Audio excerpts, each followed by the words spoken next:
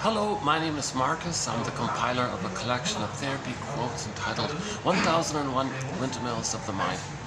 A collection of advanced self-help quotes taken from what's often called the psychodynamic or the psychoanalytic perspective, which long ago, as I understand it, was referred to by some as philosophical medicine or narrative medicine.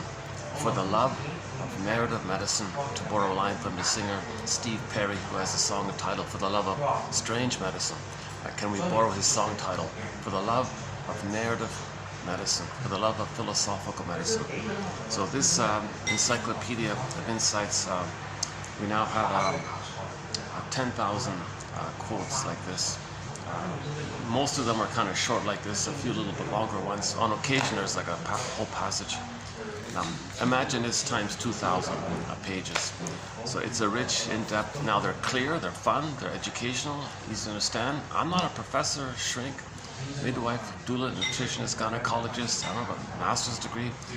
I've never been a counselor. Never studied psychology.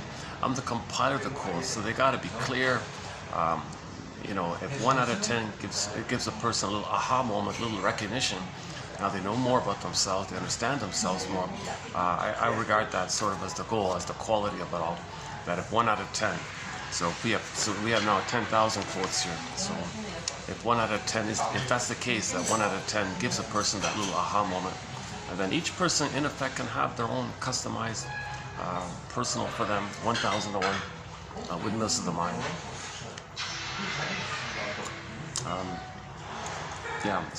These are mostly written by the shrinks, so soul doctors, medical doctors who then specialized in the narrative medicine tradition, the talking cure tradition. Unfortunately, everything's busy, so I'm sort of in a public restaurant here. People are eating around me and talking around me, and this lady just gave me a bit of a look. So the problem is, this is like the last. I just noticed somebody leaving. Maybe I can move over here. Yeah, okay. Maybe I can just. Oh, they're still there, right? Yeah, okay. Let's move it over. Hold on a sec.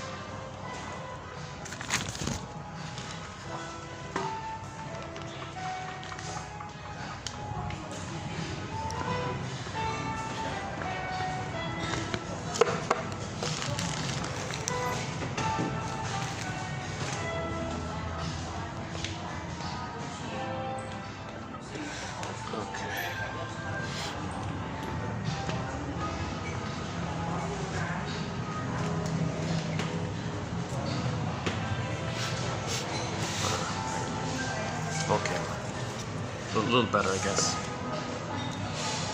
Now meetings and conferences all over the place, so I'm getting a bit of a late start here. So this will be a shorter video, like the last couple. By the way, yesterday's video, kind of a little interesting. I spent most of the time talking about the Disney film Inside Out, both the original and the sequel that just came out. So I spent a fair bit of time on it. I noticed some tech issue when I played it back. I noticed the audio and the visual don't match, they're not in sync. So like if I'm saying something, like if you see me speaking in the camera, the audio was like for 10 seconds ago, like 10 seconds prior. And if you hear an audio, the visual that matches it, you see it 10 seconds later. It's like a little crossover like that. A little awkward like that. I found that's too bad, because it was an interesting discussion. I thought it was a good discussion. And I was kind of energized and all this. So it was a good video all around. I did it outdoors, and I just came from the theater. I just did the video right after the video, so sort of fresh in my mind. The Disney film Inside Out 2.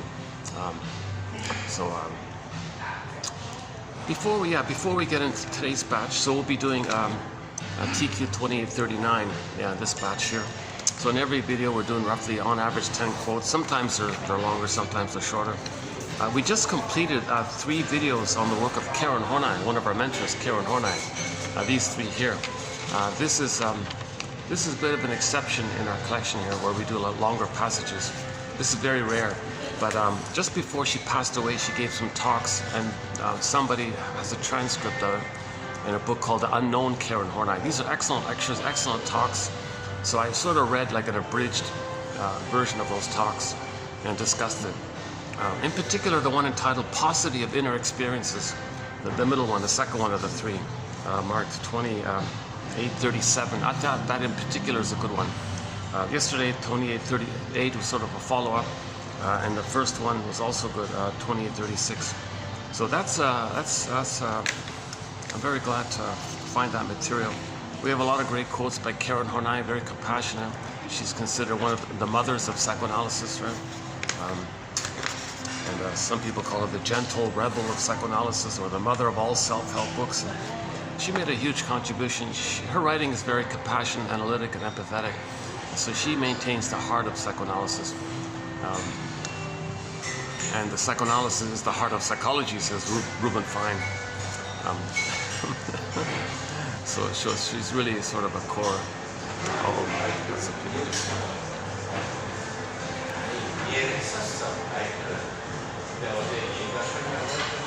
Yeah, it's hard to pick. Yesterday, it was good.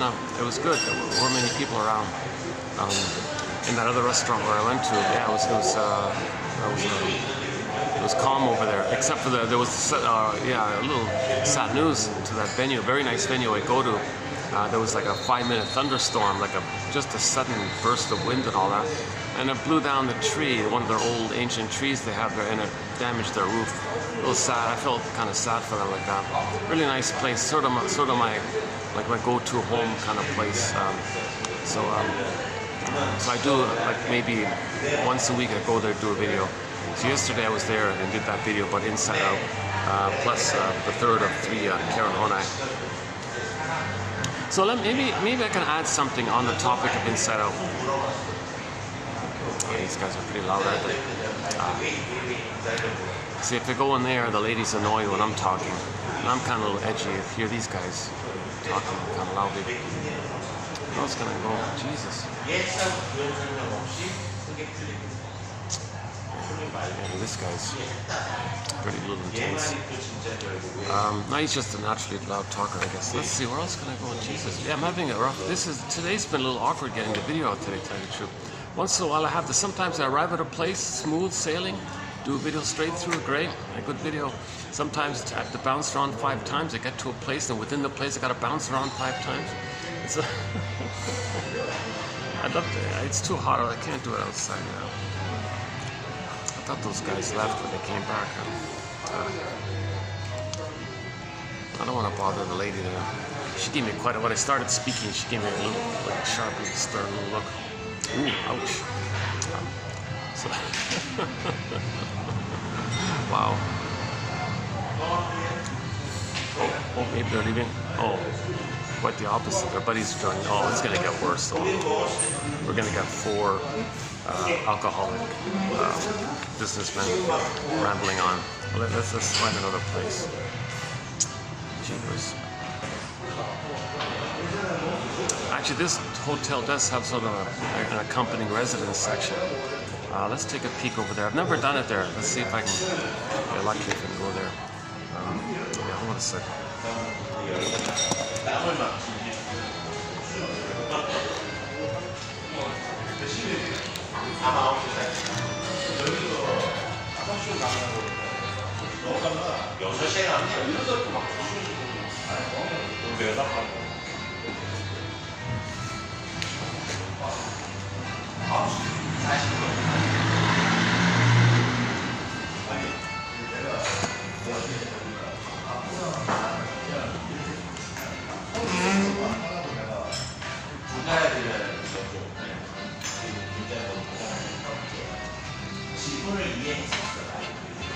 Okay, thank you. See you.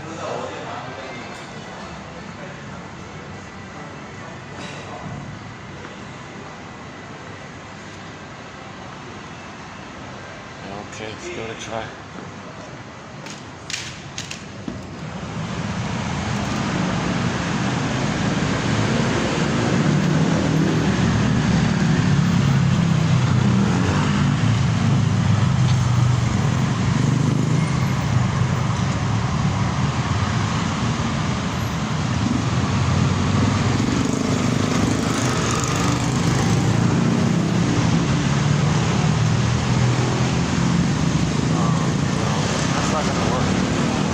bunch of kids in there.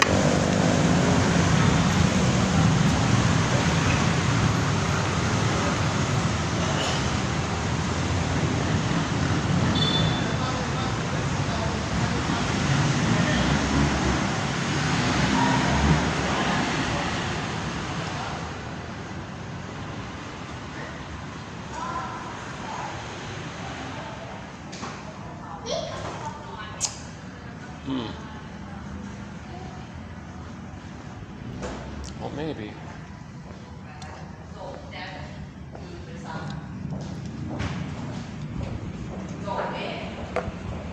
Okay, maybe. I'm not sure if this will work.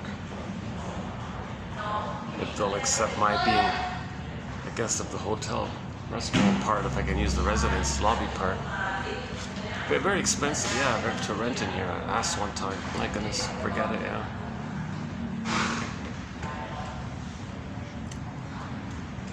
Kids are using a sun-shaded place. Are they still there? They're still there.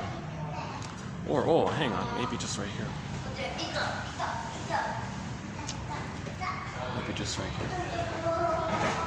There's the residential managers right there. Oh.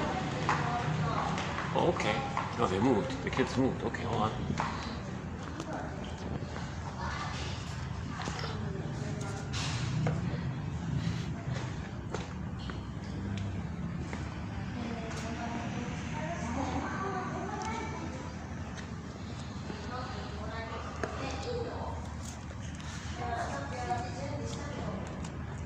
Well, it's either this or four possibly drunk alcoholic businessmen.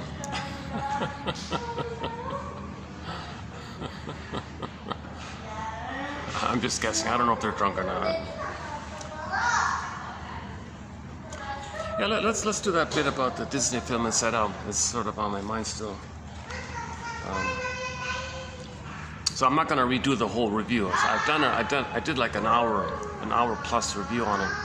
So I did both, the first and the sequel, and there's a lot of commonality between the two. We could say that the sequel has some added, highlights. In maybe a brief way of summarizing the second one is that it's the inner conflict. It's the inner conflict between the real self and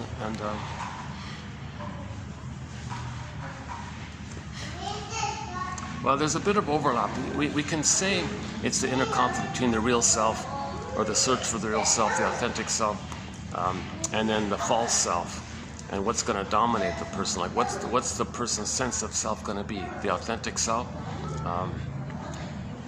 or is it going to be the false self? So the ego is split. Well, the healthy ego, the adult ego, holds the two, but that's the conclusion of the film, that we got a new ego that holds the two, the ambivalence. But in the first, in the joy side of it all, they're doing double duty. Joy is representing the authentic beingness of it all. Also, only accepting the good, rejecting the bad. And then anxiety says, well, she's the rep for the ego of, no, I only see the danger with the mother and the fear with the mother. I can't accept good, I only see the bad kind of thing. And you got envy and NU there, the sarcastic NU character, envy. And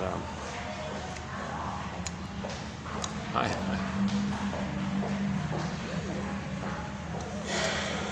Well, she didn't ask me what I'm doing here, so that's a good sign. Can I sit back here? Okay, let's try this, yeah.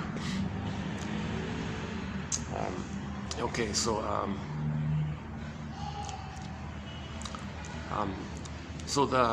like we see in the sequel, in Inside Out 2, okay, we see Joy at the beginning saying, you know what, I only want to accept good memories and positive thoughts, and anything that's unpleasant, any bad memory or any bad idea, forget it. I'm going to put it into the repression tube. I forgot the name they used. So she puts the orb representing the memory. Okay, every memory gets into this little glass, little ball like that, and puts any bad memory, any disappointment, because she thinks she's worried those bad memories might lead to negative beliefs that'll slow you down. So you don't want negative beliefs. You don't want to be bogged down with any painful memories or disappointments. She got punished by the teacher, or she got a penalty from the hockey coach or something. Any kind of disappointment, any kind of thing like that. Joy, well, in this case, it's Joy's playing two sides here. So one side of the joy is which was later referred to as delusional. That there's only good, no bad. So she said, okay, any kind of bad feeling, let's put it into the repression tube. She gathered it all up, and plop, plop, plop, it all went down into repression. Deep, deep, deep, deep in the brain, deep, deep in the unconscious. So at the surface, you're only kind of dealing with just only seeing good, and you deny anything related to questioning of yourself in a more realistic way or a holistic way. So this source point, this traces back. So they're not saying this in the film, but this traces back to a defense mechanism known as the splitting mechanism. When the baby's nursing, he can't admit any kind of painful feelings with the mother, any disappointment with the mother, any kind of hurt or pain. If the mother's misattuned or malattuned, not doing it right, and he's scared and he's enraged, he's going to deny it. So whoop, it gets all zooped away, and then he hallucinates. In the film, they called her delusional, the social delusion, hallucinate a goddess, and only accept good, even if it's made up.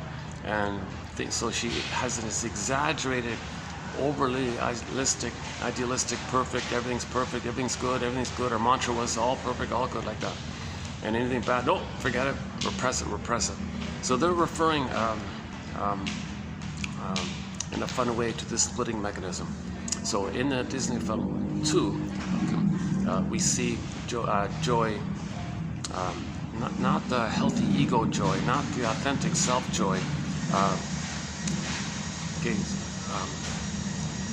They really should have like a separate kind of like a delusional joy, like a healthy joy or something. So the delusional, so when Joy is playing a delusional joy, okay, let's just use their term, it's splitting. She only accepts the good and represses all the bad. So all the pain and mother disappointing them, and her feeling shamed and hurt by her, and all that is denied, put in a psychic bin, and zooped away deep in the unconscious, and you're not aware of it. And there's even a reference to denial. So it was denied like that. And then she delusionally or makes up the positive, either the realistically happy moments and elaborates on them, or only sees the positive ones, or if it's not enough, make up some good positive ones. Okay. Well, if we're going to focus on delusional joy, then it's just all this made up good stuff. Anyways, the point is, the splitting mechanism is kind of being used like that. Now this is denial, this is pain. This doesn't work, because all those things you denied, all those painful things, it's going to come up to you somehow. So when it does come up somehow, then this delusional joy gets zooped down, and the mind, called anxiety, representing the spokesperson for all the denied stuff, kind of comes to the console now. So this traces back to the idea that when the baby's nursing, it's a question of heaven and hell. Okay, the baby needs it to be paradise, even if it's delusional. If the breastfeeding does go well, he's in heaven, he's in paradise, everything's okay. When the mother misses it, does something wrong, he's terrified.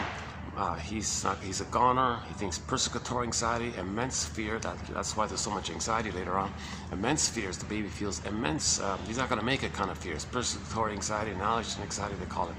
So he thinks he's a kind of goner. Okay, again, if the baby doesn't get his needs met, he thinks he's a goner kind of thing. Those kind of deep kind of fears. So breastfeeding is a matter of heaven or hell. There's no ambivalence. The baby can't tolerate ambivalence. The baby can't see the two sides of the story. The baby can't say, gee, mother's having a bad day, she's hurting me, I feel pain. Well, that's okay, she's still a good mother, just having a bad day. I can tolerate this ambivalence, I can accept it, I can forgive it. The baby can't do any of that kind of stuff. It's got to be either or. It's splitting, it's either or. Okay, so if mother's making a mistake, he's in hell. He feels mother's a monster and he's in hell, he's terrified. Immense anxiety from there. Okay, so that denies that. and then flips, okay, creates a delusion that the mother's a goddess and he's in paradise and he's all good. So the pathological joy was, this deluded joy. Oh, I'm all good. Everything's all good. This kind of thing. Okay, the baby needs to believe that in relation to a loving mother being there, so he can feel safe to survive. So he doesn't face the fears of what's really going on. But what's really going on is repressed. So this is the famous splitting mechanism. Okay, so from this place, we see that the joy side represents this delusional thing, and all the painful feelings that she felt, she zooped away. So all the painful things are zooped away. That's called repression. And then she maintains the delusional kind of thing, right? Now, there's this innate drive for healing. We can't live in this kind of way like that. It's too much pain to deny so much of your real experiences and like that. You're lying to yourself, kind of thing. It doesn't work. So then at some point, in the psyche, it's either or, like all good or all bad kind of thing. Okay, so to show this, then they put anxiety at the console and says, well, this delusional joy stuff, let's get rid of that. Okay, that's all fake kind of thing. And let's have a sense of self based on the reality that we're hurt, that the mother's a monster and we're not going to make it. So let's try to compensate. So anxiety was trying to compensate, creating a false self. Well, so forget about beingness, it's just all appearance. So let's get status and let's get approval. And her slogans was, well, if I'm the captain of the team, people will respect me and see me. If Valerie likes me, oh, then I got social approval. If the coach likes me, then I'm okay. If people like me, I'm okay. It's always externally focused. It's outer focused like that. So the whole thing was about anxiety's attempt to maintain this ability to seek neurotic pride, neurotic glory, fame, status, like this. Okay. Now this is a lie, of course. Okay, it's not either or. So in the psyche's drive for healing, there's some attempt to bring it together. Okay, in normal development, the two sides come together. So the conclusion of the film was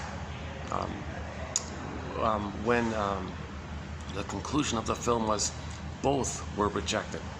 So they ripped away the delusional joy, the sense of self based on a delusional joy. They ripped that away. Okay, and a sense of self based on that you're really no good because you couldn't save the mother. The mother hurt you, so you're no good. You're not good enough. The slogan was, "I'm never good enough. I'm no good. I'm no good." Okay, that's not true. The baby is good. Just he concludes that when the mother makes a mistake, he takes it upon himself like this. He doesn't know how to do otherwise, right? So that's a bit of a lie. So both are wrong. So pathological joy and pathological compensation, they're both kind of wrong. So the conclusion of the film was both of those sense of selves were kind of ripped away. So joy and anxiety agreed. My way's wrong, your way's wrong. We got to have something new here. We got to have some kind of, I don't know what it is. We don't even know what it is. So that when they ripped it away, they just kind of like paused, kind of thing. And sure enough, the soul presented the idea that the person is both. That he is basically he has this innate goodness, but he had some experiences where he concluded he's no good, but he has goodness, and he feels sometimes no good, but he remembers he's good. Can you kind of hold the two like that? And they had this whole series of either ors, like at the same time in the same image. So the same little star-like thing is, it was saying, the voices were saying, she's strong, no, she's weak. She's talented, no, she's a fool. She's good enough, no, she's not good enough. So they had these whole, like, the two sides like that. And now this is like, this is hard to deal with this. Like, what is it? Make up your mind. Is it this? Is it this? No, it's not an either or, it's a both and. It's a both and. Now, how do we tolerate this? Like, how do we hold this? This is hard to do, right? So they call it holding the tension, the opposites, as Woodman calls it, or seeing the third side of the coin that holds the other two sides. So as this was taking place, as we were hearing these kind of voices at the end of the film, you know, she's capable, no, she's incapable, she's reliable, no, she's unreliable, she's serious, no, she's too foolish. All these opposites were going on like this. They did it in a kind of simple way, but we can update it. You know, we can add things like, you know, if I make a mistake, I'm no good. Other people say, well, if I make a mistake, well, it was, I must have it, there was a good reason. I was protecting myself, so, okay, if I make a mistake, I'm still okay. If I make a mistake, no, that means you're no good. So you do these two kind of opposite kind of things. So the scene, the image was, the key image was, which I don't think others are going to talk about, the image was all of the characters at the console, the nine characters, the 9 emotions, right? That are at the console, all 5 from the first film and the 4 new in the second film. They got 9 there. All 9 of them united, okay, and they hugged this belief or this sense of self, and when they were trying to embrace it and hold it like a group hug, they were doing like a massive group hug for the soul of the person, right? Riley's soul. So she's trying to hold her soul, so she's containing it, holding it like this. Can she hold it? And all the characters, even Enyu was involved, right? Envy was involved. Anxiety, of course, finally came around. She's involved. Okay, and embarrassment, of course, is involved, right? Actually, embarrassment kind of saved the day. That's an interesting topic. I'll comment on that later. He's sort of the unspoken hero in a way, right?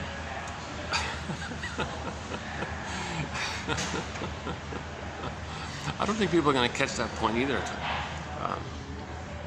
There's a lot of little points in it. I don't think people are going to notice it. Because all those... Okay, let's just finish this point here. So, in normal development, the baby may begin in the mind with either or thinking. Okay, mother's hurting him. A monster. He feels like a goner kind of thing. A defective, flawed, unlovable, no good goner. Worthless, you know, and the mother's a monster is trying to eat him, and he's shamed and devalued like this. Okay, that's the reality when the mother's misattuned, malattuned, not meeting the baby's signals, not understanding the baby's messages, or, you know, whatever's going on the mother's end, some kind of old cunning tale. Maybe she's in a bad mood, or maybe she's, you know, maybe she unknowingly sees her own mother into the baby, transfers her own frustrating mother into the baby, and is angry at the baby, thinking the baby's her mother. Oh wow! I think if something's going on like that, or the mother has a baby and says, "Hey baby, you remind me of when I was a baby. You know, this reminds me of when I was a baby. My mother hurt me, so you play me as a baby. I'm going to play my mother." And then she's just replaying what had happened to her because she wants to know what had happened to her, so she recreates the kind of thing. Some mothers, you know, think they're entitled to use the baby to brainwash to take care of her. So these kind of things, the child's enraged by this. He's shamed and enraged like this, but he can't know it. He can't know it. That's it. Gets so zooped away, and then delusional, hallucinating the goddess like that. So the mother's amazing, and she's amazing. She's special and perfect. And the mother's a god, a wonderful, beautiful goddess. It's kind of exaggerated like that.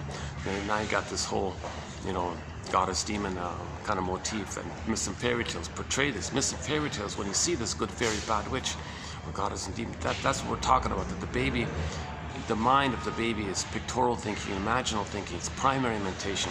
Things are exaggerated like that. Okay, Alice in Wonderland. It's just unreal. The baby's mind is pictorial, imaginal, and things are wildly exaggerated. So the baby doesn't see like a mother. The baby creates images based on his feelings. He's enraged, mother's enraged. He's hungry, the mother's hungry. The mother's a hungry wolf now. And the mother's much bigger. The mother's a devouring monster now. Things are wildly exaggerated. To compensate, he's got to have a beautiful goddess like this.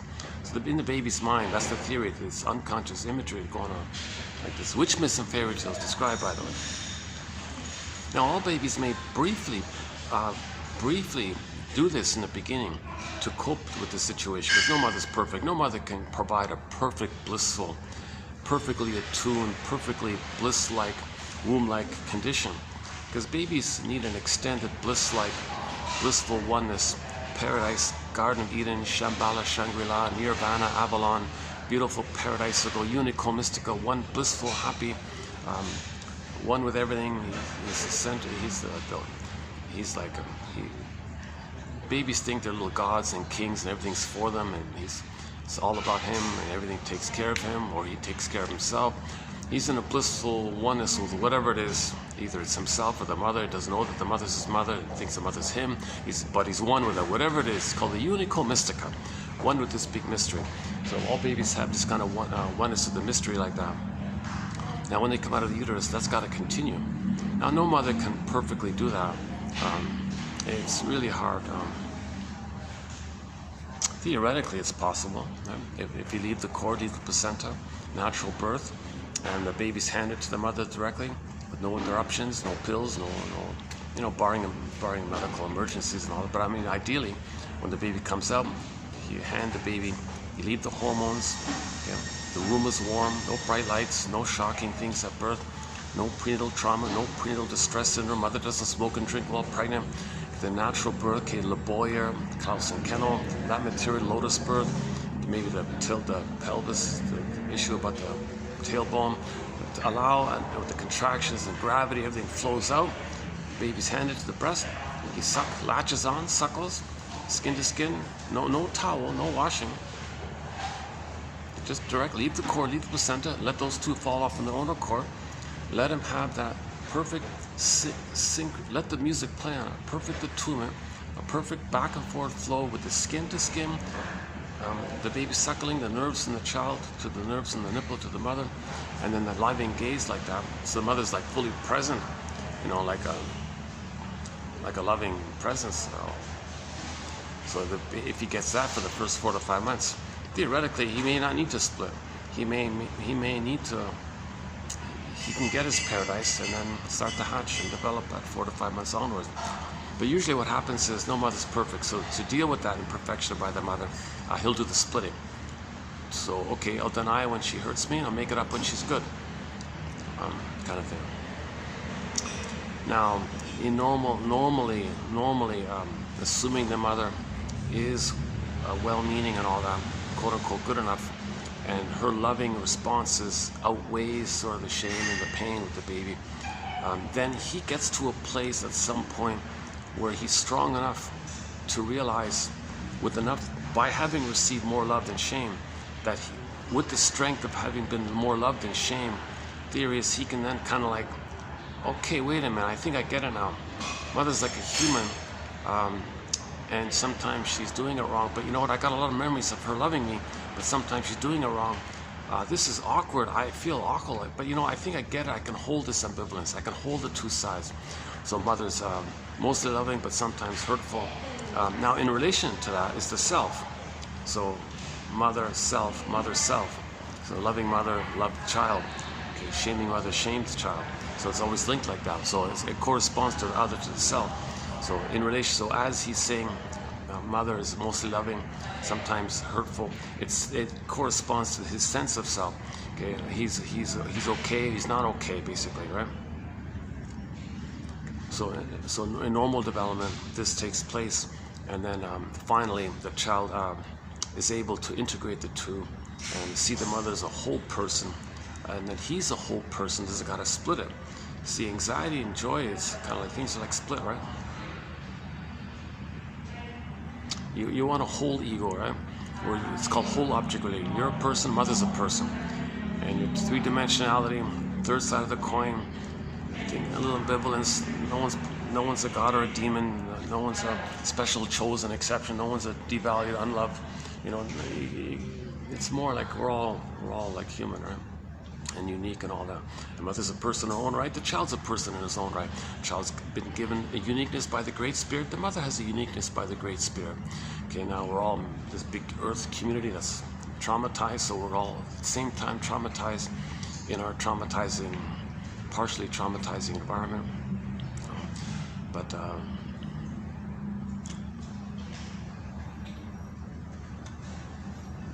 it's a little awkward here. Okay.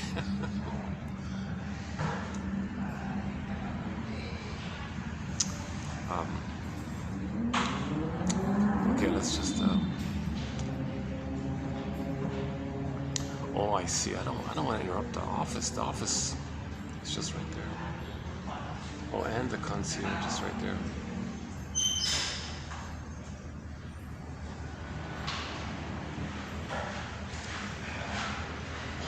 Oh, baby, I can go back.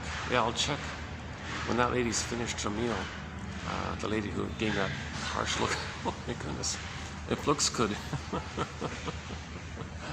Jeepers. I was even talking low at a low volume to not bother her.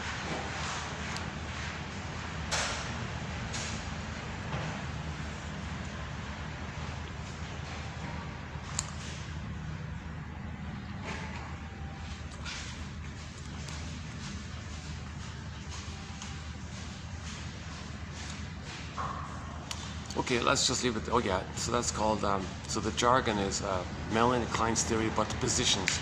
All babies may begin with this splitting mechanism. Okay, that's like the first position. And then a little later on, you know, the end of the first year of life or something, post 4 to 5 months basically, it moves towards what's called the depressive position, because you feel kind of, not depression, but you feel a little badly if you were to be angry at the one you love. See, in the splitting place, if the baby thinks his mother's a monster, okay, and that's all denied. Like if they're separate, if it's God is a demon, and he's angry at the demon, well, that's the separate, that's not his mother. So he doesn't link that the hurtful mother is his mother. So if he's angry at the one who's hurting him, he thinks, that's not my mother, that's some separate creature. He makes it up, but it is his mother. So he doesn't, so he splits it like that too. And then idealizes the mother being all good to feel safe enough to take in the powder stuff to survive like that. So there's no sense of recognition that the mother's like a person with feelings and all that. The baby's, when he splits like that, okay, he's enraged and doesn't know that there's someone else, that there's a mother or other being hurt by it, and then he maintains the blissful oneness of his own delusional solipsistic universe, that he's a special chosen king in this little universe, bubble universe like this. So that's what he's trying to maintain. And if he doesn't get that, he's enraged at something else. Doesn't register yet. Okay, normal development. Okay. With time and the ego develops, he gets to the recognition. Oh my God, it's as if maybe the child goes, oh my God, you got to be kidding me. I've been in this delusion of goddess and demon. No, wait a minute. There's no goddess or demon. There's a mother, a human mother, and I'm a human baby. Oh, I get it now. I'm like a person, she's a person. Oh, that's good. Okay, I'm glad for that. That's reality here, and you need that reality to love life and all that. Okay. Then at that place, in that depressive position, if the mother were to make a mistake and he were to be angry at his mother, he'd feel awkward because, wait a minute, that's my mother who loves me all the time, and I just bit her. I just got angry at her.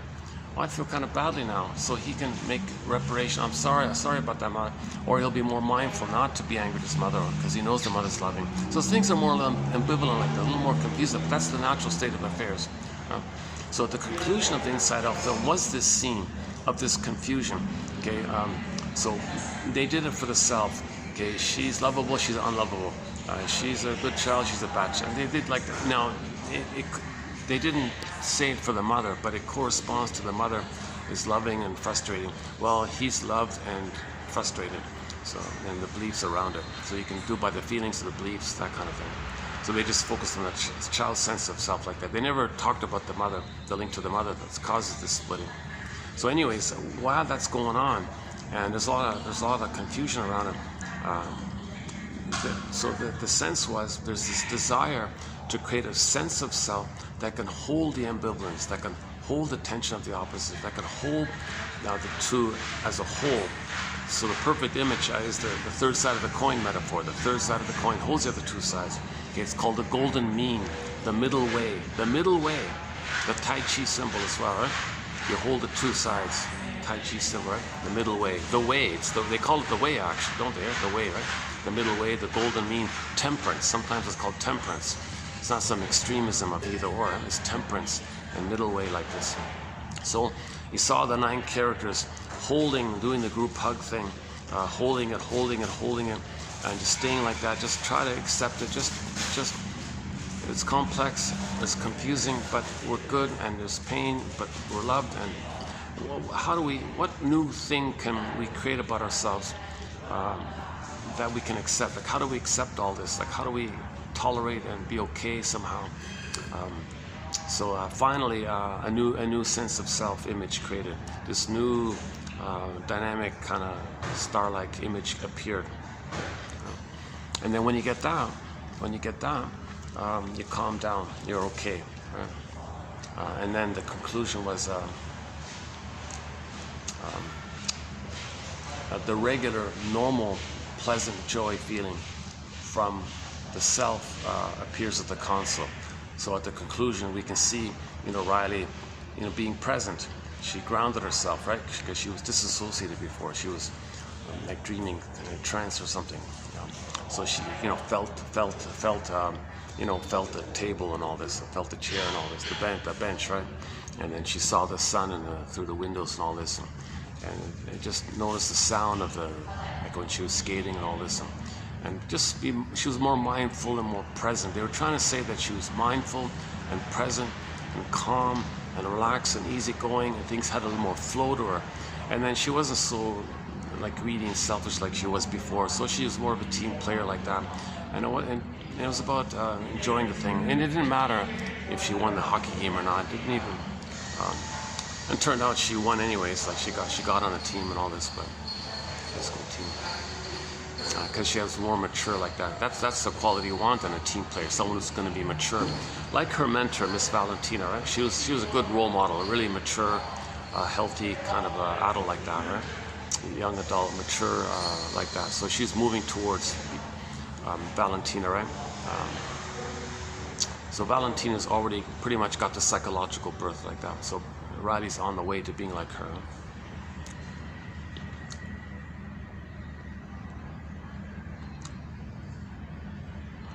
Okay, that's just one point. Let me update this. I feel like I didn't quite catch it perfectly here. Or good enough. Good. Can I accept the ambivalence? So I got part of it out, but not excellently enough.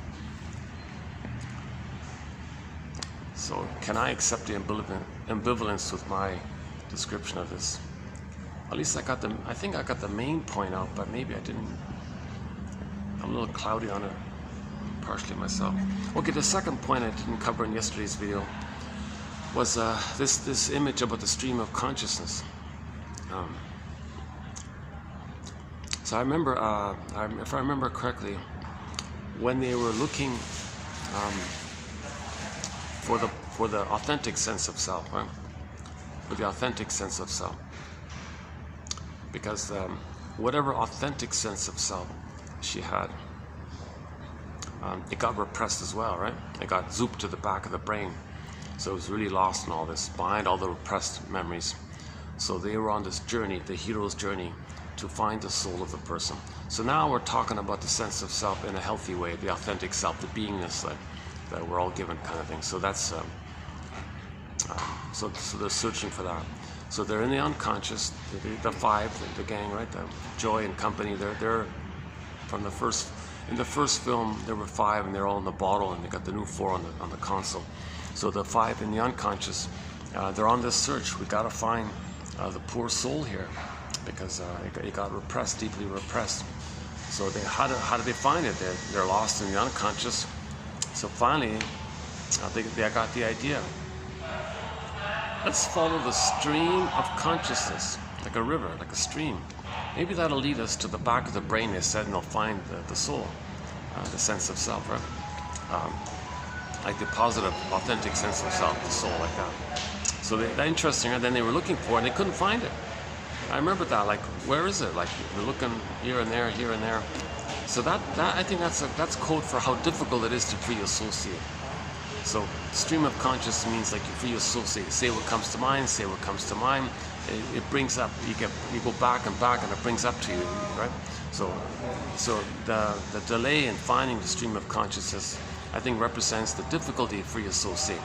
People say what maybe sounds good. They're afraid to say what really is in their heart like that, what's really in their memories. Because when you're free associate, you're going to bring up some memories like that. Oh my God, that reminded me of that. and that reminded me of that. Oh my God, and I felt this, and that reminded me of that. Oh my, and you're going back like that, you're going back like that. Right? So finally they found the stream of consciousness, and then went on it, and it helped them to get to the soul, right? So they found the soul finally. And yeah, another scene in there was they found about how do they bring it up to the consciousness, how do they bring it up to the console, how do they connect it to the person. So they got to kind of bring it up like that. So an interesting scene was maybe what they're doing. So they did this avalanche thing. All those repressed memories that Joy sent down into the unconscious, they're all there. Like this whole mountain of bad memories, right? Painful memories, it's all there with the soul. And it was kind of diminishing because of it. So she caught it just in time, kind of thing. Because if she didn't catch it in time, we saw a glimpse of a character called despair and depression, and that black character, but behind the wall like that. So it didn't come out, but we saw a little glimpse of it. So that's because the soul is still there. But if the soul was, it never totally gets extinguished. But if it's like you can't find it, then maybe Riley's going to be very depressed and filled with despair and all this, and she has to take pills or whatever. I don't know. So luckily they found the soul in time. The question was how are they going to bring it up? So the funny thing was, when you're free associate, like if you're, I haven't done this. I'm not a shrink. I haven't analyzed. I just keep reading about it. Okay, what they showed was, okay, they found some way to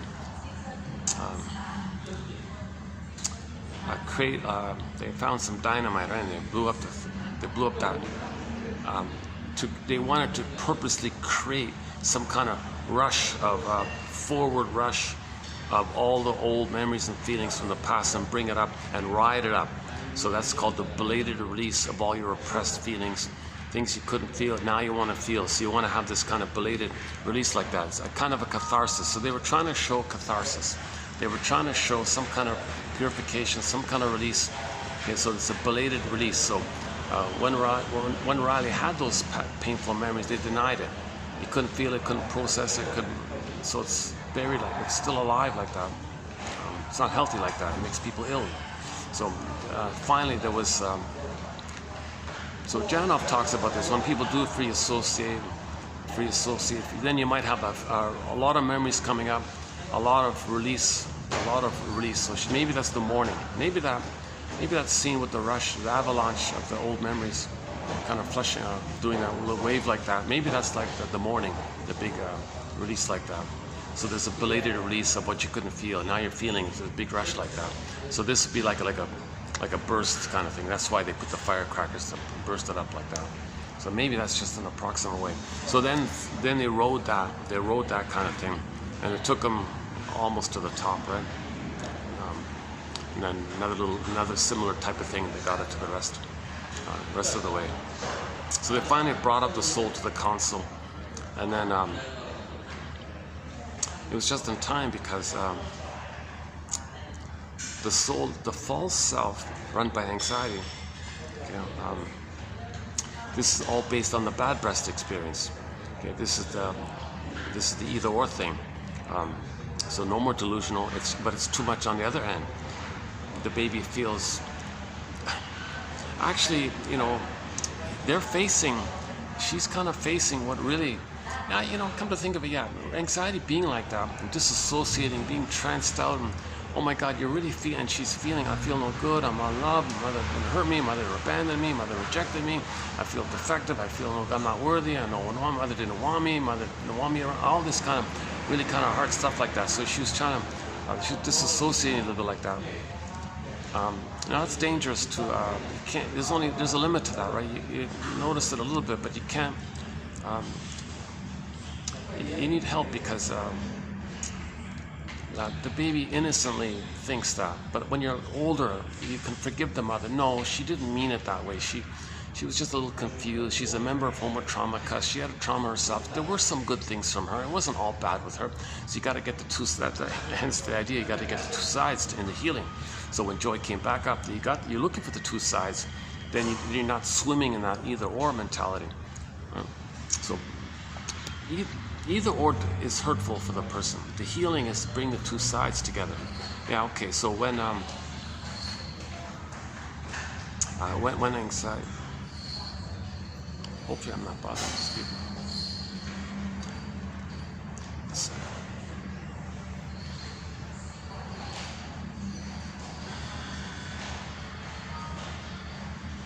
Well, at least I got AC here.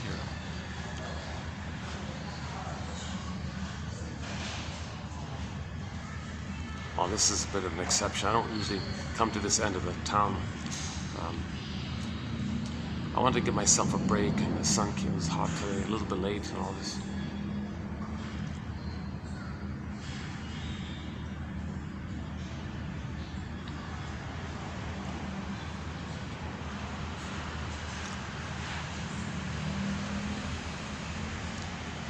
But that's seen with anxiety, really going to the extremes to try to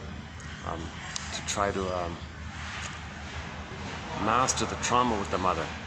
See, the issue of anxiety means all those old fears with the mother. Okay, it's unprocessed, it's unmetabolized, it's unknown, we don't remember it. Okay? So fear means you identify the fear and you recognize it, and there's a direct kind of thing like that. Anxiety means you're afraid, but you don't identify it because it's unconscious. It's the old fears coming to you now in the form of, it's called anxiety, and it's visceral, and it's physiological. So you can see Riley, heart palpitations and sweating and shaking, and she might collapse and faint or something. She's on the verge of collapsing kind of thing, right? And she was spacing out, and really a kind of scary situation for her, right? Okay, so anxiety means you're gonna, all those old fears of the mother, as you go through life, you're gonna be reminded of them. But see, anxiety explained her role. She said, my role is that I prepare for the future. Meaning, in the future, you're gonna be reminded of the past, and all those old fears are gonna come up. But this time, you're gonna be more prepared. Because originally, the baby couldn't prepare. He was passive, he was helpless, totally victimized. He was totally brutalized when the mother betrayed him, attachment trauma, betrayal trauma, okay, etc. like this. So he was passive like this. Now you're kind of getting older, and now you're thinking, okay, I'm going to be reminded of that, but this time I'll be ready. That's what anxiety is all about. I'm going to prepare all the time. So in her imagination, you saw the scene with the imagination. They're creating all these negative scenarios, because that's code for all the negativity that took place with the mother when the mother abused the baby. So she's preparing all the time. Okay, if this bad thing happens, I'll prepare this. If this bad thing happens, I'll prepare this, and I'm gonna anticipate any possible bad thing. So she's always really over the top doing this, and it gets too much.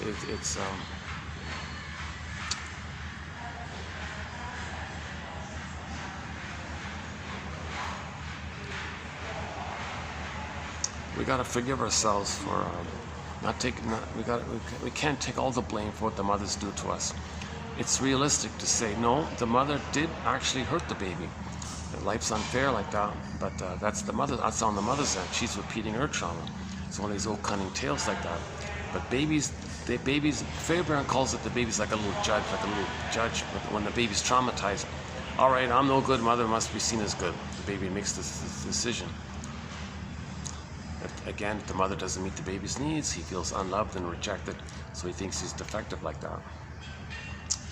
But that's not nature, that's not natural. The natural state of affairs is that all babies have a loving mother who holds them safely, is attuned to them, meets their needs, makes them feel safe so they can grow and develop and be themselves. That's the natural state of affairs. It's an aberration, it's something out of the ordinary for a baby to be traumatized.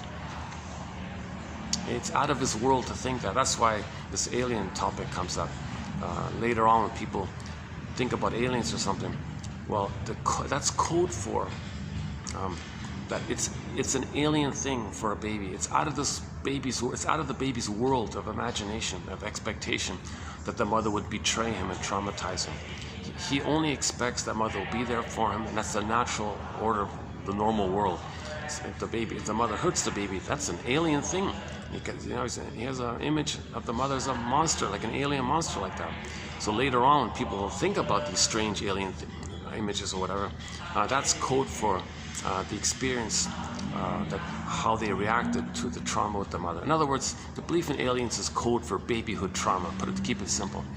And then to boot, you feel alienated from yourself. By that trauma, you feel alienated from yourself. So you even feel like an alien from yourself, like you feel strange from yourself. So you just put it on to the other side. Oh, there's an alien out there. Well, you feel like that maybe. So it's both. The mother hurting you, that's an alien thing to happen. Then you feel alienated from yourself. Janov talks a bit about this. Go to 2745 to 70.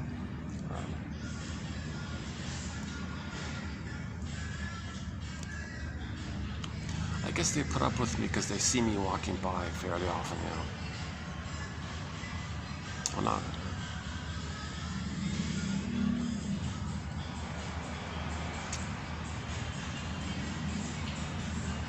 Yeah, they got in the hotel. They got like a management kind of conference or something.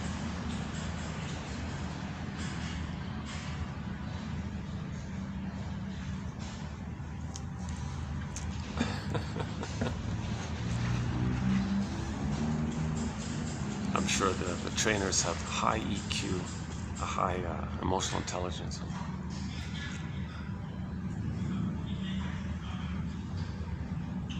A lot of management's about managing your emotions, right? Understanding other people's emotions, I guess. Okay, let's leave it there for that part. So the free association. So we did the stream of consciousness as a familiar term, but the shrinks call it free association. You're gonna free associate. There's like a stream of consciousness, like you're just saying freely what comes to mind. Just saying freely. That's similar to. If you're in a stream of consciousness, you're just, whatever's coming up to you, you're just saying, that's like unconscious. So more might come up, so you're going back and bringing more back up so soul comes back up to you finally, right? But there's going to be some release, belated release of your feelings related to those memories. So that avalanche of those repressed feelings, the closest they have for it is that, like in the first film, before joy gets back at the console, sadness has got to get back at the console. So likewise, as predicted in my previous comment, it's going to be that the sadness first gets up, then joy comes up. And that's what happened. Sadness first had to come up.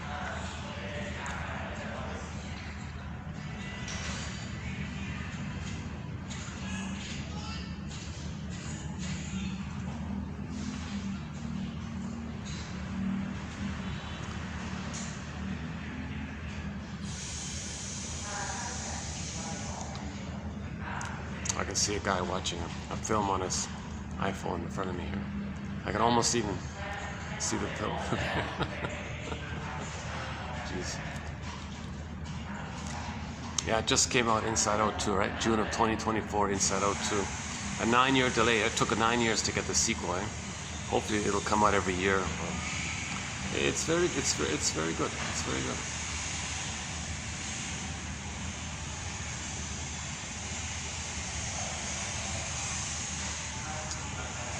See, they don't really, they're not explaining. It's up to the viewer to try to ask themselves, what does that mean?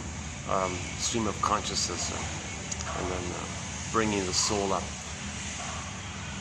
So, okay, so there's an overlap here. The true sense of self ultimately is holding the ambivalence, a sense of yourself as being not just delusionally narcissistic Superman, or delusionally narcissistically all bad kind of thing. You're more realistically a person like that. Self-acceptance, self-compassion, knowing your limitations, knowing your gifts and limitations. Yeah, put it that way. Your gifts and limitations. And Lucy Freeman, 2822, has a line in there. She says, quote, if you can't tell yourself, quote again, my mother had her serious limitations, perhaps even her arrested development, And that's the way it was. Then I'll continue to fill in the blank kind of thing. Same with the father. If I cannot tell myself that my father had his serious limitations and perhaps even also his arrested development, and that's the way it was, then I'll continue to. Okay, so the goal is forgiveness, seeing the two sides. Okay, enter Bruce Springsteen, YouTube, Independence Day, Toronto. Listen to the introduction. Bruce Springsteen is doing the same thing. If you listen to the introduction he gives to that song, Independence Day, sung in Toronto on YouTube. Okay, listen to the introduction he gives about being startled and surprised that your parents are just kind of like people. Not just parents, but they're people with hopes and dreams. Didn't pan out. You're kind of startled like this, he said. And then now, so they're disappointed. Maybe they couldn't, meet the baby's needs, but still some blessings. So can you hold that ambivalence that the parents did their best, but they couldn't because they were traumatized, but they would have if they could have, despite the fact that they couldn't. They did some positive things for the person. Get like a more balanced kind of thing like that. The same idea, third side of the coin. Third side of the coin.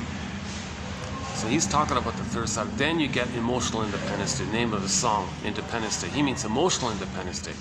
Like Riley got emotional independence day, she got emotional freedom at the end of the film. She got her calm, serene, inexhaustible fullness of being. The way she was playing the game at the sport at the end, right? In a calm, playful, relaxed way, being present. And it didn't matter about, it's not worth being the way she was before or being delusional one way or the other. Being balanced, like the Valentina one. She was calm and she was a star and all this because she was centered and balanced like that. She had a balance of work hard and play. We saw that with Valentina, and Joy was, and Riley was sort of in that mode of, yeah, work and play, kind of be balanced, but don't work too much and don't take substances and don't take, sports drinks or whatever. And Riley was, there's a funny scene with Riley. When Riley was running the console in his hypermanic ability to achieve stardom and all this, you see her drinking, guzzling 10 of these caffeinated drinks, like all at one time in 1 second, and her eyes were darting around a mile a minute. It was a funny, they did a funny, hilarious kind of thing with her.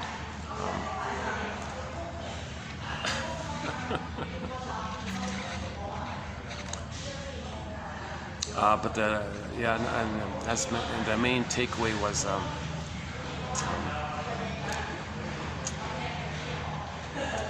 that either or thinking doesn't decide a person. That's sort of the message. Joy accidentally said it to anxiety. You don't define Riley's identity. You don't determine who she is.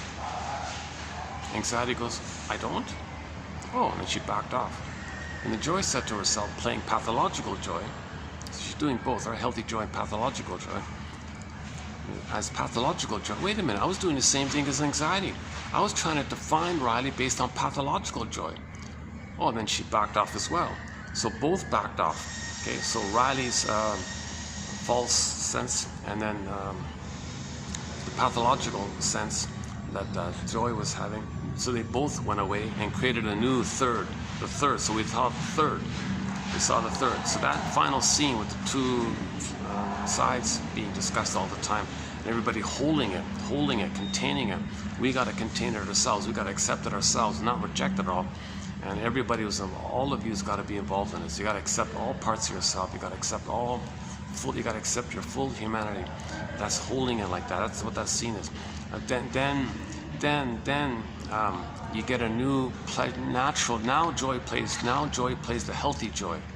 So now Joy in the final, we see her in the healthy mode of joy, like a more mature, normal joy. Okay, where sometimes she played the pathological joy, sometimes we see her playing the healthy joy. So at the end of the film, we saw healthy Joy at the console. That's the normal state of affairs. The Joy runs the console. Joy runs the console, and all the other characters are nearby. Even anxiety's nearby, but she takes a back seat. They put her in one of those massage chairs. She was drinking tea. Oh, I like this. This is comforting. But anxiety's still around her, but not at the front console. And all the other characters are sort of nearby as needed kind of thing. But mainly it's the healthy joy, the healthy ego runs the console.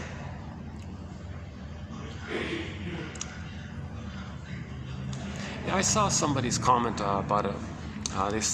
Their main point was it was refreshing that they didn't do this usual mean girls thing. All the girls were kind of mature and friendly like that. So yeah, I didn't notice that actually. Yeah. And as I predicted, and earlier when I saw the trailer, Joy would apologize for dumping her friends, because in the mode of anxiety, envy, greed, and all boredom, all this, and the false stardom seeking, she dumped her friends for the more prestigious friends. So when she got back to balance, she apologized to her old friends and asked for forgiveness and all this. So she admitted that she felt badly, and she admitted how she behaved and all this, and hoped they could consider it kind of thing. So she apologized. So she can apologize. See, delusional Joy wouldn't apologize, and this delusional I'm no good wouldn't apologize. These either or things, they're just survival attitudes. There's no the regular human area. Gee, I made a mistake. I feel badly. I'm sorry. I hope we can be friends again. Maybe in time we can do something together. If you feel so. If not, I get it. It's up to you. That's. But I feel badly for how I treated her. I really feel badly. I was confused and all this. And I can imagine what you thought of me. I deserved everything that you said about me at that time. Whatever the apology was. Sure enough, they came around and said, yes, we forgive you and all that. So she was, and that was, I predicted that. I predicted that a month ago when I talked about the trailer. I bet you 10 to 1, she's going to go back to the old friends and apologize and make up again, right? All my predictions, except for one, I missed one. I missed one, so I mentioned it last time.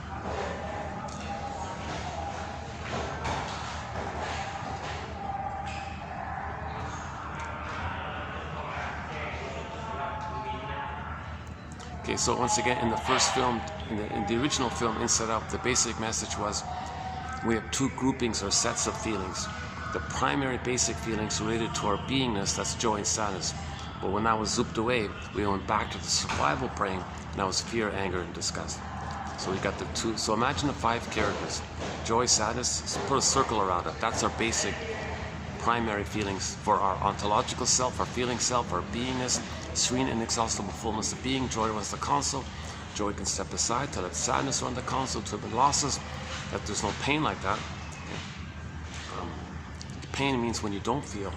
So feeling in the whole range and spectrum of joy, empathy, and care, and affection, and tenderness, and loving life in the present. That's the normal state of affairs. Joy and sadness come from the feeling mind, the feeling brain.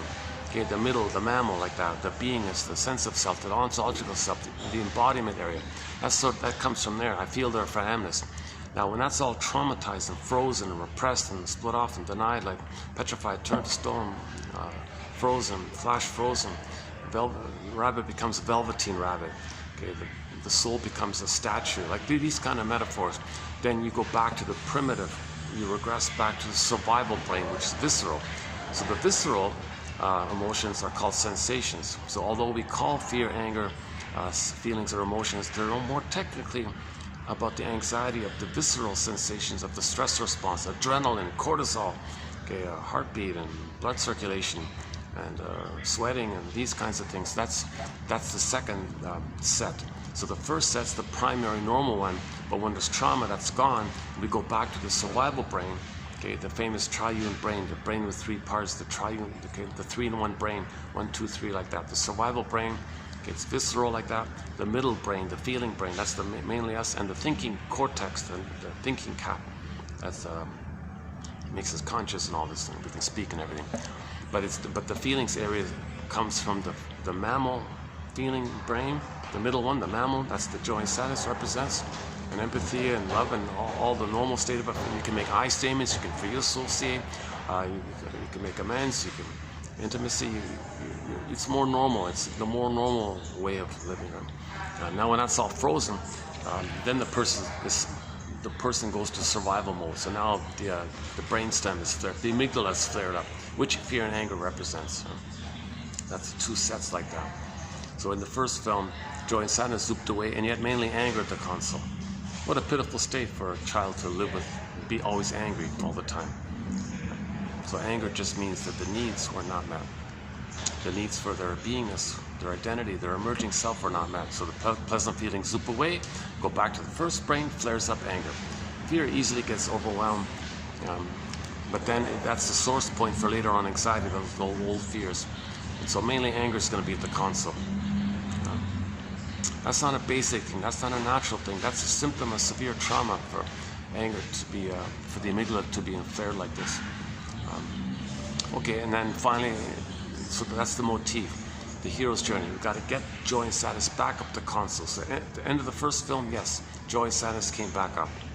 Okay, so we discussed that last film.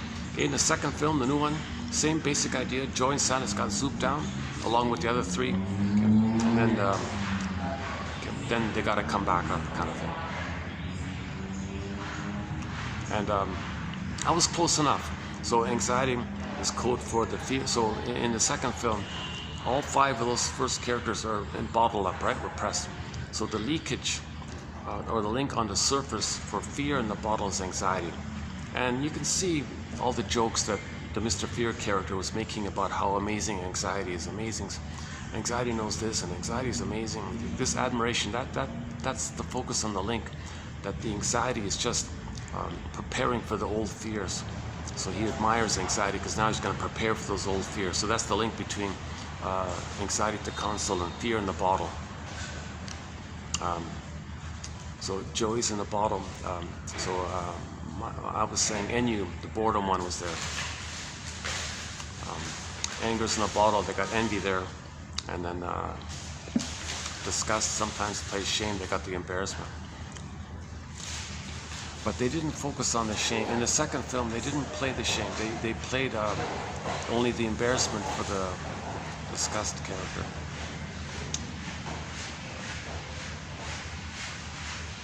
They didn't really discuss the shame. But embarrassment means you feel shame, right? But so they just kept disgust in the physiological realm. So when they talked about embarrassment, they didn't link it to disgust playing the role of shame.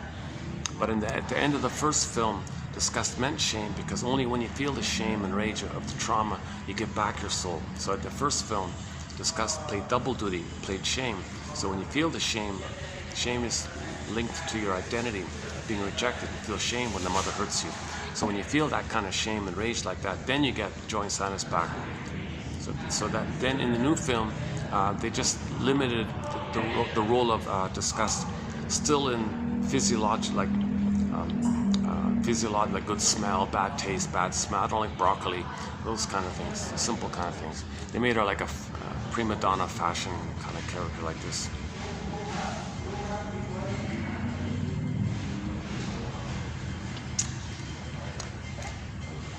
So yeah, that's the new. I haven't thought about. So embarrassment. They linked it to sadness actually, because they did show glimpses of nostalgia. So that would have been the perfect fit for nostalgia, if nostalgia is at the console, for sadness with them. But they showed only little cameo scenes of nostalgia, so she wasn't really a player. But that would be the logical surface representation for sadness in the bottom. Because if you can't feel sadness, you might do nostalgia and go back as a defense against the pain of not feeling sad. You might think back to the past and imagine some ideal situation and just dwell in that happy kind of place, in a timeless kind of place, as a defense against the pain of not feeling sadness, because you don't have your identity to feel sadness, because sadness is in the bottle and the beingness is, okay, the sense of self is lost. Sadness is in the bottle, so you can't mourn loss. So Riley had to feel their sadness. They need the identity, but the identity is not available. Okay, the false identity can't do it.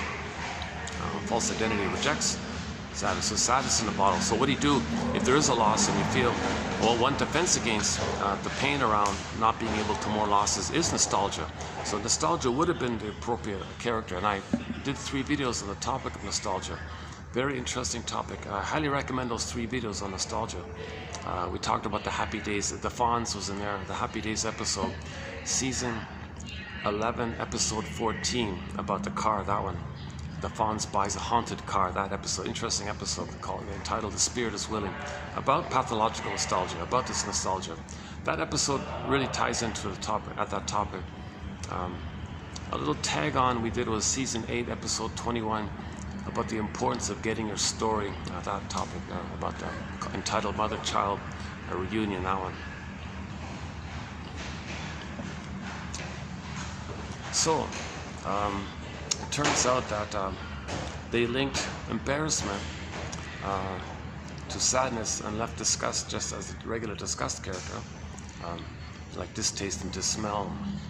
So they linked. So what I didn't get was I originally said that anxiety was going to do double duty, covering anxiety to console is going to cover both fear and sadness in the bottle, because if you're supposed to feel sad, you're going to feel the old fear around losing your identity, an identity which is needed to be able to feel sad. So if you're trying to feel sad, you'll feel the fear, and anxiety is representing those old fears.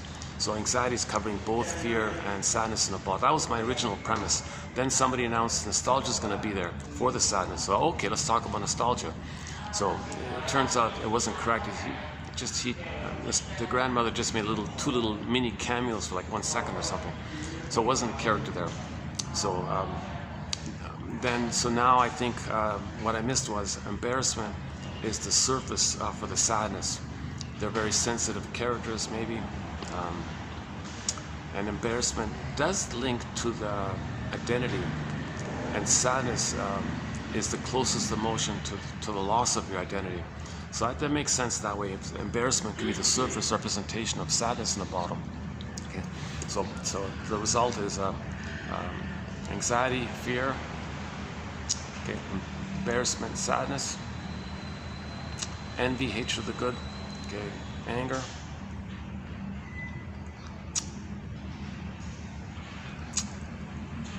oh yeah, and then so NU, boredom is joy, and then So if embarrassment is covering for sadness, then then the disgust is just the disgust character. They blurred it up like that. But embarrassment does link to the shame, which they don't want to talk about. They didn't want to bring in the shame. They didn't want to bring in the shame character. They just left it at embarrassment, the physiological response to shame. So they avoided this issue of disgust playing also shame. So they just have embarrassment there.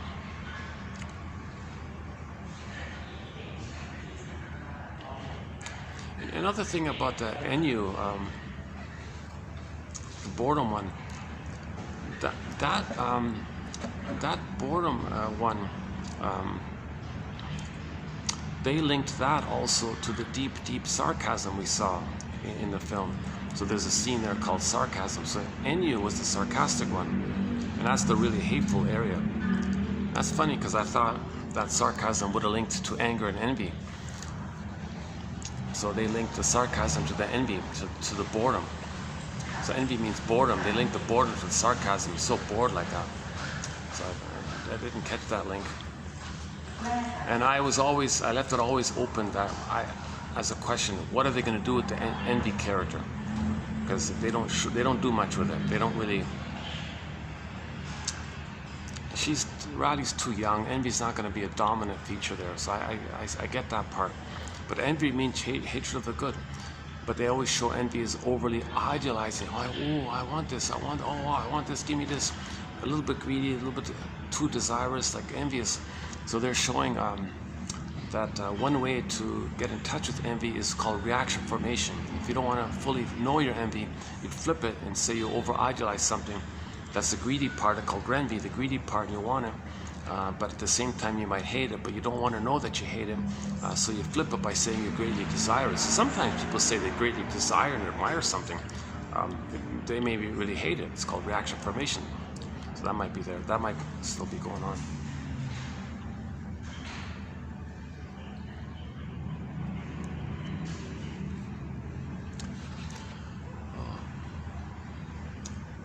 Geez, I wish I could find a room like this. Yeah, I'm out. I got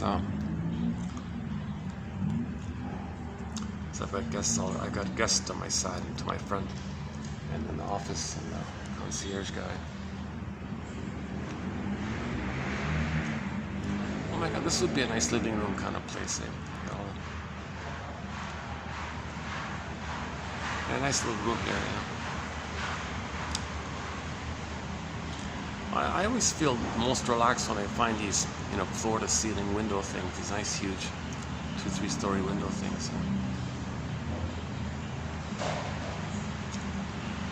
Oh yeah, I have a new venue in a hotel.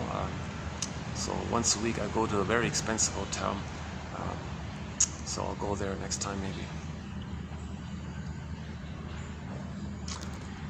Anything else that I miss about this?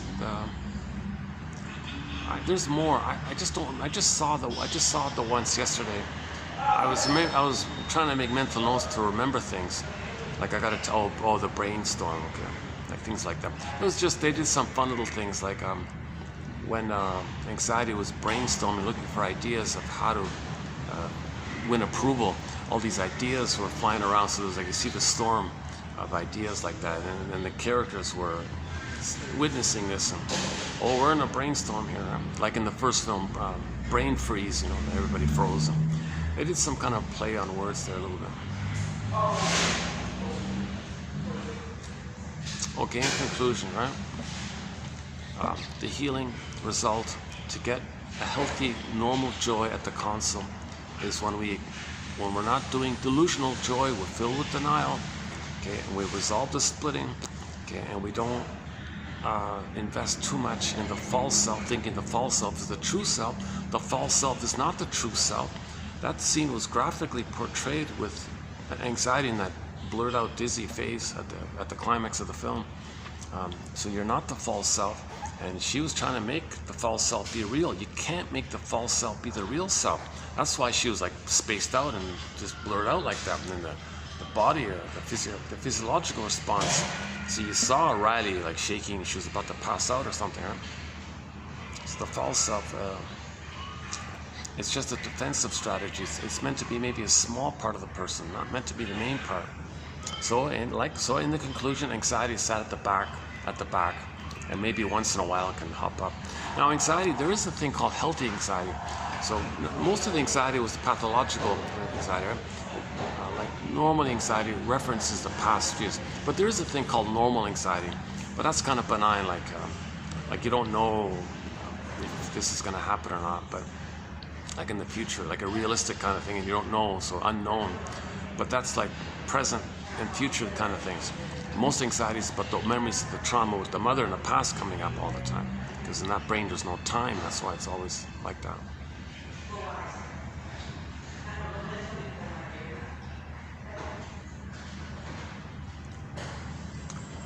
Hold on a sec.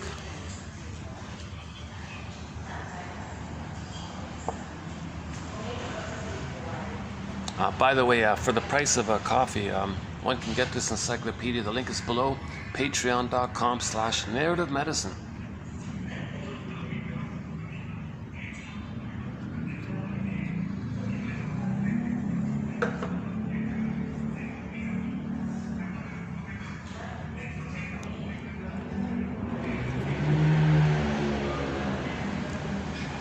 Maybe I can go back. Let's see if you think they're still there. They might still be there. Huh? What time is it? Let's see, what time is it? 4:10. Battery's holding up. Or do I walk up to the other place? Problem is I'll be drenched in sweat by the time I get there. Huh? Now let me have a bit of a lazy day today. Let me just hang out here at this time.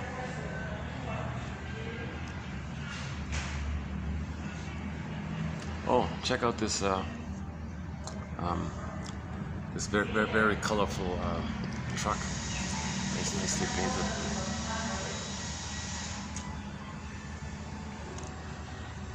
What are we missing here? There's more. I'll update this. I think as memories come back to me, I'll update this point. But you won't get anybody telling you about this. What partly motivates me is when I read some of the essays by professors of psychology discussing the film. They're clueless. They just repeat the plot to you and want to sound important. They're not telling anything. The heart of psychology, psychoanalysis. These PhDs in psychology, they're missing it all.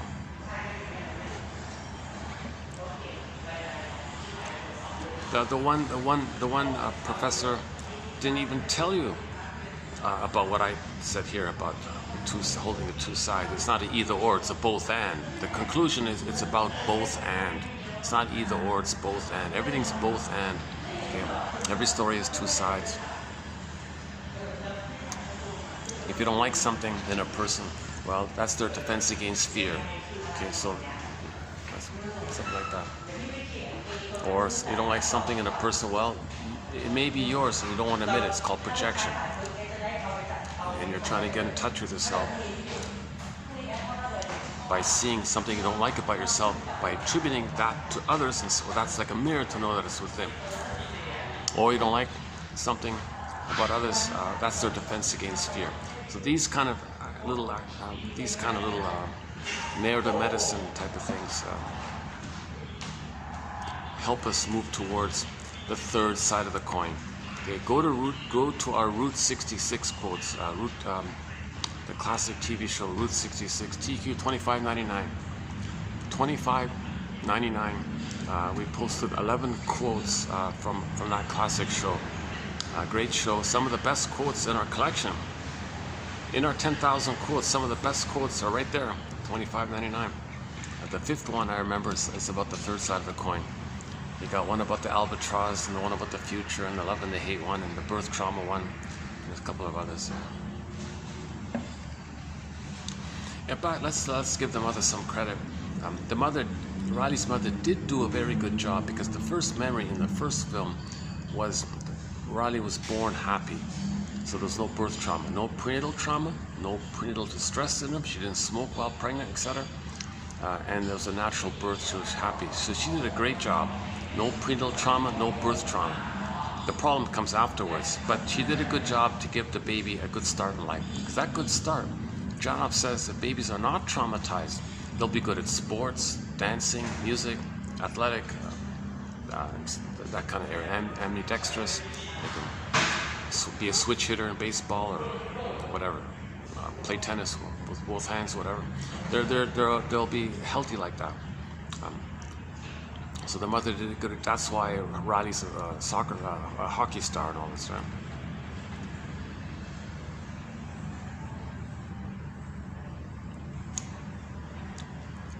Yeah, and another relief. So that's one relief. They scrapped this whole Mean Girls motif. That's a relief.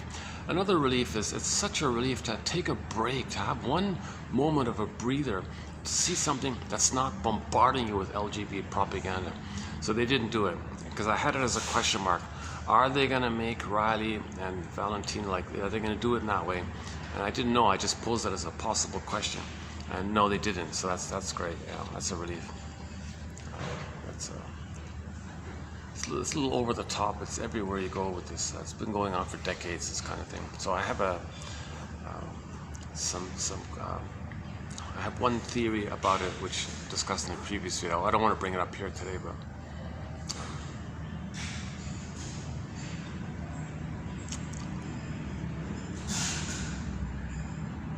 so it turned out that Valentina was just a healthy, balanced,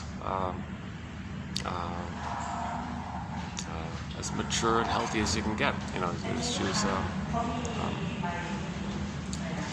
sort of the outcome of seeing the two sides of a coin.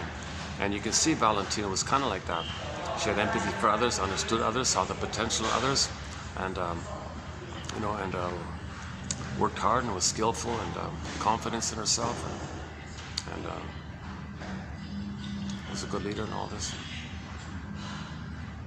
So Riley's on her way to being like a Valentina like that, right? In other words, she'll be the next Valentina, put it that way.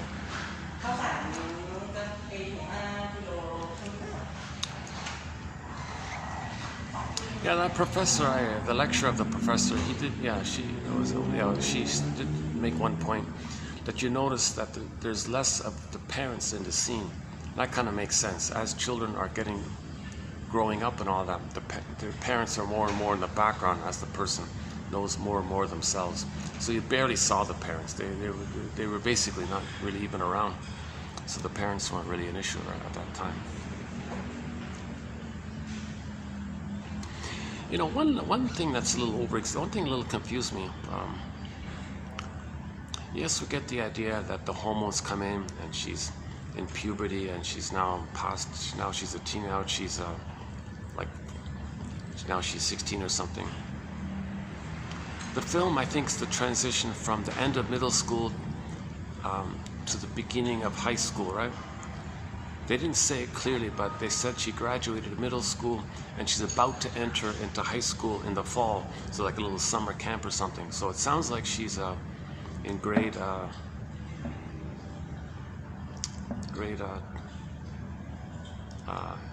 right? She finished grade 9 and she's about to enter grade 10. I think that's what it is. So she's in that phase. So she's sort of like 15.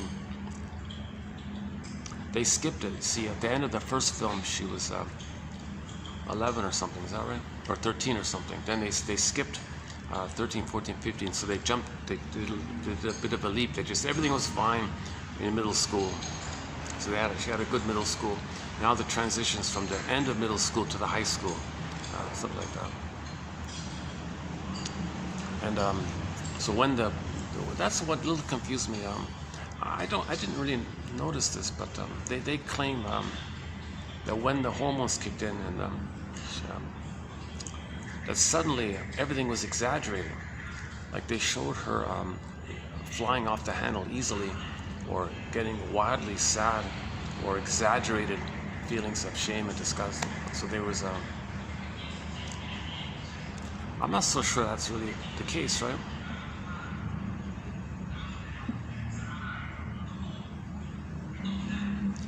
That's a question mark about that kind of thing. I don't recall that in myself. Like when I became from grade 9 to grade 10, did I suddenly have extra exaggerated feelings one way or the other? I don't. Anxiety, yes, I remember feeling anxiety, but I don't remember. I couldn't relate to that side of it all, really. Those scenes where,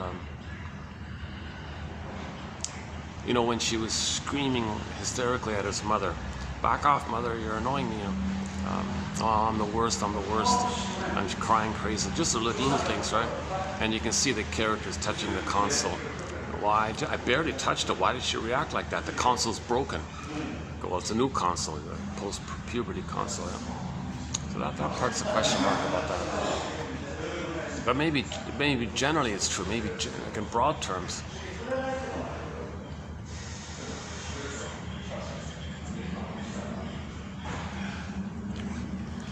One second.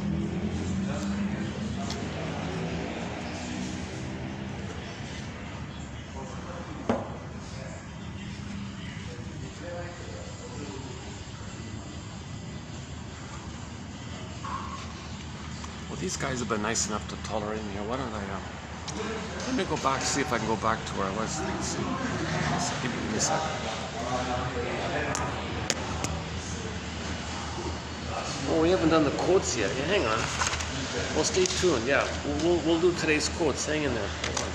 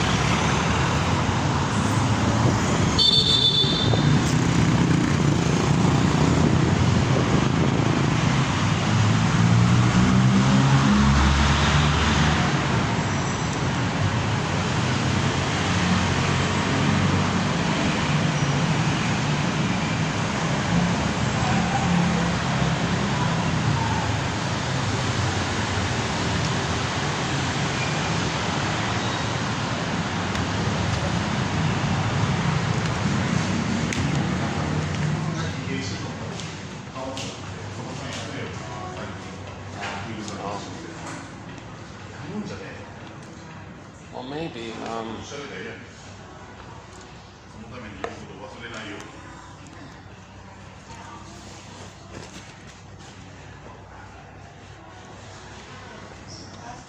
Okay, well, there's still people around, but maybe they're not as loud as before.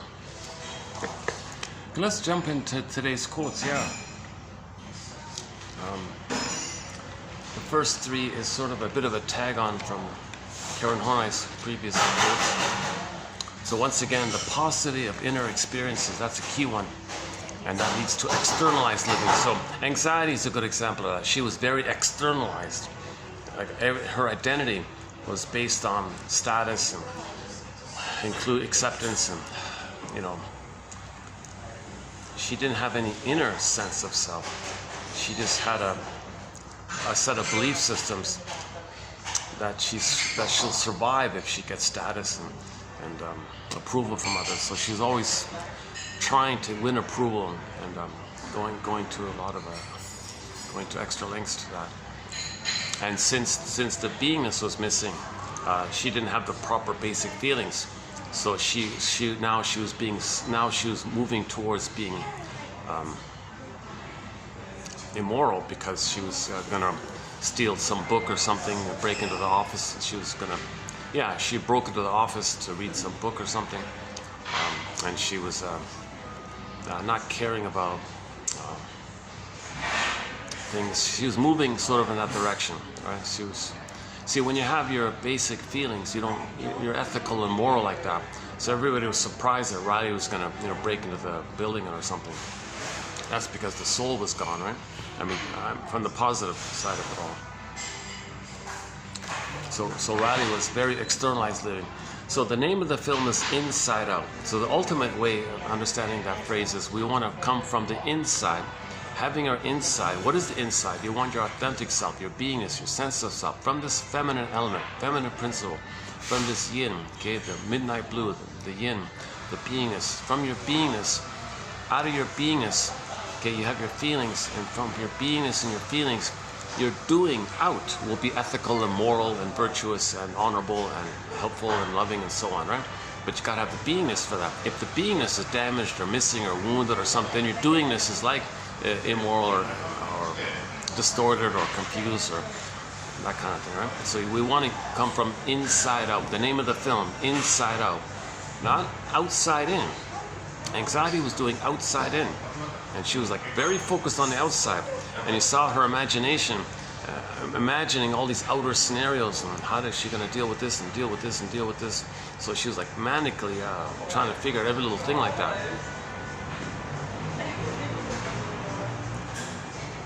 I think that was code for trying to master the trauma with the mother. You can't. It's past that critical time. You got to mourn the trauma of not getting the loving mother. You can't still try to master that with your anxiety. Your anxiety cannot master that trauma with the mother. You can have 20 lifetimes being anxious. It doesn't heal or master that trauma with the mother. That's why it's a futile kind of thing like that, right? Yeah, inside out. Yeah, Woodman puts this, if the feminine element is there, then your doing is normal. It's inside out. If the feminine element is wounded, then your masculine, your outer active doing is distorted, she said. So the distorted masculine, she says, comes from the wounded feminine. Feminine means your beingness, right? So the healthy identity from the healthy joy, that's your beingness. Okay, okay, this first one here by Karen Horney comes is just to give you a little empathy and understanding. So it comes from a famous essay of hers about vindictiveness. About 3 years ago, I quoted that article of hers. So here's just another tag on.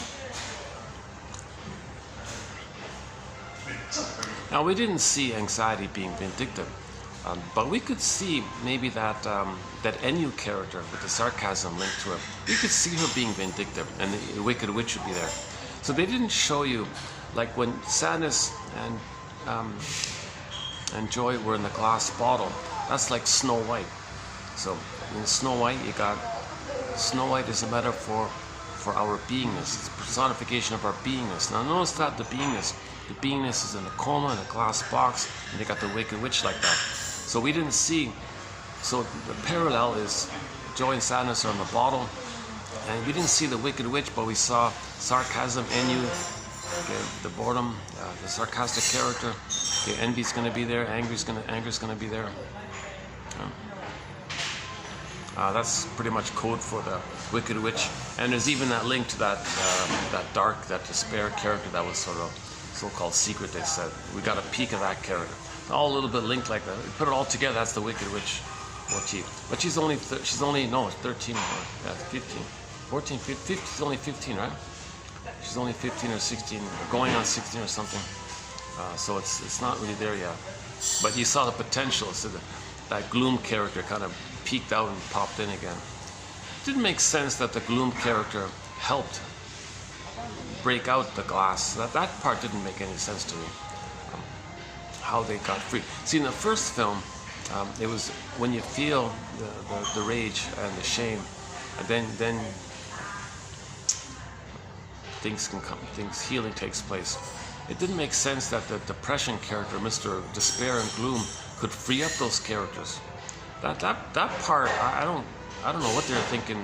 I don't know what's going on with that. So I didn't quite get that. So in the Inside Out 2, there's a scene where they're all locked in a bottle, right?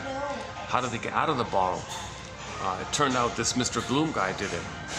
That didn't make sense. You gotta be kidding. Maybe the gloom is part of nature, maybe it's part of your organism's energy and all this. Maybe it's the organism's energy. Maybe they mean crossover like that a bit. Yeah, let's give that one some thought. I'll have to wait for the DVD to come out and see it again.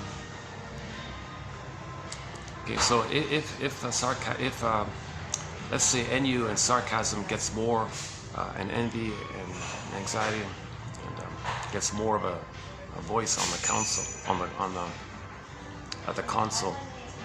Like if in a future film you got the Wicked Witch at the console, let's say, and she's vindictive, right? So how do we understand this?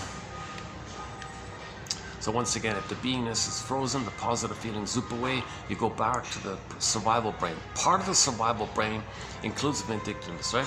Hate, greed, envy, spite, vindictiveness, greediness, collecting, injustice, collecting, all the negative slogans, jungle slogans, my greedy, your greed, survival anxiety, don't care about others, don't apologize. This whole survival mentality, that includes vindictiveness.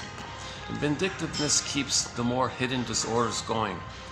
Karen Hardy says, a simple mental experiment will elucidate the meaning of this statement. Think of a neurotic individual of the type described. I think she was describing the bully. She calls the bully pattern the arrogant, vindictive pattern, something like that.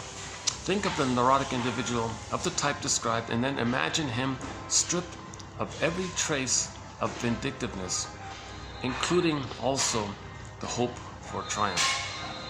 But leave unaltered his neurotic pride, his hostility, and his need to externalize and scapegoat and all this. Because he has a positive inner experiences. He doesn't feel the inside. He's empty inside, so everything's outside. He blames everything on the outside. So let's say you okay, let's continue. So his hopelessness and inner tensions would mount to such an unbearable degree that he would collapse. Kind of like the anxiety scene. Anxiety was about to collapse, right? Riley was about to collapse, right? In this sense, we can well regard vindictiveness as a neurotic solution. It is a way of life that allows for a measure of balance, safety, and satisfaction while keeping intact his neurosis.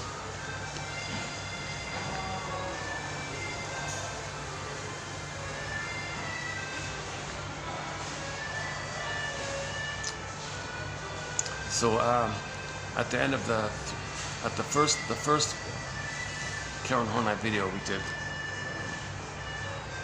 6, right? 28, 36, 7, 8, yeah, 6. or 7, or one of those three. In one of those three, she said you gotta like take a bird's eye view and see the broadness and the package of it all. That the vindictiveness is the acting out to preserve the person's need for infantile megalomania, omnipotence, okay, his hate, hostility, and his neurotic pride, thinking he's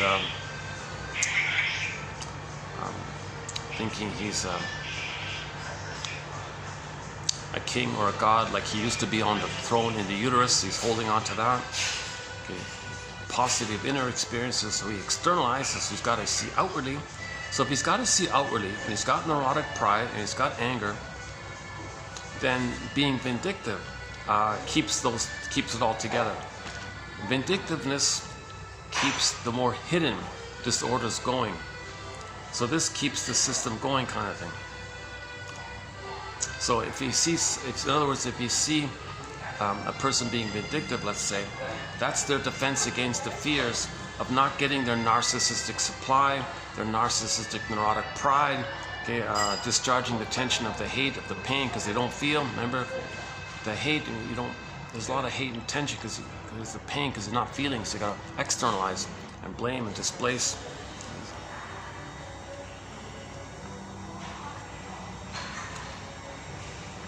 Part of the vindictiveness is they're going to do to others what the mother did to them, to show up the world what the mother did to them. So they're taking revenge on the mother.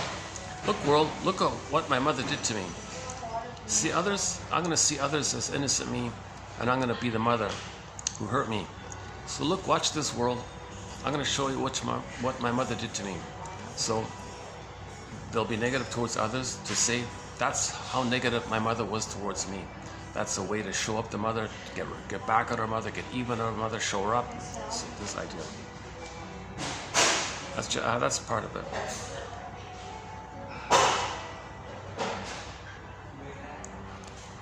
We did 3 videos on the talionic issue. That's linked to this talionic issue. The talionic issue.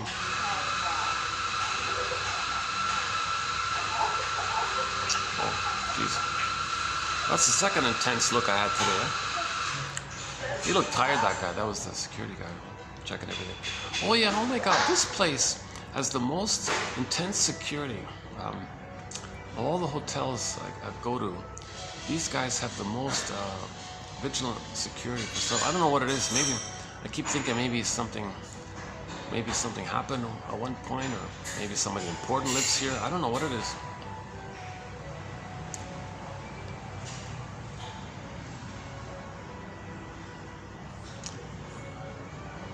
I was trying to like look at him a little slightly friendly way. Hello, kind of, but he kept. I'm watching you. I got my eyes on. You look kind of tired, actually.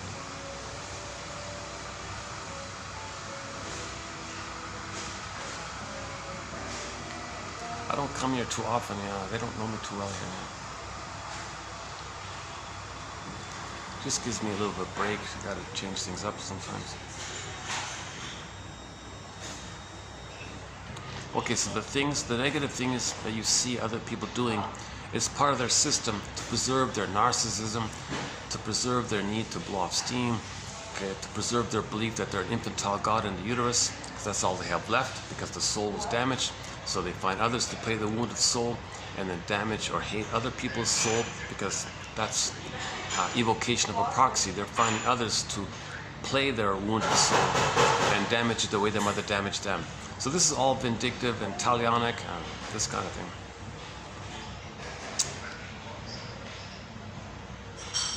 Okay, so this issue of the rejection of the authentic self and loyalty to vindictiveness. Okay, so part of the vindictiveness is the pursuit of neurotic glory, pursuit of the neurotic self, neurotic needs, like this. So that's what Karen Harlan means, they sell their soul to the devil. That's what she means, identification with the aggressor. The baby makes an image in his mind of the guy with the horns. No, the mother's not that. The mother's not evil like that. The mother's just confused and the baby's hurt. But his rage around her,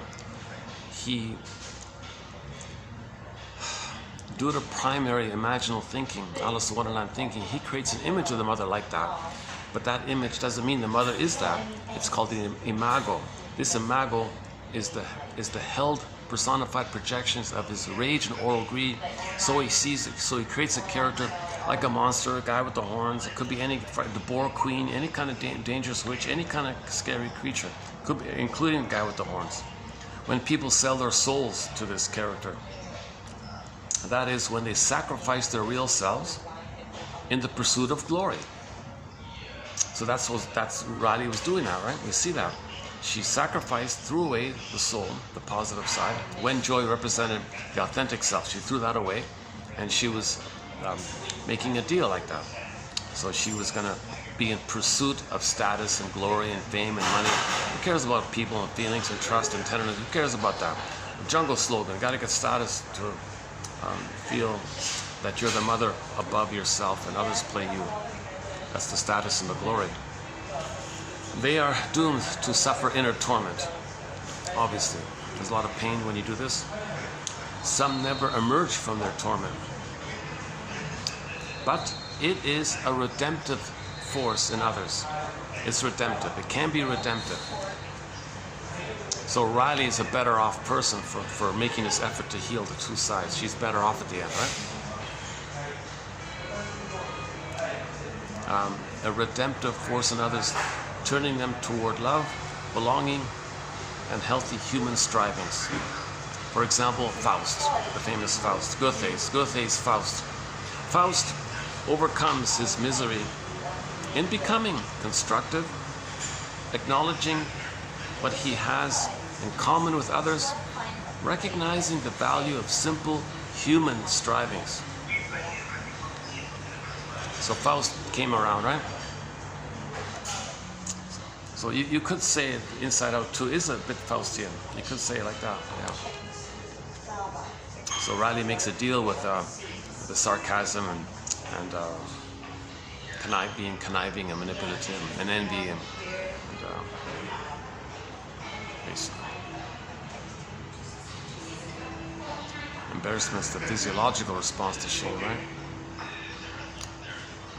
So it's really going to be envy, ennui. So I keep saying ennui. It's pronounced ennui, right? Ennui, not ennui.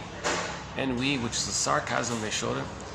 Okay, envy, of course, they didn't develop it, the envy character, and of course, anxiety is this neurotic pride, this neurotic search for neurotic status and pride, and this panic that if she sells her soul, maybe she can get this status, this neurotic glory. So anxiety was like Peer Gynt or Don Juan or a Playgirl or Playboy, any kind of selfish, narcissistic person who doesn't care about others. And she was going down that path where she didn't want to care about others. She didn't quite get there. She obviously, there was something. She still had some. You saw the two sides of it. She didn't completely cross over like that, but she was in that direction, right? Okay, that's Karen Horney defined psychological conflict broadly as a juxtaposition between the real self versus the idealized image, or we can say the real self versus the pride system. The pride system. So this whole film was about this with the anxiety. Anxiety, the voice of that anxiety character, was the voice of the pride system. That's the ego of the pride, neurotic pride ego. So it's your mind thinking in terms of how do we get status and pride over others, not care about others. So that's the issue, right? So you saw the conflict between the two characters, basically. Okay, you got joy that's repressed and anxiety at the console, but anxiety is playing the false neurotic pride, the false neurotic ego based on the false belief that the baby's no good.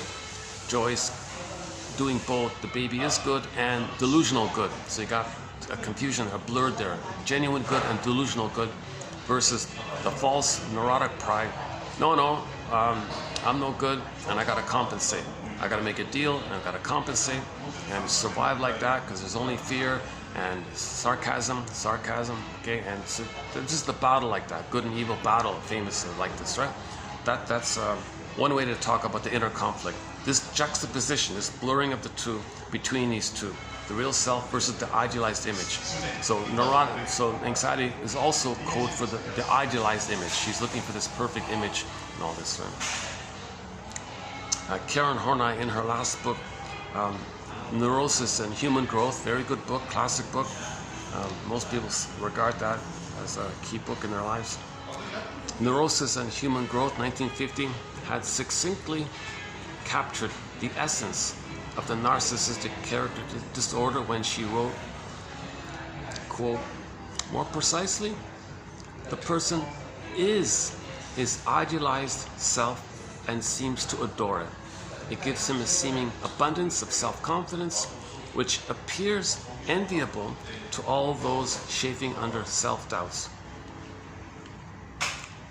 So if you believe the false self, this glorified neurotic pride self, is your real self, and you think you're an infantile god like this, you think the way you thought in uterus was all about you, you may have the superficial, cheesy arrogance and charm, like strength like that. It's a pseudo-aggressive confidence. And other people who are struggling in life look at that, gee, they got it easy, they look so confident. No, it's not a healthy confidence, it's an arrogant confidence. That's what she means. Okay, the next ones are an assortment of quotes from a very good introductory kind of book, kind of like a 101, Psychoanalysis 101. I just recently discovered it. Okay, it's a very lofty, fancy title. I knew it wouldn't be it when I saw it. Encyclopedia of, what is it? Developing or Emerging Psychoanalytic Technique and Theory or something. It is really lofty kind of title. It's just really like a 101 of basic familiar psychoanalysis terms. It's kind of like a Wikipedia of some of the key areas there. But so in this video, so in the rest of this video and tomorrow's video will just be some of the better points from that fancy book, a fancy title book. But it's really just pretty basic underneath. Here's my favorite one of his. His name is Irving Solomon. Irving Solomon, 1990s, I think. Here's my favorite one of his. The client is the victim of his own repetition compulsions to reenact what he doesn't remember. There's a nice little aphorism. Repetition compulsion. To reenact what we don't remember.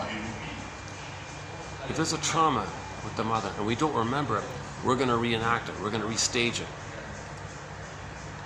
If we can remember it, that's the release of the bladed feeling when the avalanche scene in the Disney film. So she's feeling and releasing and getting back. So she's free association. That's what the stream of consciousness means, to make the unconscious conscious. When you're free associating the stream of consciousness, you're making the unconscious conscious.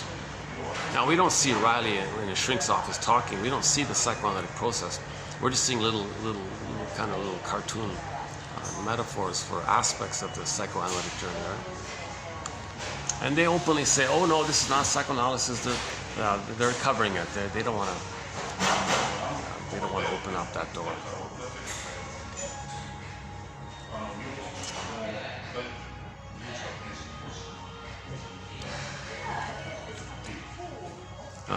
To reenact what he doesn't remember.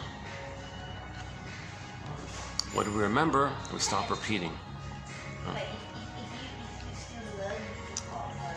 Okay, when the client brings in a dream, a night dream, we wake up in the morning, get a dream, he offers the therapist a unique opportunity to introduce the client to his competence and power. Kaplan 89 acknowledges that therapists are mindful to avoid an interpretation of the first dream the client brings to prevent countertransference, i.e. maybe the shrink has a need for admiration.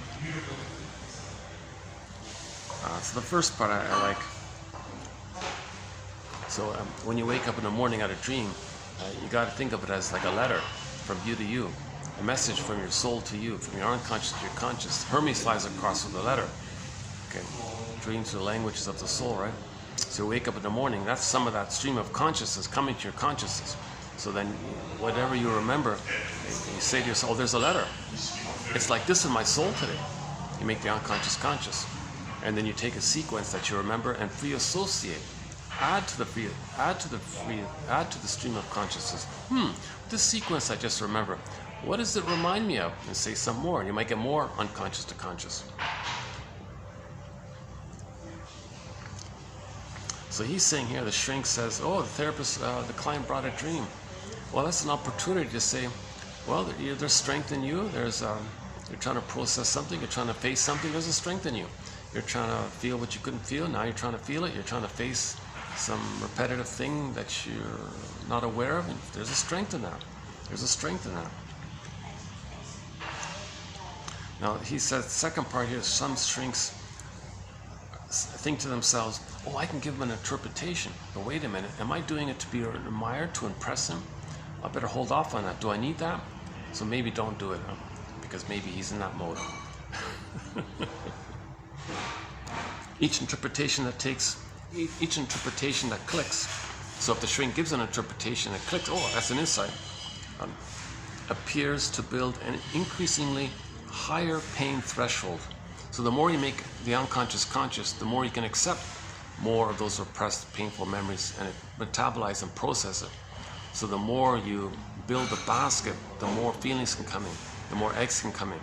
Psychoanalysis looks for an egg in a basket that's missing. The interpretation is like a basket, then an egg can come in. The egg is the firebird, the feelings. You ride the firebird. It's called emotional knowing. Emotional knowing. So the more of a basket you have, the more feelings you can accept. Post-1980 suggests that a therapist who is afraid of immersing himself or herself in primary process thinking, even temporarily, will move too readily into secondary process empathic levels. So when the clients, when the shrinks, like being quiet and all this, he's letting things percolate. What comes up to him? That's what coming up to him is called primary mentation. So in the Disney film, we live in these two worlds. At the console, that's secondary mentation, our interpersonal world. But we live in the unconscious world. We live in these two worlds. So in the first film, okay, anger, fear, and disgust was on the conscious, and joy and sadness was in the primary world. In the second film, the new one, okay, you got all five in the primary place, and in the secondary mentation, what you're conscious of was the anxiety, okay, the boredom, envy, boredom, and sarcasm. She played boredom and sarcasm, right? And then envy was a minor, just over idealization, and the embarrassment was physiological, right? So our conscious daily life, that's like reading a book or something, that's secondary mentation. But we have this unconscious mentation called primary mentation, which is the unconscious. Now when we sleep at night, we're all in there. That's all primary mentation. Now when you wake up to consciousness, your secondary mentation, you might get like a little bridge there, where some from the primary process world comes to the conscious secondary mentation world, right? So the shrink hears something. He wants to know how he feels about it. What in his unconscious might come to his consciousness by what the person said. So he's accepting some kind of, I guess musicians do that, right? Or people who are creative, they paint something, pause. Something came to me. Okay, that's the primary mentation came to your consciousness, right? So shrinks are considered part artist, part scientist or something. So the artist part is you're creating what came from your unconscious to your conscious and putting it in some kind of form: song, dance, painting, art, interpretation, poem, movie, film, inside out. You're making something, right? When the client has identified the symptom as the self, he or she will not relinquish the symptom despite insights. Yeah, if you think the false self is your true self, you're not going to give up the false self. The false self is the symptom. The false self is the symptom of trauma. And you think that symptom is your real self? No, it's a symptom. That's what it is.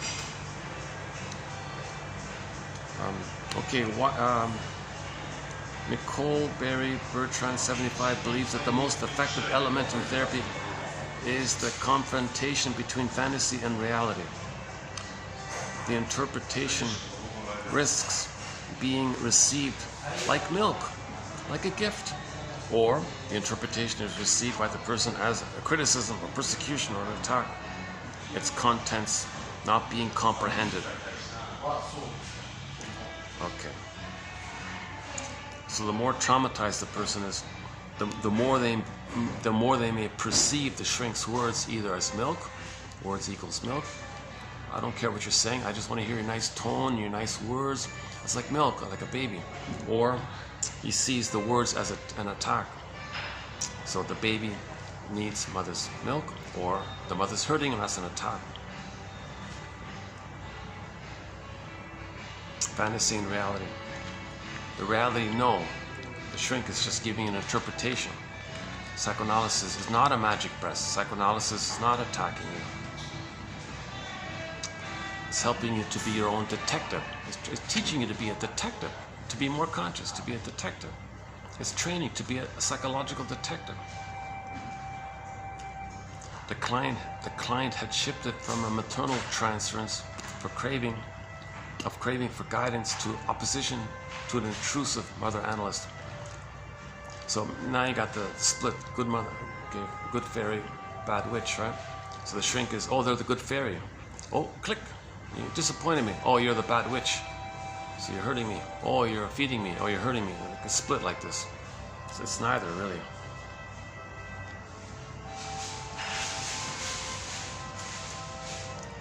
Malcolm, 1986, states, quote, "It is my belief that what has been described as interpretations have failed to capture what is alive and available in the transference." Okay, just a reminder here. The shrinks, when they give an interpretation, included in the interpretation is pointing out the live, here and now example of the thing, of the pattern. The person has a pattern in their life, a dysfunctional pattern in their life. When did it begin? And then to say, that's why in the here and now with me, now, here and now, you're doing what you're doing, such and such. So that's the important point, to include this here and now live example. Yeah. Sometimes you want to include the thing they just said, or point out what they're doing right now, point out what they're saying right now. And that's why you're saying this, and that's why you're doing this. You have this pattern, you learned it back then, that's why you're doing this. So that the interpretation has the 3 points, right? The pattern, when it began, and a here and now live example of it. If you're missing that here and live example of it, it doesn't click. You need the 3, right? A quick example of this is the comedy film I Love Huckabees. I forgot what year it is. It's a little silly film. I don't recommend it really, but there is one key scene in there where the shrink said to Albert, "Yeah, you have this pattern in your life where you betray yourself, you sabotage your chance for happiness, you have a chance to be happy and successful. You always betray yourself, you always mess it up somehow. You know what? You learned it here in the childhood home," and they went to the childhood home and interviewed the mother and all this. "You learned it here in this house. You learned it right here. And that's why in the present, when you're speaking, you encrypt the truth." He's betraying himself. He's lying to himself. He's hiding from himself.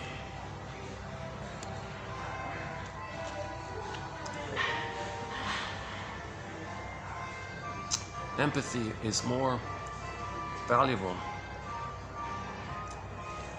Next one. Empathy is more valuable and refers to feeling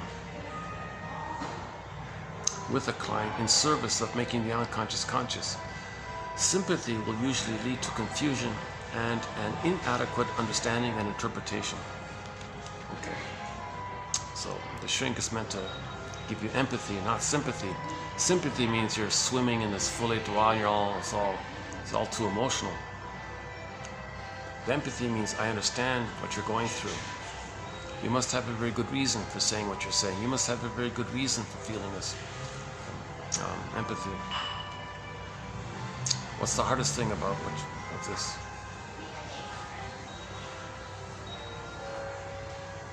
So empathy is about making the unconscious conscious. Sympathy means I'm feeling what you're feeling. Yeah, do we understand it? I don't understand. I'm just feeling what you're feeling. Well, why? I don't know. I'm just feeling what you're feeling. Sympathy, a little bit like that, huh? Okay, so that's the next one. She always felt she had to incorporate her mother's sadness. And she became angry because her needs were bypassed in favor of her mother's needs. Okay. Next one. Etche Goen, not sure how you pronounce his name. Once in a while I see this guy's name come up. I think he's from Argentina or something. Etche Goen recommends that the analyst interpret the client's silence as a wish to discover whether the analyst comprehends his anxieties and conflicts and can do something to resolve them. Oh yeah, so what if the client is being silent all the time? Should just wait. What should the shrink wait it out? Is he being passive aggressive? Does he want to cooperate? Or does he get nervous and fill in the silence with his anxiety? What's going to help here?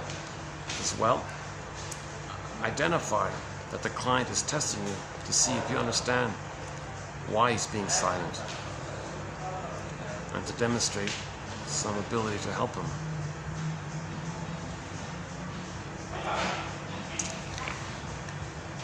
So it's so painful for you. So maybe how about this? It's so painful for you to, let's say he's being passive aggressive. It's so painful for you to vocalize your anger. So what you do in that situation is to bottle it up, and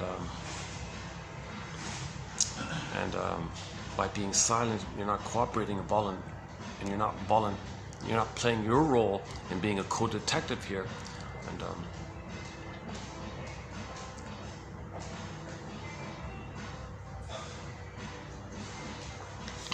let's come back to that one.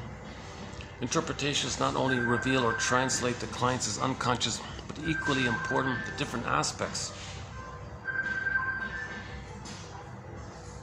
Ego, inner critic fantasies with each other. So you want to link the different parts. You want to link the feeling, your defense before content. So you're doing this defensive behavior to deal with the pain of the content. Yeah, so let's say passive aggressive. So your defense mechanism. So you're being silent to protect yourself from your own anger that you're feeling. To protect yourself from the pain of facing your anger, what you're doing is you're silent. So the silence is a defense to the content is the anger. You're keeping silent to not reveal your anger because of the pain around it or something. Is that right?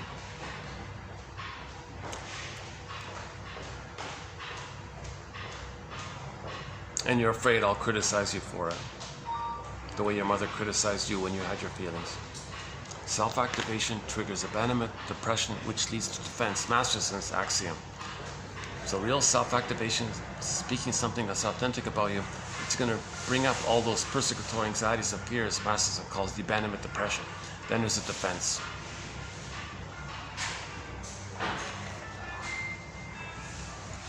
So in the emotional eating category, someone feels, let's say they're reminded, let's say something happened in the present that reminded them that as a baby they weren't comforted.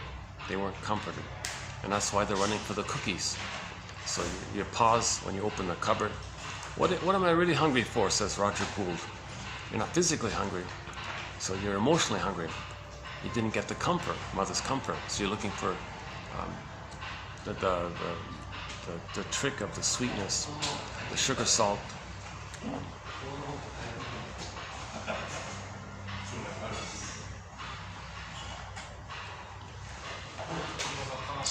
Okay, so the baby needs mother's sweetness. If they don't get it, they may look for tricks, synthetic sweetness, trick sweetness, to fool the brain that, well, wait a minute, if they take concentrated sugar, that might fool the brain into thinking that the person is safe by the surplus food. Then you get serotonin. The serotonin that you would have received had the mother comforted you. So you're looking for the serotonin. You don't care how you get the serotonin, you want to get the serotonin. So it's a trick like that. So you look for the serotonin, and you realize that the cookie can release the serotonin by fooling the brain that you're safe, not by mother loving you, but by the surplus food. Finally calm down here, eh? Okay, I think they just left it. Let's see, what time is it? 5 o'clock, 5:03. Okay, I've got a couple more here. When the client transferentially saw Roy Schaefer as depressed, he was able to make a here and now interpretation. Schaefer told the client that his mother was probably depressed during the client's early formative years, and he had discovered that the best means to connect with her was through a depressive rapport similar to his perception of the analyst. Okay, so the shrink made the inference that the client was accusing the shrink as being depressed. You're a very depressed man, aren't you? Yeah, I think you're very depressed. You seem very depressed to me. But maybe he's not depressed. Maybe he's healthy, like Valentina or something. Valentina doesn't look depressed, right? No, I think you're depressed. I think you're depressed. Okay, that's a transference. Your mother was depressed. So you see me as depressed.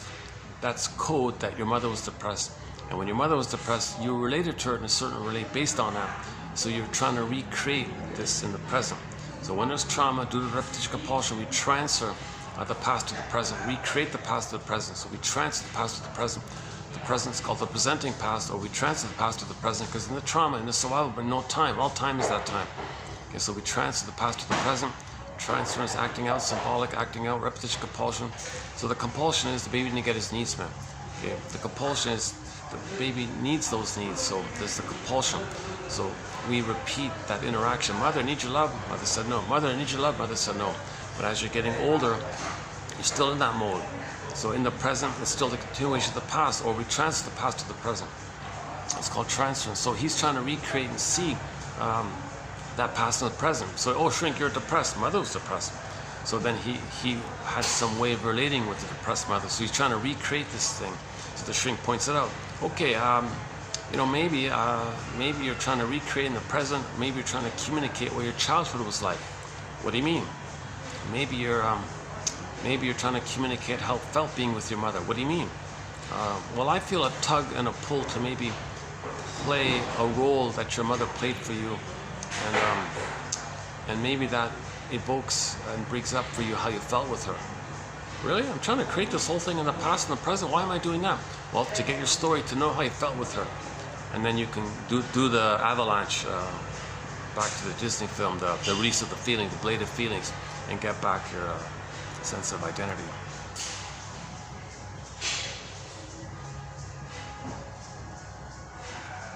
Oh my God, there's no reference to repetition compulsion in the Disney film, right? There's nothing in there about repetition compulsion, right? We see the futility of anxiety in the imagination scene, and all those characters in there doing the same old thing. Imagine negative scenarios. Give me negative scenarios. They're trying to process the negative scenario they had with the mother. And the comedy bit was Joy, revolution, come on, workers.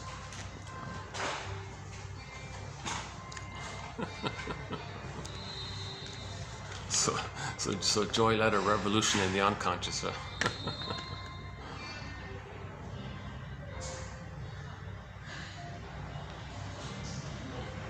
The silent, greedy and possessive, not accepting any interpretation, had an infancy where he was demand-fed and vomiting. Okay, here's an interesting theory, yeah. So if the client doesn't want to take any kind of interpretation, I don't want to accept feedback, I don't want to hear what you're saying, no. Okay, maybe the template was the mother was force-feeding the baby hated it and was spitting it out all the time. So later you give an interpretation, as you're feeding me something, well, you giving me something, feeding me information or something, that reminds me of when my mother fed me and I hated it and I spat it out. So they reject interpretations. Let's see what's next. Reassurance doesn't result in structural change because it maintains the therapist as an idealized object in keeping with the client's archaic wishes. Okay, so just a reminder, shrinks don't step into the role of actual parent. They don't say there now, everything could be okay. That's what friends kind of do, right? So this, there now, cheer up. These things make a person feel better. These band-aids for the time being. They make you feel better for the moment, but they don't change or heal structure, kind of thing. Only mourning and accepting the pain, and feeling safe to do so. See, the shrink has his feelings. The client lost his feelings. As the client's talking, he's trying to bring up his feelings. The shrink, having his feelings, can see and be okay with the client getting up his feelings. So the client, the therapist having his feelings, they say, allows that pull-up in this for the client, right? If the shrink is not a shrink, he's just a regular buddy or something, and his feelings are squelched, and your buddy's feelings are trying to come up, it's triggering the problem in yourself. Then you say, there now, don't get over it.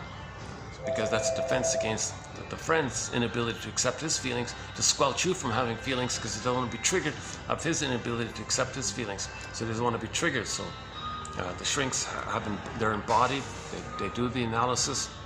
Oh yeah, one lady said, back in the 30s, I saw one quote, I'm just going to paraphrase what she said. She said there are only two kind of adults, the unanalyzed and the analyzed. An interesting comment. So the shrink has to be analyzed. The unanalyzed adult, might not work, right?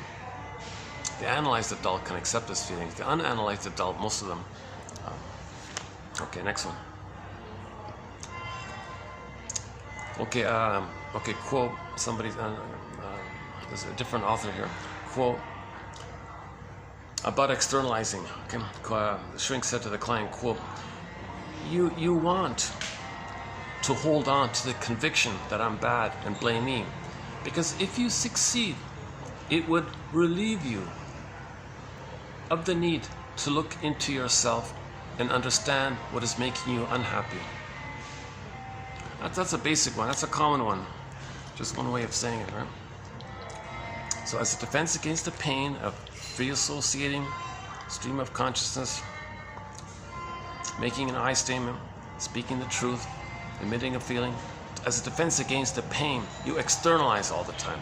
If there's this positive inner experienceability, you externalize all the time. So if you blame and criticize, you're no good, your fault, and provoke an argument, get into an argument, this is all a defense against not looking within to understand, to have self-understanding. If there's too much pain around self-understanding, just create some drama on the outside that distracts you, and that's a defense against the pain of healing.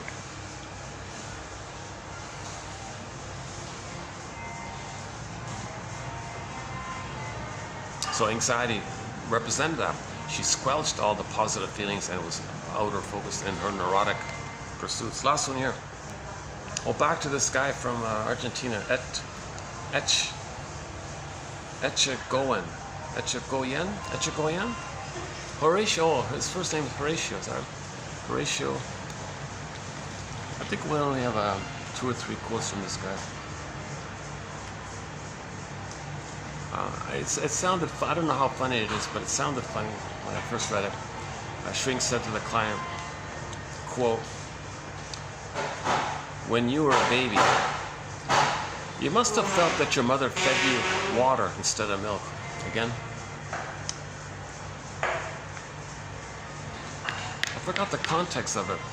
When you were a baby, you must have felt that your mother fed you water instead of milk.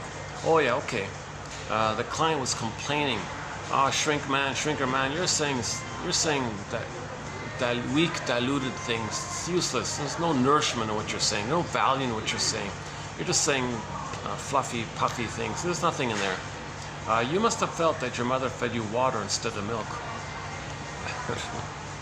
Well, yeah, here's the idea. Do it as a self-help exercise. As a metaphor, imagine that if your mother didn't feed you milk, what did she feed you?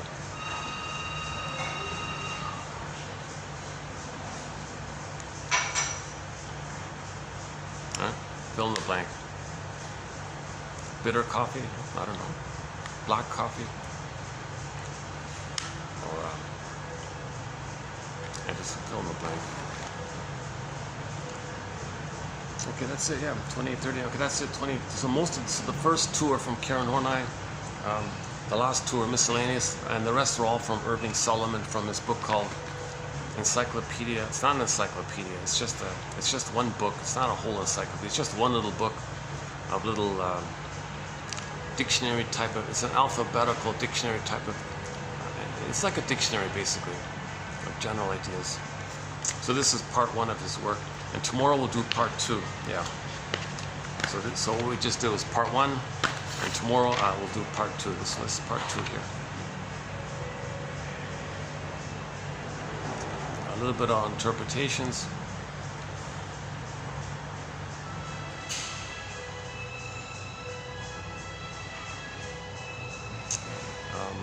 One about NTR, negative therapeutic reaction.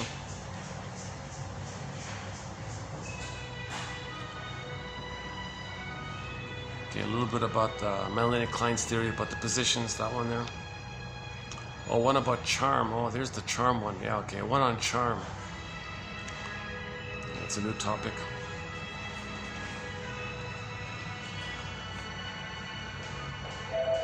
Again, a couple of other little ones here. Oh, the ego. Okay, the split ego.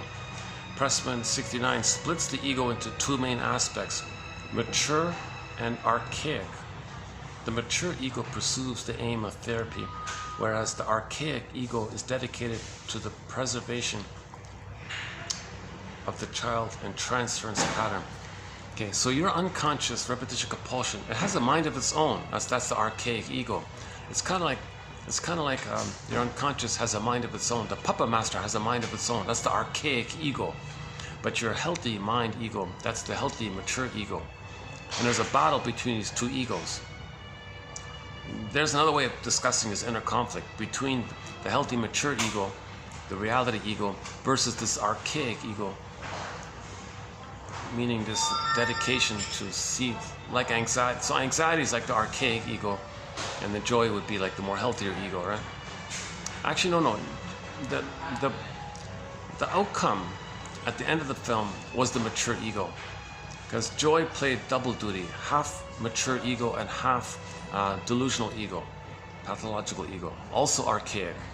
So joy has two egos. We can split it like a pathological archaic ego and the healthy ego. So she kind of covered both. Anxiety, it's really mostly the more archaic one. So when joy came on the scene, she gave up the archaic side of her ego. And then we had a new ego that included everything and was inclusive of everything about us. And now you get that healthy ego. So the healthy side of the joy ego is enriched and fuller and more balanced and doesn't reject things. The evolution of joy we can see is that in the first film, joy rejected sadness. Here's sadness, I'm going to draw a circle. You stand in the circle, keep your sadness to yourself, and you push your toe in the circle. You're a real Debbie Downer or whatever it is. You stay like that, sadness. She tolerated her, but didn't want her like that. But she learned the importance of sadness. You need sadness to get back your soul to get joy. So so we see in the second film, at the beginning, also in the trailer, sadness is in the house. Hooray! Oh yeah, and she said, I've learned to accept sadness. I've learned that all of our emotions have a value for our identity and for our sense of self, and we need all of them. And even the sadness, I used to really, this turkey here or something, is that the one? I accept her. She's a wonderful turkey. You know, just joke like that. So she was more accepting of sadness.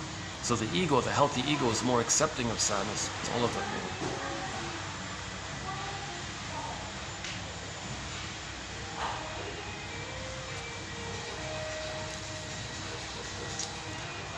Okay, so the joy had both archaic ego and mature ego blurred together. You don't want that archaic one. Versus anxiety was way more in the archaic one. It was way more in the past, old fears like that. It was way more archaic. It was way more infantile based. Radi did get some healthy love, and she did have a sense of beingness and has some skills, but it's blurred in with the pathological archaic, with the delusional side of it all. So it's blurred up like that. Delusional happiness and authentic happiness. That's why joy went out, because Radi did have some good memories and all this, right? But if joy represented mostly delusional joy, you see, and then you got anxiety is the archaic ego of the babyhood trauma, wanting to repeat the past and the present, and has a mind of its own, then the conflict will be more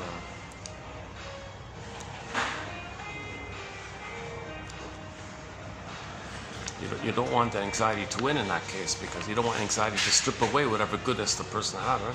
And we saw that image when they went in the sequel Inside Out 2. We saw the thing was dimming, the sense of self was dimming like that, a little shaky a little bit.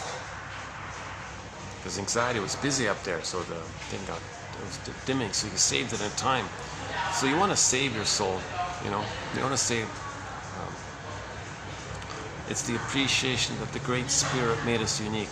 It's the appreciation that everything in nature is really unique like that. The Great Spirit loves everyone and made everyone unique like that, right?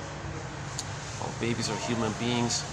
And Virginia Satir's poem, I Am Me, Augmandino's poem, Nature's Greatest Miracle. Okay.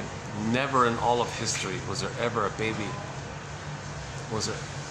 like for each baby, was there ever a baby just like that baby, and never in all of the future will there ever be just a baby just like, it's unique like that.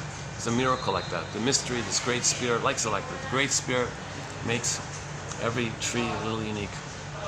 See, the Great Spirit likes it like that. Same with people. So there's a value, there's already an inherent value like that. If nature, the all-powerful nature, Great Spirit, gives everybody a unique identity like this, so we're given that.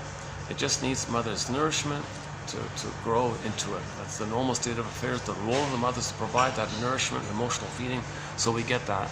Now, but some mothers are confused, they're traumatized, so they don't do it.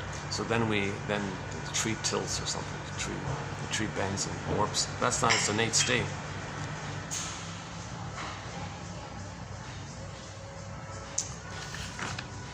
How are we doing? Let's see. 5:20 here.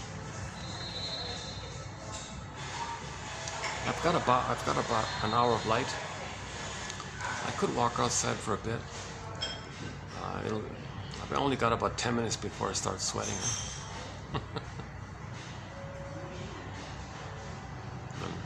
Okay, hold on a second. Let me finish this caffeine drink here. Yeah, they give you the big ones here. Yeah, so once again, patreon.com/narrative medicine.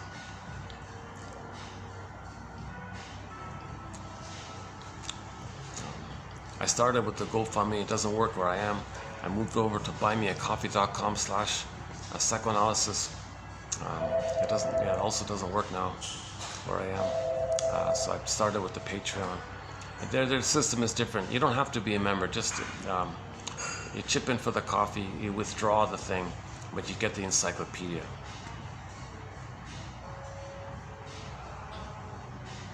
It sounds intimidating. I've got to be a member. Oh my God.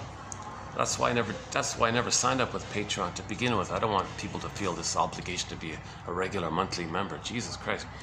But I have no other choice. So just be a member for like a minute, buy the coffee, get the encyclopedia, and withdraw your membership. It's a simple thing to do. Again, it's 10,000 of these babies. You can read it offline. It fits with Robert Bly's advice to read psychology for 10 minutes a day. Now, once again, the heart of psychology is psychoanalysis, is what this is. It's the greatest hits from psychoanalysis. Now, again, the beauty of this is that I'm not a shrink. I'm not interested in convoluted jargon. I've waded through the muck and the mud and plucked out the clear points. And out of my selection, I'm confident 1 out of 10 anybody might find of interest. If not, maybe the next video, there might be 2 or 3, that kind of thing. I have a hard time believing somebody who reads a couple of pages that they're not going to find one of interest. There's bound to be some click here and there. That gives you a nest, which is safety. Then you make it safe for your feelings to come back to yourself. These quotes are also giving us night vision. So all of us that we don't know, it's considered unknown, hence dark. So we need some kind of vision. These quotes giving us kind of like a vision like that to self. The unconscious is sometimes called the inferring mind. So everything that we don't know, it's stored in the brain called the non-reporting brain, or the unconscious. But it's also known as the inferring mind because it gets us, like a puppet master, to restage the past and the present, to know what happened in the past. We make the inference, oh, what I'm doing here, I see, this whole thing that I'm doing here, this pattern that I'm doing here, I see, this is for me to know what had happened in the past. Oh, I see, I get it now. Then you don't repeat. Today's one, what was it? The first one here. Repetition compulsions. The client is the victim of his own repetition compulsions to reenact what he doesn't remember. So it's an attempt to make us conscious, to repeat the past, help us to remember. Get the avalanche. Joy comes back to the console. You hold the ambivalence, you resolve splitting, see the 2 sides, accept the 2 sides, identify the 2 sides, forgive the parents. Bruce Springsteen, 2 sides. 3rd side of the coin, Route 66. Now, part of this process is getting the key out from under mother's pillow. You got to get your mother's story. Why did she not love the baby? Why did she betray the baby? Why did she traumatize the baby? You got to get the key. So you got to find this out. The greatest hurt of all, mother failed me. Why? Why? Get this why, right?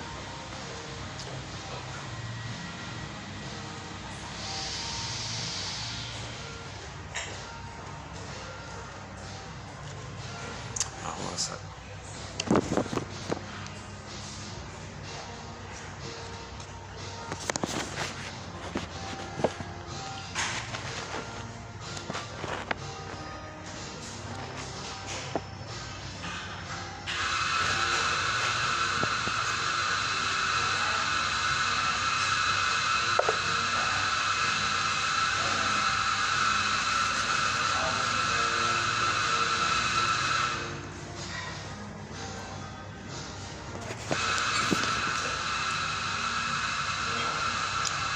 Well, this person sitting across was tolerated my talking, so why don't I move on here a little bit. I didn't get any stern looks, so that's nice. That's a relief.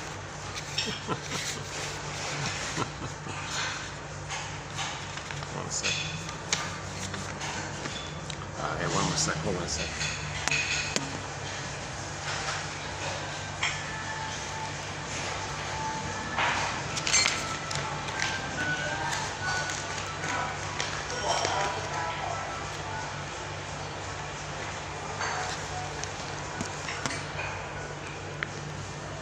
Oh, take the cup.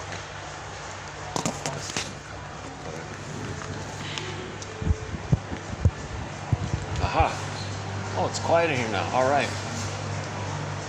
Thanks a lot. Yeah, see you next week.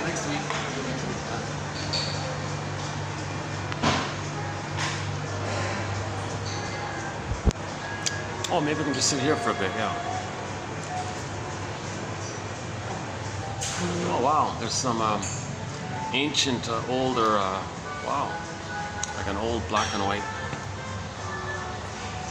I don't know if you can see it, it's not too clear, sort of a historical kind of black and white wonder what year that is. Oh, they got a whole bunch of them all around. Yeah, okay.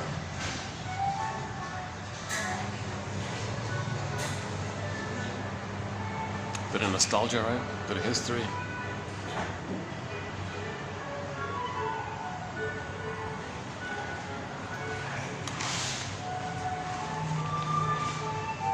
Let's just wrap it up here a bit. Yeah, let's start to wind this video down. Another short video, yeah. I feel I've done some. If you randomly click any of the previous videos, chances are you'll find a good 2-hour introduction to some of the core points, okay, about repetition. Pauli B. Russell, Morton Kisa, and these guys, okay, and then Mahler and Masterson and Klein, these, okay, some of the key pillar burglar's theory about the records. We talk about the record, identification with the aggressor, Sandra Ferenczi. So a lot of the main, most important pillar kind of material, it's covered. It's covered in previous videos. If you click randomly any of the videos for the past year, let's say. Today I didn't do it, and yesterday I didn't really do it much. Maybe tomorrow. I feel like I'm in rest mode. I got to give myself a bit of a breather. See if I can update it somehow. Maybe let things percolate for a while. So yeah.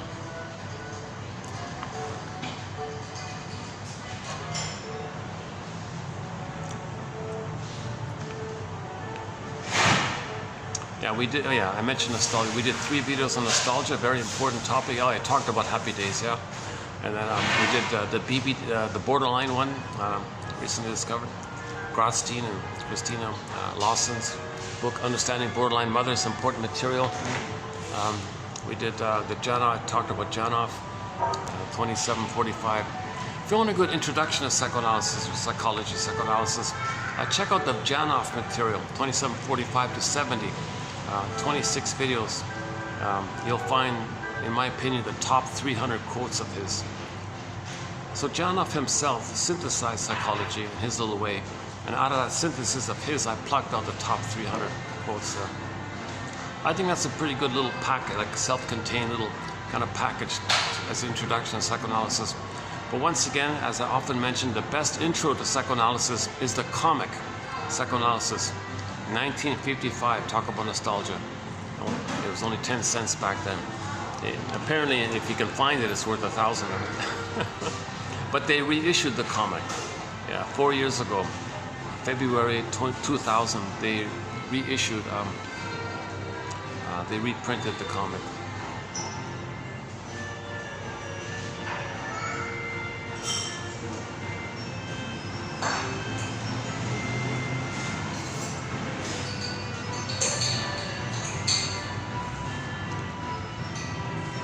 Okay, they're leaving, huh? Yeah, the people beside me are just starting to leave. Maybe I can go back, huh? Should I go back? Let's go back.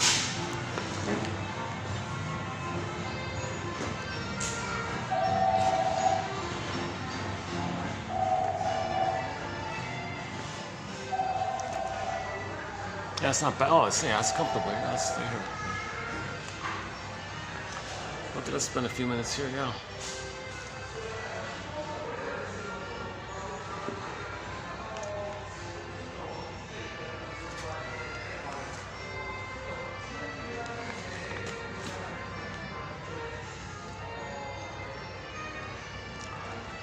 Yeah, so 1955, the comic came out.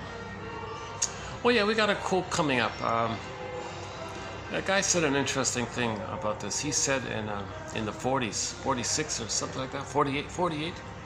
In 1948, one shrink said that the spirit of psychoanalysis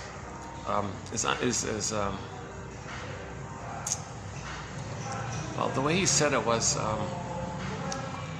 that the shrinks were kind of the spiritual guides or something, or the soul doctors, wanting to be leaders of the mental hygiene movement. It would perfectly make sense for the soul doctors to do this, right? So there was the mental hygiene movement in the 50s, okay, teaching everybody about the importance of mental hygiene. It was supposed to be a carryover from physical hygiene from the past.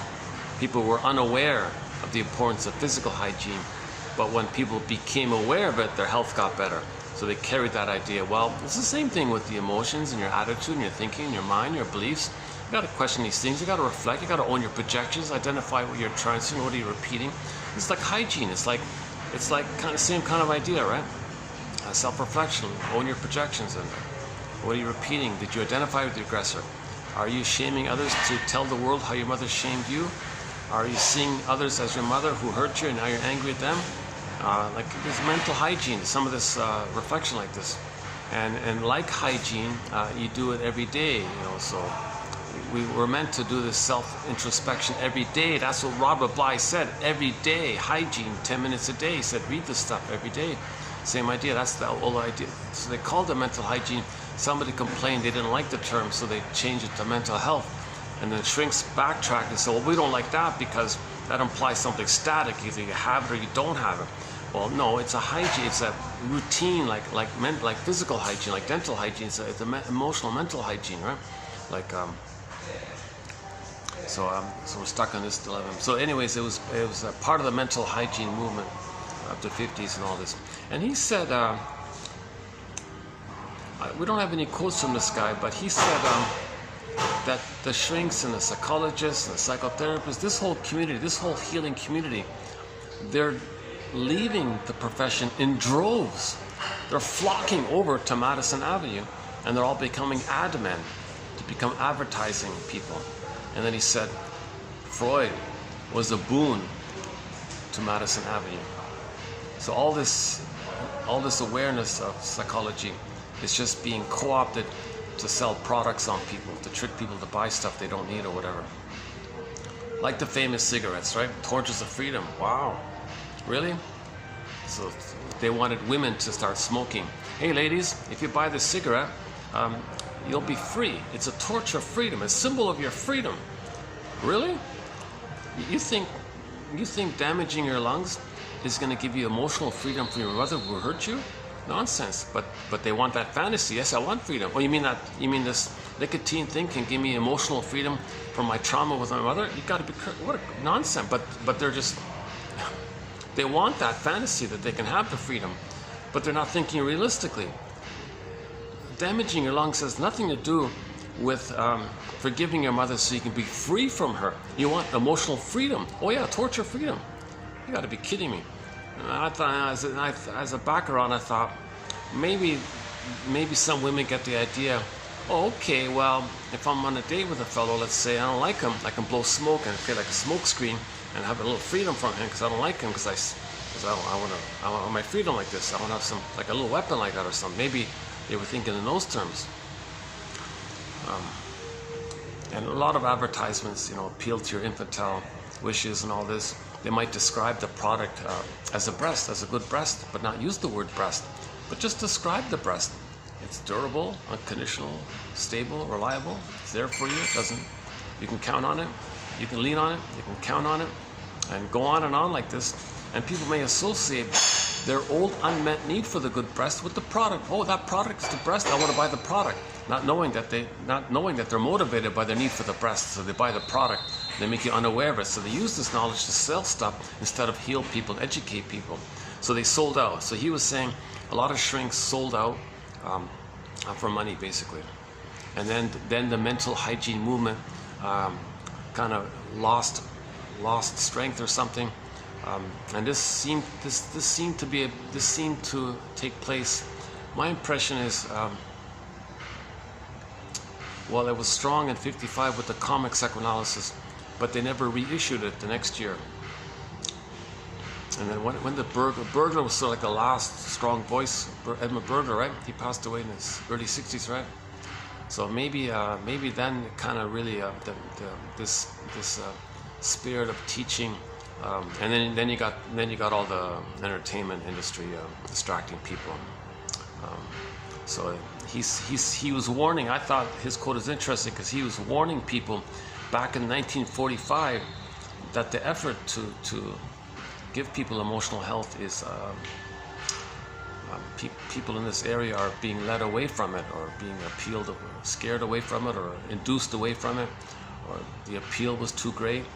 Do you mean to tell me I can spend just some little ad jingles and I can make millions of dollars, rather than spend a day after morning till night with traumatized people trying to help them and being burned out and not making much? Or I can just do something a little easy, like, so maybe the appeal was too great, I don't know. But he was saying that the people who were really meant to be ethically responsible for enlightening us, what they know and what they learned and all this, they said they were overwhelmed. Maybe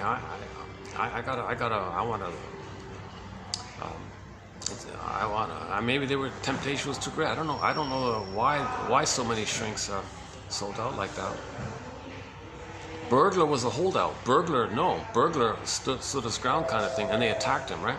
Now you don't even hear his name. When people go to shrink school, they withdrew his name like that. Can you believe it? There's a YouTube presentation where the guy who does it asks that question. Yeah, why do doctors, when they go to the Analytic Institute, they don't even hear his name? He was 24 books, 300 papers, a lot of important material. So one unique thing among the numerous unique qualities to 1001 Windmills of the Mind, just one of them of the many, is that we have the best quotes from Edmund Burglar. He's one of our mentors here. A lot of great quotes from him on all kinds of topics. Our thread on psychological mind, the TV show and film quotes, another interesting thread, like the Route 66 ones, and a lot of quotes come from printed books which haven't been digitized. Also, a lot of quotes come from books that came from digitized books, but those books have since been removed and are not available, hard to find, kind of thing. So these are excellent quotes, nothing like it out there. We got 60 topics on the go currently, and nostalgia might sort of be like the 61st topic, maybe we can say 61 topics. So we cover a lot of the key important topics, and we got to add more, of course.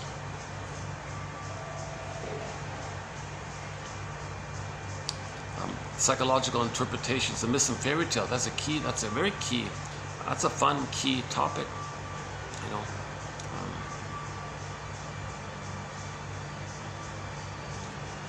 Maybe it's a little similarly minded that Mr. Solomon, today's author, Irving Solomon, maybe a similar sort of idea. He had the idea to have one book that gave you like a clear definition of some of the key points. It's basically a dictionary, like an extended dictionary kind of thing. So it's kind of like that, and he called it an encyclopedia. But I way 100 times much more prefer 1001 Windmills of the Mind, for sure, because you're getting the gems, like the sparkling gems, the one-liners and two-liners from 10,000 of them. So out of Mr. Irving Solomon's book, we only got just two pages worth, right? Maybe 20, maybe 40, let's say 40 quotes roughly. So that's about it, right? So I'm plucking the best from all sources, all over the place. Mr. Guntrip, we did 4 videos on him. Okay, Fairbairn, Mahler, Klein, Melanie Klein, a key one. Okay, Masterson, a key one. Karen Horn, today mentioned. Okay, Edmund Burglar. Okay, Althea Horner, Dorothea MacArthur, Rinsley, Solani, Janoff I mentioned. And the list goes on like this. 90% of the quotes come from shrinks who specialize in the talking cure, the humanistic approach of giving you narrative medicine, philosophical medicine, building a basket, making you a detective so your feelings can come back to you. You want your sense of self to come back to you. You want Snow White to wake up and be animated. You want to go home to Ithaca, your soul castle, and be reunited with your feelings, Penelope. You want to get back your embodiment. Kristen Wilson says if you're not in your body, you're not making sense anymore. You're doing this. You're doing this outside-in thing, thinking that something on the outside can heal your trauma with your mother in the nursery. Not making sense. Or on the outside, you're telling the world what your mother did to you. Doesn't make sense. It's not going to change what your mother did to you. Only mourning can do it. Only narrative medicine can do it. And you want to get to the inside out. We want to get to inside out. You got to have the inside. You got to identify this inside. If there's a paucity there, if there's a paucity of inner experiences, okay, and you don't know what you're feeling, athemolexia, no feelings for your words because frozen. Alexithymia, no words for your feelings because your feelings are frozen. You don't have words for your feelings. There's a paucity of inner experience. So there's a pain around that. As defense against the pain, you externalize living. So you're looking always things on the outside to be symbolic, mother, to give you a blip of serotonin. You got to do it again and again and again. You're always looking for these little blips of serotonin. So that's outside in. No cookie can translate to the mother's love that was eaten back in the nursery. It doesn't work. So we're not making sense, this outside in stuff. Anxiety was, in this film today discussed, anxiety was in that mode, outside in. Thinking if she's accepted on the team and all this, she'll have an identity. If she's not accepted on the team, she had the fantasy she's going to be alone, no one knows her name, she's on a park bench feeding the squirrels, and she passes away, you know, like these kind of sad, she had all these little sad scenarios like this.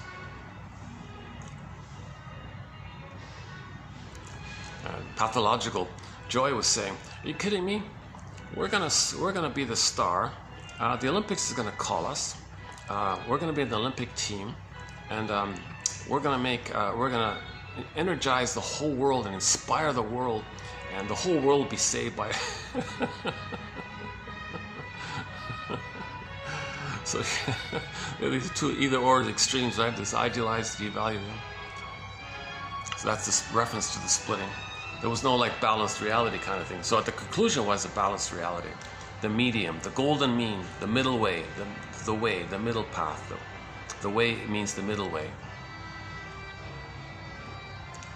You know, Karen Honai says there's a lot of discipline in places that focus on mindfulness, like the mindfulness traditions. They practice this acceptance of within. So they move towards inside out, and they have a calmer presence, and you feel relaxed in their presence maybe. But the manic behavior of some places is well, they're like anxiety, just greed and envy and spite and sarcasm, and just doing to others what your mother did to you, and then treating others as if they were your hurtful mother, in a vindictive kind of Italianic way. Not making sense. Oh, are we in Italy here with the accordion music in the background? Where's the vino, huh? It does have that Italian feel to it, doesn't it?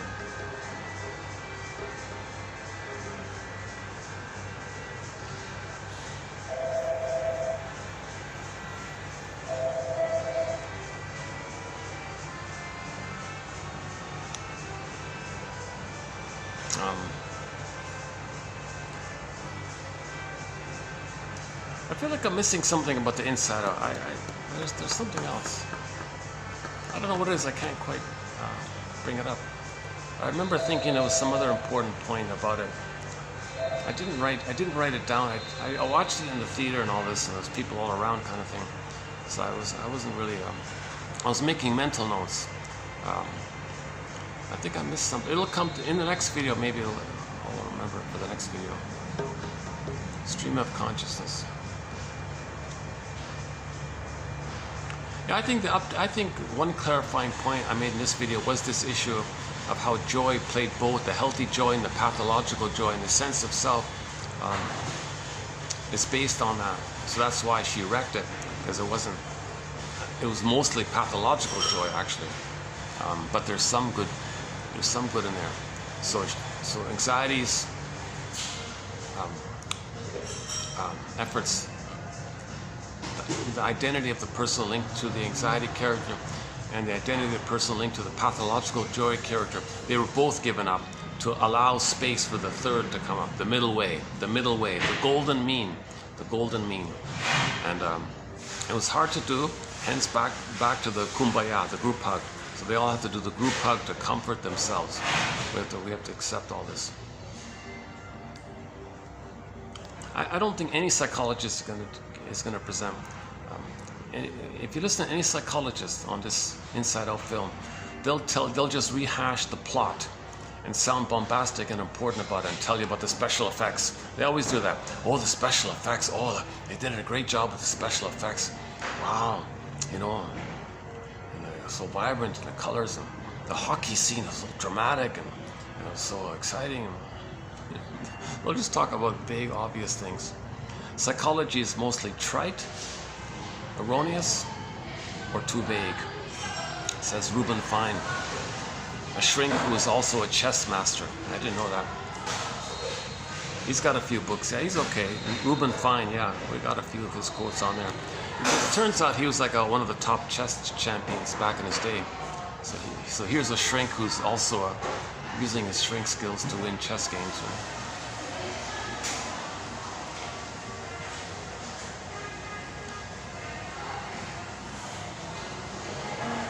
These kind of skills, like sports and games like that implies there's no trauma in the uterus at birth.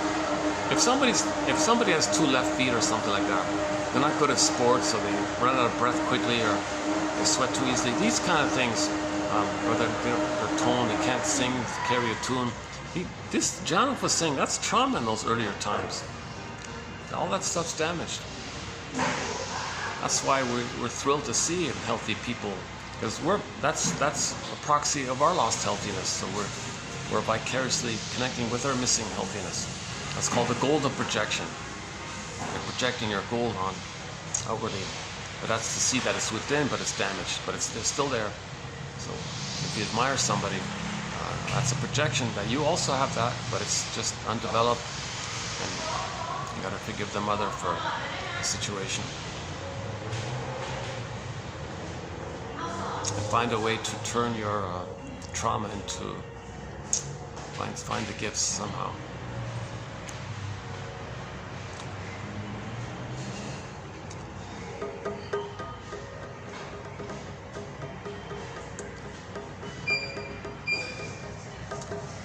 Let's see. The film opens up with the hockey game, right?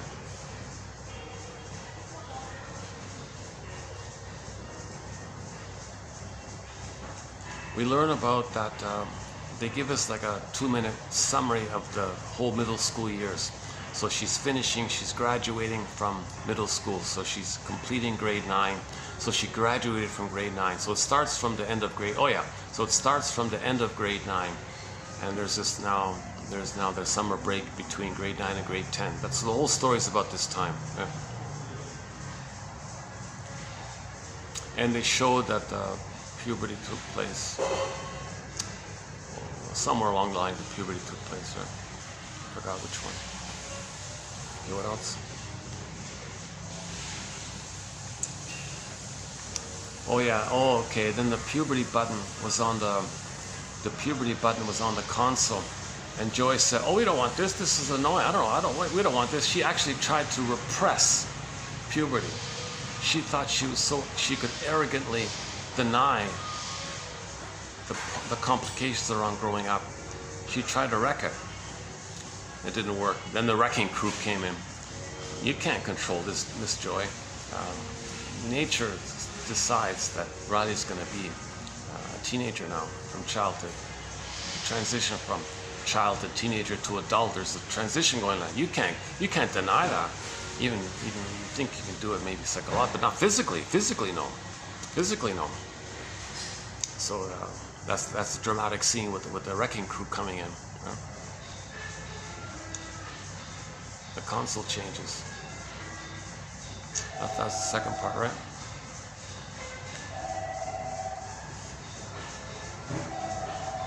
And then anxiety appears on the scene. They get bottled up, and then you got the split. The pathological joy. So the either or. It's pathological joy or pathological I'm no good attitude. Pathological I'm amazing, I'm perfect, or pathological I'm no good. You gotta compensate with the false self. So they got the false self versus the true self / pathological idealized true self or something. And the false self is also looking for an idealized self. The false self is looking for an idealized, glorified self, a glorified, idealized self. But with the joy side, you got both, the authentic self and some kind of pathological, idealized, glorified self. It's mixed like that. And that's something new we're adding here, this mixed thing with the joy. That the joy character stands for both the healthy joy and the pathological joy.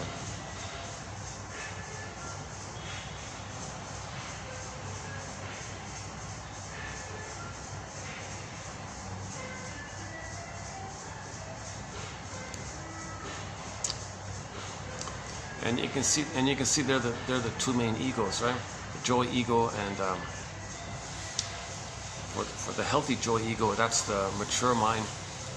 Okay, and the juxtaposition of the archaic ego that anxiety represents. That's an archaic ego. No matter how brilliant or clever she is or tricky she is, it's still the archaic ego because it's related to the battle with the mother. So she's preparing for the constant reenactment battles with the mother. That's why she's always so anxious, because it's always coming up all the time. So she wants to one-up the mother, maybe. She wants to control the mother. She wants to win the mother. It's this relentless battle with the mother. It never works. You can have 20 lifetimes in some kind of imaginary battle with your mother. It doesn't change that trauma with the mother.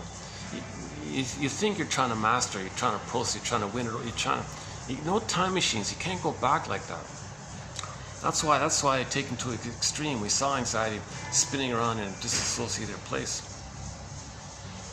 She represented this relentless, stubborn, unreal hope. She doesn't know anything else, right? For a time you're kind of rooting for her. You're actually, you can't help it, but you're a little bit rooting for her for a while, because she did help Riley, play really well and all this.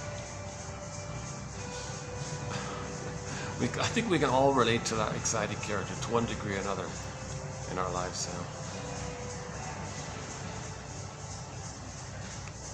I can relate to some social anxiety. When I meet people, I feel a little anxiety in that area as well. Right? Should I say this? Did I say that? Why did I say that? What's the right thing? I'm talking too much. Stop talking. Pull back.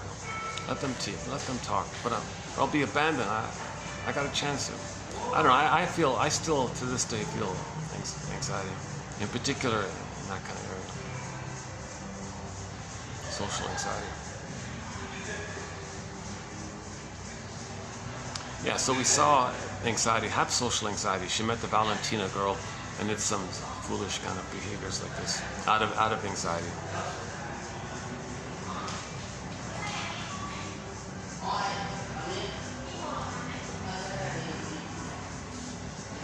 But when the healthy ego stepped in,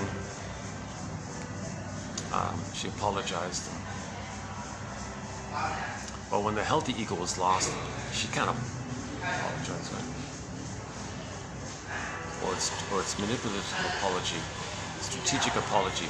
So anxiety and envy and sarcasm, or ennui, sarcasm, it's meant to be all about the false self, the fake self. So the battle between, and you don't want that. The longer the person lives with the false self, the more distant they're going to be from the true self. And if that gap keeps widening like this, they can become, at the console, some bitter curmudgeon, some grouchy, grumpy kind of character. What's the Grouch, right? Is that right?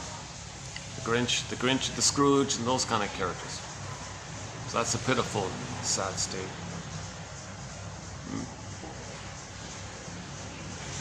They're not elders, they're not sharing, they're not loving, they don't mourn losses.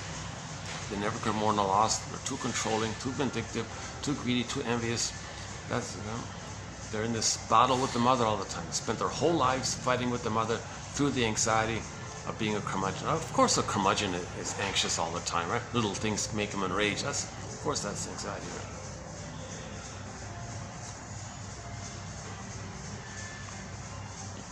I gotta make a mental note of this. Maybe things are quiet here, maybe around this time. Last time I came in, it was quietish, like when I came at 4 o'clock. It was quiet. Here it was packed. What is it now? 6? Must be 6, 5:57. 3:10.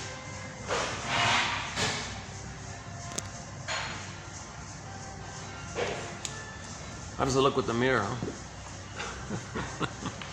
Let's see.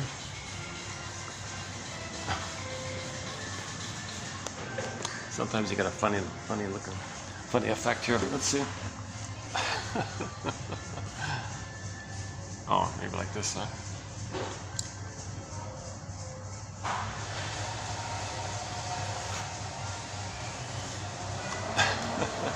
Okay, I guess I'm being a little silly here. It reminds me of the goofball island, inside out, the silliness, right? Maybe that deals with anxiety. Yeah, maybe the goofball behavior deals with anxiety. Yeah. Oh, that's interesting, huh? The goofball island, realistically, probably deals with anxiety. Or there's the benign, playful one, right? Yeah. No movie's perfect, right? So likewise, there's ambivalence with the movie. It's not going to be perfect. There's some strengths and some weaknesses. Can we tolerate the two, right?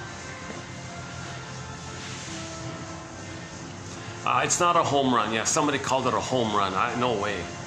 It's more like I would say it's maybe a double. Not even really a triple. I'd say it's a double in baseball. I'd say it's a double. It's more than a single. It's a double. I don't think it's a triple. They didn't make it clear. They didn't really make the felt message of it all. Yes, they showed it superficially, but the feltness is missing. They're missing the heart of it somehow. The first one was better. The first one maybe is more like, is the first one a home run? Yeah, maybe the first film was the home run. This sequel is more like a double. Yeah.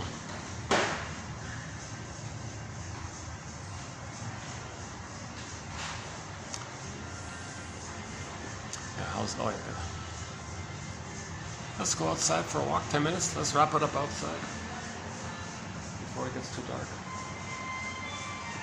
Where can I walk to? Let's see. There's not really, not too, where can I go? There's no real park or anything to go to. No water scenes or no rooftops or anything.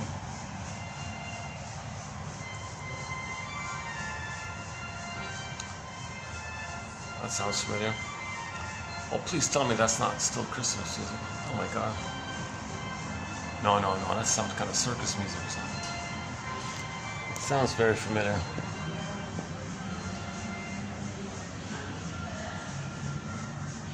Oh my God.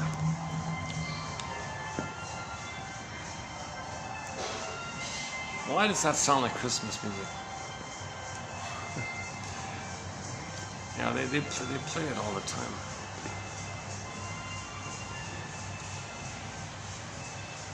We wish you a Merry... It sounds like we wish you a Merry Christmas, right?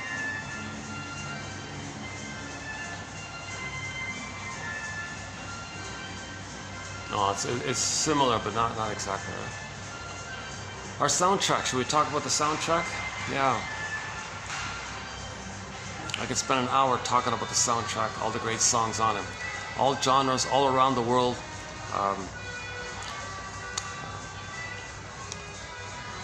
A newly added. What about the Disney film? What about Inside Out? What song could we link?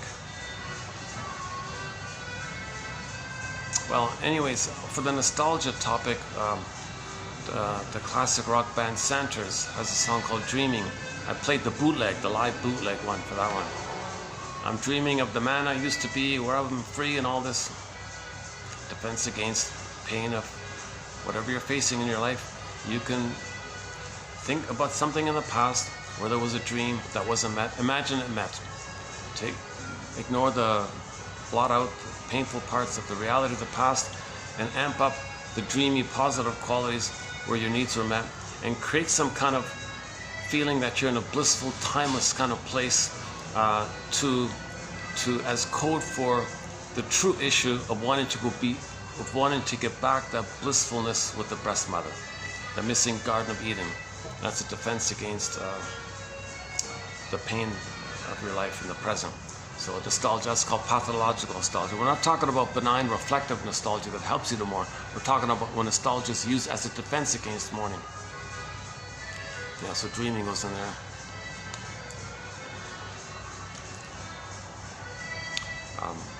Just as a fun change of pace, we have this song called "When the Boss Is Coming" by Oma Wumi. I think she's in Nigeria. One of these techno thumping dance kind of songs. It's our first sort of song in that area. Oh, here's that serious guy. Let's see if you. Oh, he's smiling. It's like, okay.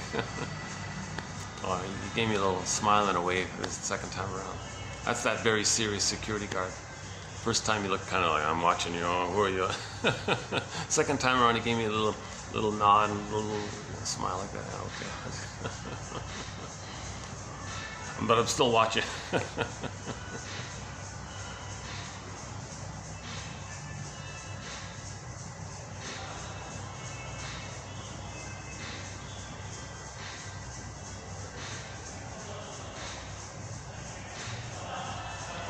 Oh yeah, one recent metaphor regarding the relative importance between the conscious and the unconscious, a new metaphor, also by Berger. I just found this out recently. So to compare, in terms, if you want to compare the power of the conscious and the unconscious, to make it clear to you, Berger, imagine a building, like imagine a tall skyscraper. No, imagine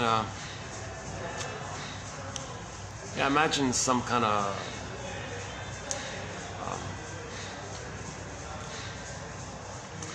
this hotel. Yeah, okay, imagine. I don't want to talk about this hotel. I imagine some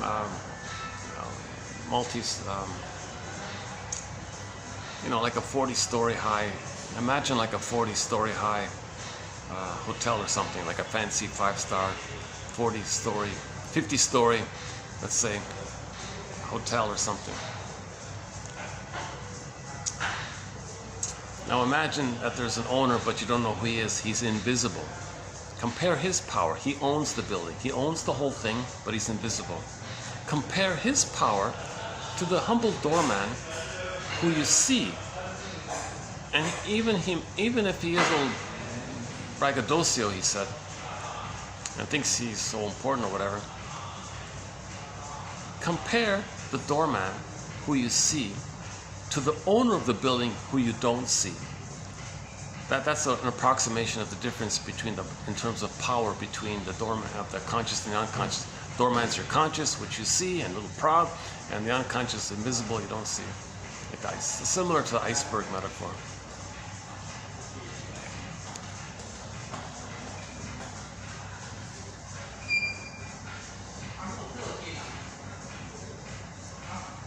So anxiety at the console is a reflection of the unconscious, right? The old fears coming up, and this desire to cry for mother's love, express your anger, not getting mother's love, but still looking for mother's love, compensating for the loss of your identity, right? So anxiety is driven by the unconscious force. That's why anxiety was kind of pretty powerful like that, right? Now the conscious ego, the quote-unquote doorman, right? She's lost with her crew, confused, hard to find, right? So that ego is unavailable, really, right? So the person has a lot of work to do to bring up their conscious ego to the console. So joy did come back to the console, but first you got to get sadness to the console. That's the mourning. So first you got to feel sad at the loss of joy, actually. Then joy can come up. So for joy to come to the console, you need sadness. So the link song here is Vonda Shepherd. For all of the joy that you seek, it's closer than you think. It's only 100 tears away. How does it go? For all of the happiness that you seek and joy that you seek, it's closer than you think. It's only 100 tears away. It's supposed to rhyme. I forgot the rhyme. So at first the sadness, then the joy. In both films, that's a commonality. In both films, sadness came up, then joy came up. In both, it's common. That's a common issue. You got to mourn first, then you get your happiness. You can't get your happiness without first getting the mourning. That's delusional. You can't do it. Now, Joy represented this delusion in the first film when she rejected sadness, but she learned the lesson. Then the second film, no, I appreciate you, sadness. Sadness is in the house. Sadness, you got to do your thing. Sadness, you first go to the console. You got to be there first, not me. You got to be there first. And when you're up there, then that'll help me to come up. You first got to be there.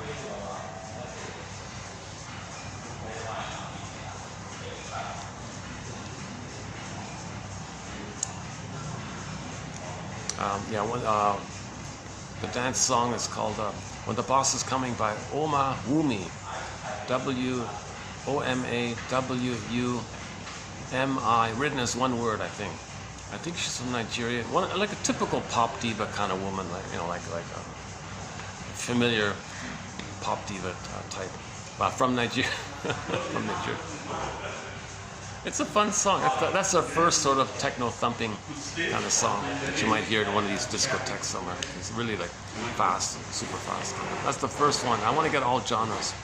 So we got folk and classic rock and songs from indigenous singers, songs from South America, Africa, all over the place.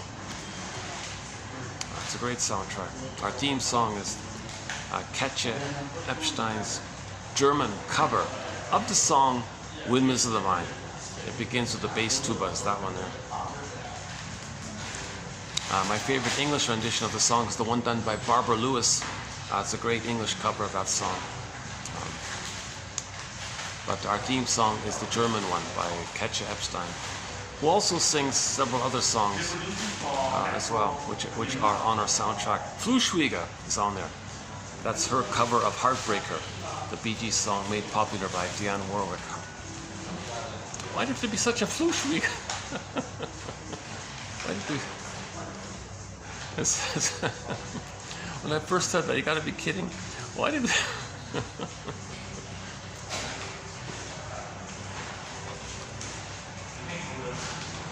So in German, somebody might say to somebody, "Oh, you're such a Fluschwieger." Or, no, and that person might say, no, I just remind you of how your mother Fluschwiegered you, broke your heart. So Fluschwieger means heartbreaker. If the mother breaks the child's heart, you find somebody in the present who reminds you of that mother, and you re-feel it. You did it to know the original feeling. Get your story. Then you choose somebody normal and healthy in the present. In the meantime, you're going to choose someone dysfunctional, like that dysfunctional mother, to know how you felt with the dysfunctional mother, because it'll be triggered up and reenacted and refelt in the present, so you can know how you felt in the past to get your story, so you can stop repeating. Repetition compulsion. It's an attempt to get the story, right? Yeah, today's quote. What's it again? Repetition compulsion.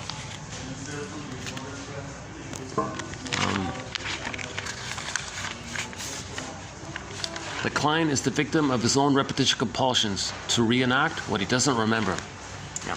So the baby doesn't remember being broken-hearted by his mother, betrayed by his mother. Doesn't remember that. Baby doesn't remember it. That's why we reenact it. So you find someone who reminds you of the mother. Expect love from this person. You're the one. You're the perfect. You're my first. You're my everything. That's called transference love, falling in love, puppy love, infatuation, being in love. This bedazzle kind of, because you had that bedazzle feeling with the mother, this blissful feeling. So this comes up again. Now you don't remember the hurt with the mother. So you find someone who reminds you of the mother, you're going to be disappointed. That pain you felt, that's for you to remember what you felt with the mother. It's called amnesic memory, unconscious memory. You got to make it conscious. Once you make it conscious, you stop repeating, then you can choose somebody who can equal, not as a substitute, surrogate reincarnation of the mother in the past. Again, so the client is the victim of his own repetition compulsions to reenact what he doesn't remember. Yeah. That's my favorite. Oh yeah, that's my favorite. So your mission, should you choose to accept it, is to read these and pick out one that's your favorite and make a note of it or send it to yourself, email it to yourself or something.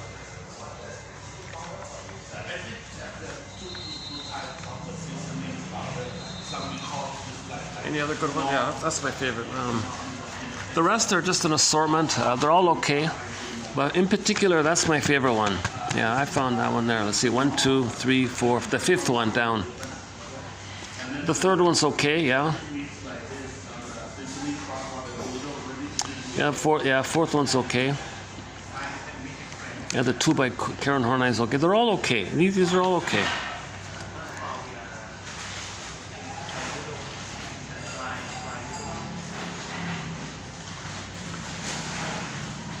Oh, and the self-help exercise.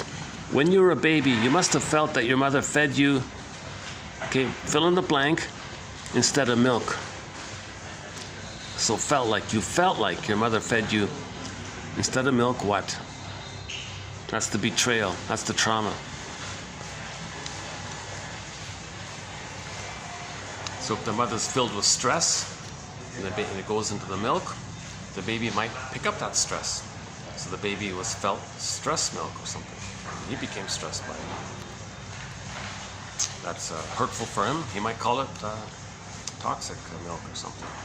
Not literally, technically, but it feels harmful, like harmful milk or something. Yeah, okay. The client is the victim of his own repetition compulsion to reenact what he doesn't remember. So if the baby didn't get mother's love and all this, you're going to go through life recreating that disappointment. Or find proxies to play you, and you disappoint them the way you were disappointed. So you recreated it just by being the disappointer instead of the disappointed. You find proxies to disappoint. The proxies play you who are disappointed. You identify with the aggressor and do the disappointing. You're still replaying it, either benignly by playing yourself, or in a more disturbed way by finding proxies to play you, and you disappoint them. But that's your repetition compulsion. The client is the victim of his own repetition compulsions to reenact what he doesn't remember. Even if he reenacts it by finding proxies to play him where he plays the rejecting mother, he's still reenacting it because he's still rejected. Just because he does the rejecting onto the proxy who plays him, he's still rejected. Even though he's the aggressor, he's still rejected. Even though he's like the active doing one, he's still rejected within. You don't change psychic structure when you reject others. You don't heal when you reject others, the way your mother rejected you if you become her. You don't heal like you're still repeating it. It's just, shall I compare thee to an onion? It's just a layer, it's just an extra layer.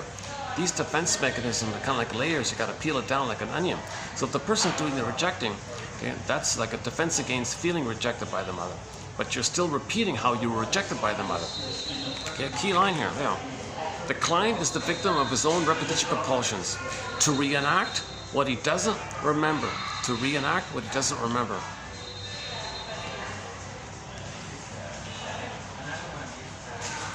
Let's say he was never seen. Let's say the mother never listened to him or saw him, ignored him and all this. Well, he may create that. He may find some way to orchestrate in the present and feel unseen and unheard.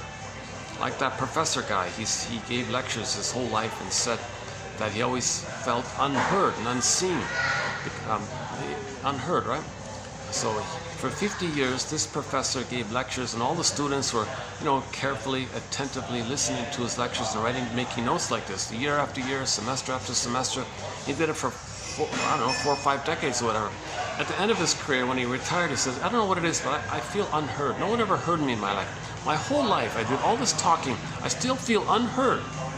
Okay, so he's repeating it. He was unheard with the mother, and he recreates it and believes it throughout his life.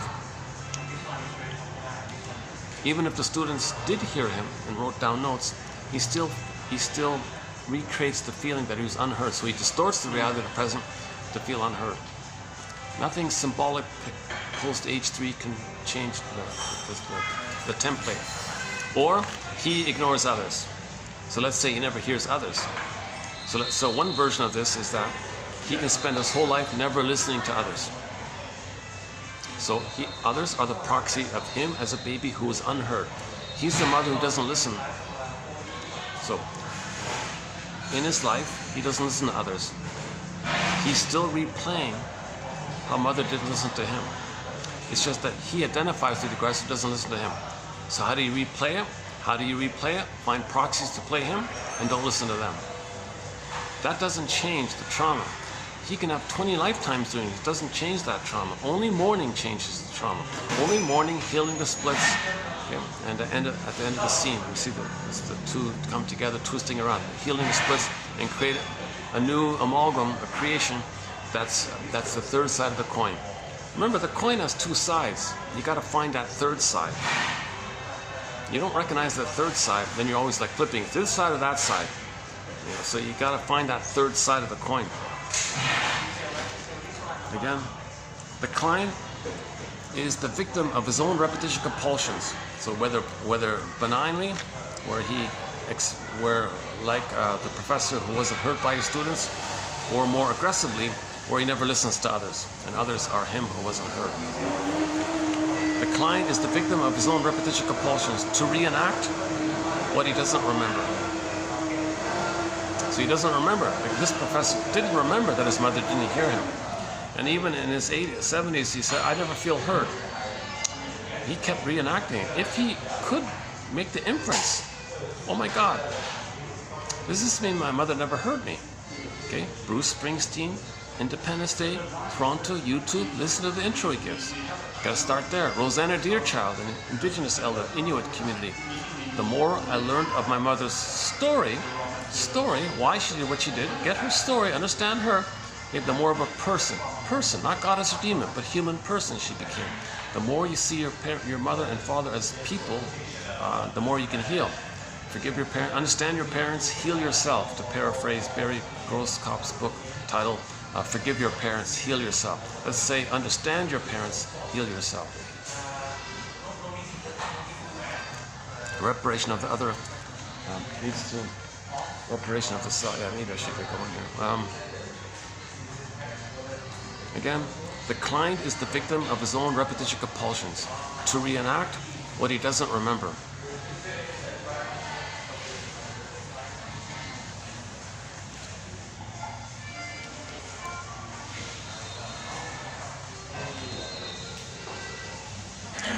Let's say the kid was left alone a lot. Maybe the baby had to cry himself to sleep in the crib. That's abuse. That's abuse. That's child abuse. To leave a 1-month-old baby in the crib in a separate room, let him cry himself to sleep. He doesn't remember that. So he may recreate it. He may become a loner like that and feel lonely like that. He's just recreating because he doesn't remember it. We recreate. It's repetition compulsion. You think you're trying to master it, but no, you're just, that's the issue. You think by recreating it, that mother's gonna come and pick you up and comfort you. Really? Seriously? If a 30-year-old or something is a loner like that, you think some magical time machine's gonna appear, take you back to the nursery, and mother's gonna be different and nurse you and hold you and love you and all this? It doesn't work like that. So that's the issue of trauma. They're synonymous. Paula B. Russell, 2119. Trauma and repetition compulsion are synonymous, or think of them as synonymous, he said. Again, the client is the victim of his own repetition compulsions to reenact what he doesn't remember, amnesic memory, to reenact it. Now you're reenacting, you're trying to remember. You see, when you reenact it, that's experimental recollection. You're trying to remember it. You reenact it to see the staging of it, to get your story. You're trying to remember it. If you don't make the story, then you're going to repeat it again until you get the story. Okay, repetition compulsion.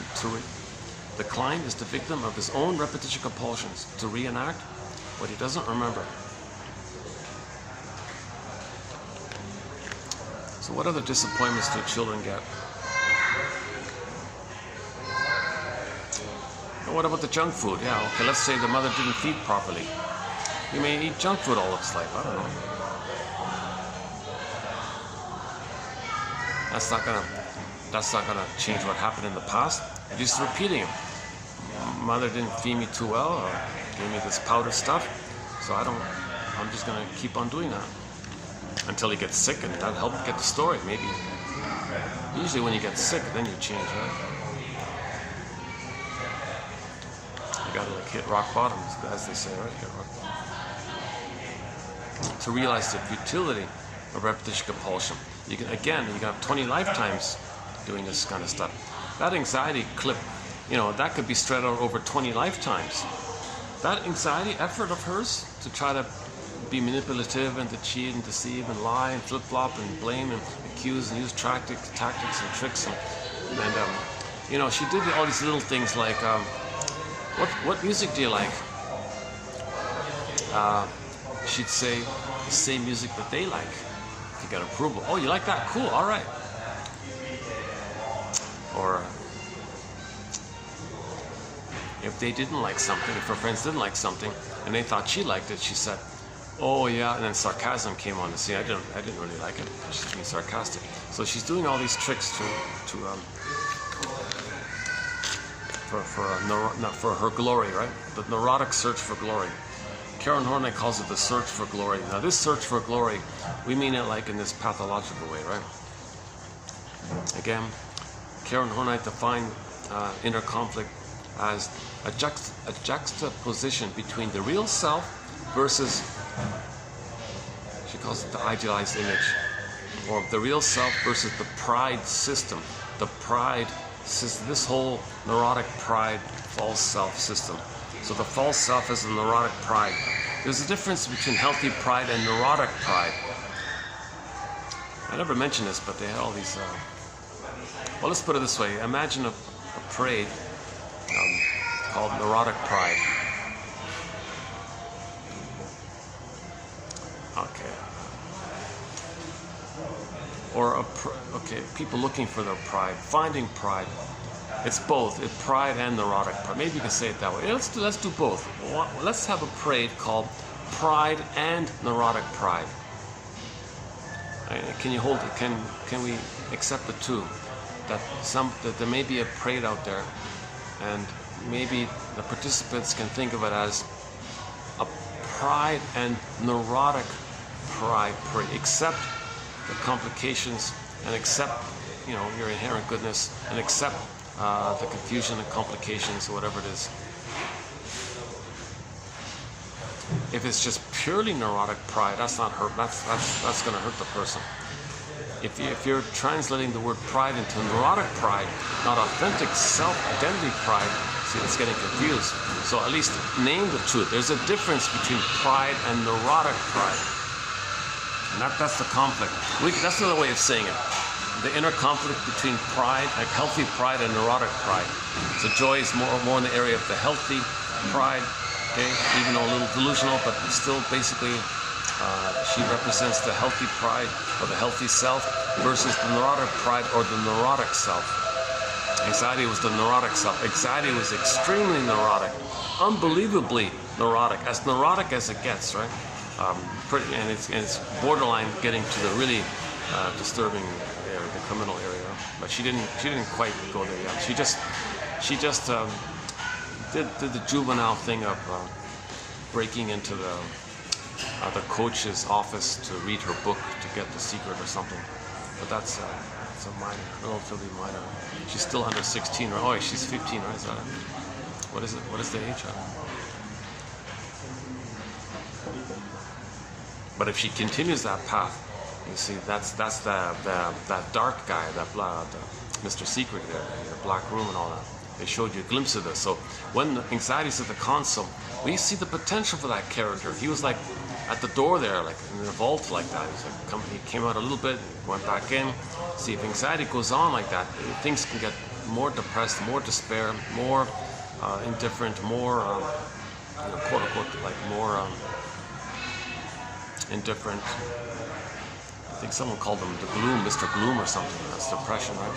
So there'd be this covert, hidden depression that the neurotic, manic behavior is masking.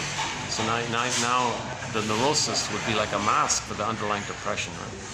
Maybe they're leaning in that direction. Maybe that there is this, that the false self masks an underlying depression, which that Mr. Gloom character kind of touched on, right?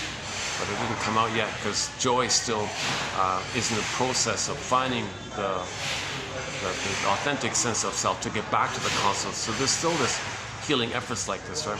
So we want to this is mental hygiene to support Joy to do the free association. So the stream of consciousness, we may say in our case here, is Robert Bly. Read psychology for 10 minutes every day. That's the mental hygiene. As long as the mental hygiene is like the process is going on, there's like there's hope like that. Maybe that Mr. Gloom guy is also hopelessness or something, maybe like that. So you don't want to, it's a sign of trauma, right? Then there'd be a psychosomatic symptom, and then she go down the dark path. So joy really had to come up, right? So part of the humility of it all, part of the healing was the humility of joy saying, oh my God, this pathological neurotic joy, this is delusional. Like it was told to her, you're being delusional now. So she had to be a little more realistic and come to earth, so to speak. So she had a little humility, because she was also arrogant in her way to reject any bad feeling. No, only good. All the good, no bad. Only good, no bad. That was a little arrogant to kind of control things like that. You're violating the soul. So she was also arrogantly violating the soul when she was doing that. So the turning point was when she recognized and saw those old repressed memories that she sent into the deep unconscious, because when she got there finally, she saw those things, and she recognized ironically, by what she said to anxiety, you don't determine Riley's identity. And then she said, wait a minute, what about me? I was doing that. She owned the projection. I was determining Riley's identity with this either-or thinking. Oh my God, so she gave that up. Anxiety gave up her neurosis. Okay, the pathological, the neurotic joy side of the joy character gave up that neurotic side. Okay, you take those two away, keep the remaining good side, and then let the group kumbaya group hug to hold the two sides of a person, and that was the conclusion. And then joy comes back in a healthy, mature way. Then now you got joy in a more calmer, serene. Enjoy the present, sunshine. I can touch the wood, I feel the wood, I feel the grain of the wood. I'm present, I'm grounded. Your joy, the present. I hear the birds singing. I feel like it, and so on. Now the bluebird of happiness. That'd be very good if the bluebird of happiness would appear, Shirley Temple, and have Shirley Temple appear in the background. The bluebird, releasing the bluebird of happiness. So Shirley Temple at the final scene could have opened the door. The bluebird of happiness is flying around. The blue jays flying around. Maybe like that, right?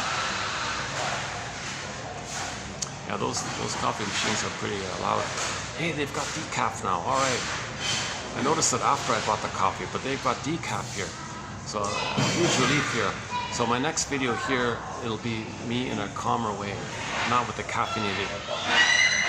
I feel like anxiety with all the caffeine in me a little bit.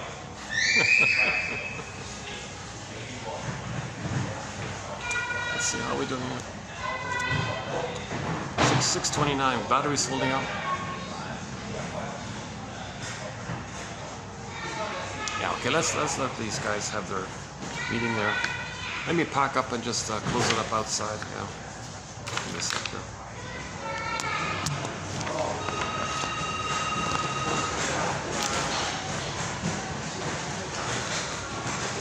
Okay, we'll be doing 2840 in the next video, yeah.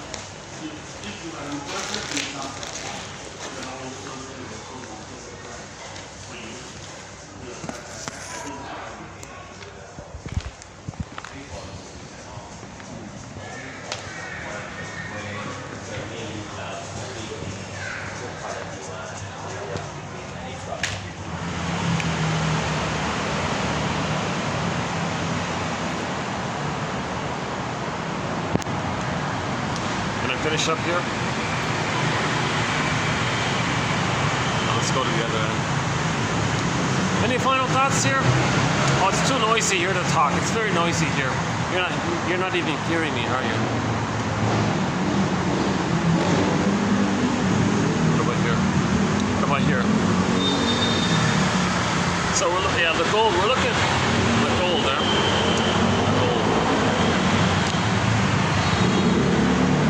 Simple for the self as well, right? The golden mean. The golden mean. The golden mean. The middle way. The third side of the coin. That's the golden mean. So imagine a coin, and the third side has a strip of gold in it. That'd be pretty good, right?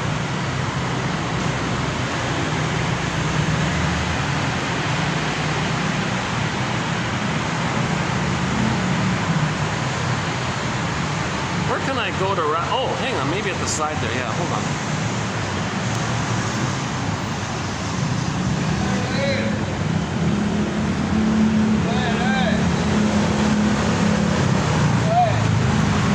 Thank you. I go there. It's okay. No, I cannot go there. Okay, okay, okay.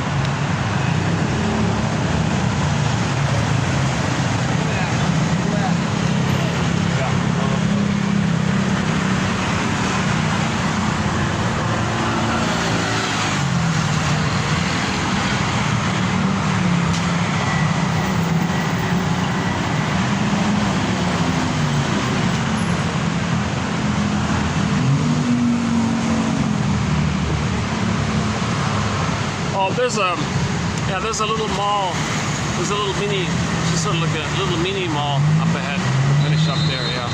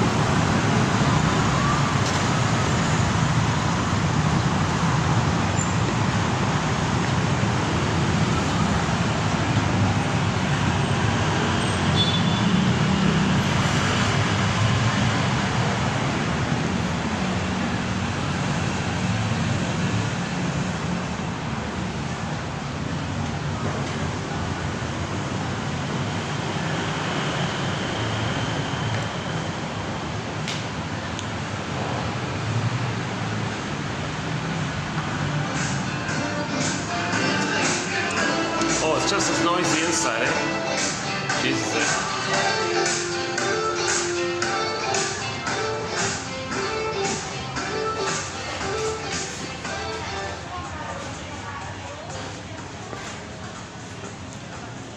Yeah, there's not much space. This is like a cramped kind of little place.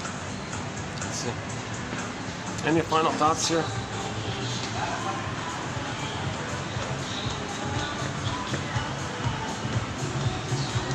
Let's try the one up. There's one level up.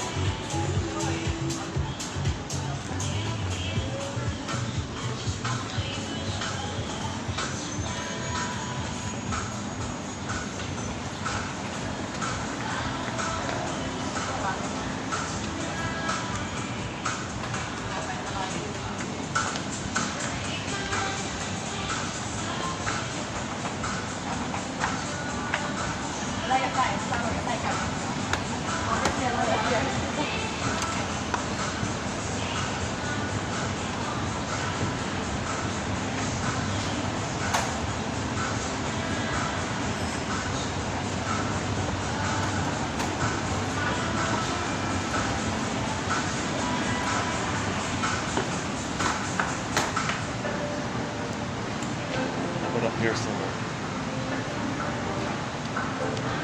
I just want to pause for a minute to see if there's any final thoughts. Yeah, maybe right here. How about just right here? Any final thoughts here? Any concluding thoughts here? So yeah, if you want a continuation of this discussion on the topic of Inside Out, check out the last video. It's not in sync. My speaking and the audio and the visual are. There's like a skipped overlap of about 10 seconds or something. I've never had that before. Well, I've never had it that bad before. Sometimes it's just like a 1 second gap. I don't know why it does that. But anyways, if you just listen to the audio, you'll get some more points on the two Inside Out films. And we'll update it. It's got to be updated. It's got to be updated. I want to make it clear and bring to highlight, because the way it is now, people are going to watch it, oh, how amusing, cute, and forget about it. See, the first film didn't do that. The first film had a little more impact, maybe because of the pent up need to talk about our emotions, and it was never done before, first time ever, so maybe it had more of an effect that way. This second one, it's mixed. I think it's mixed. I think there's a lot there. I think with a little discussion we can shine it a bit, a little bit, polish it a little bit. So I want to polish it. I want to do my contribution to polish that film a little bit.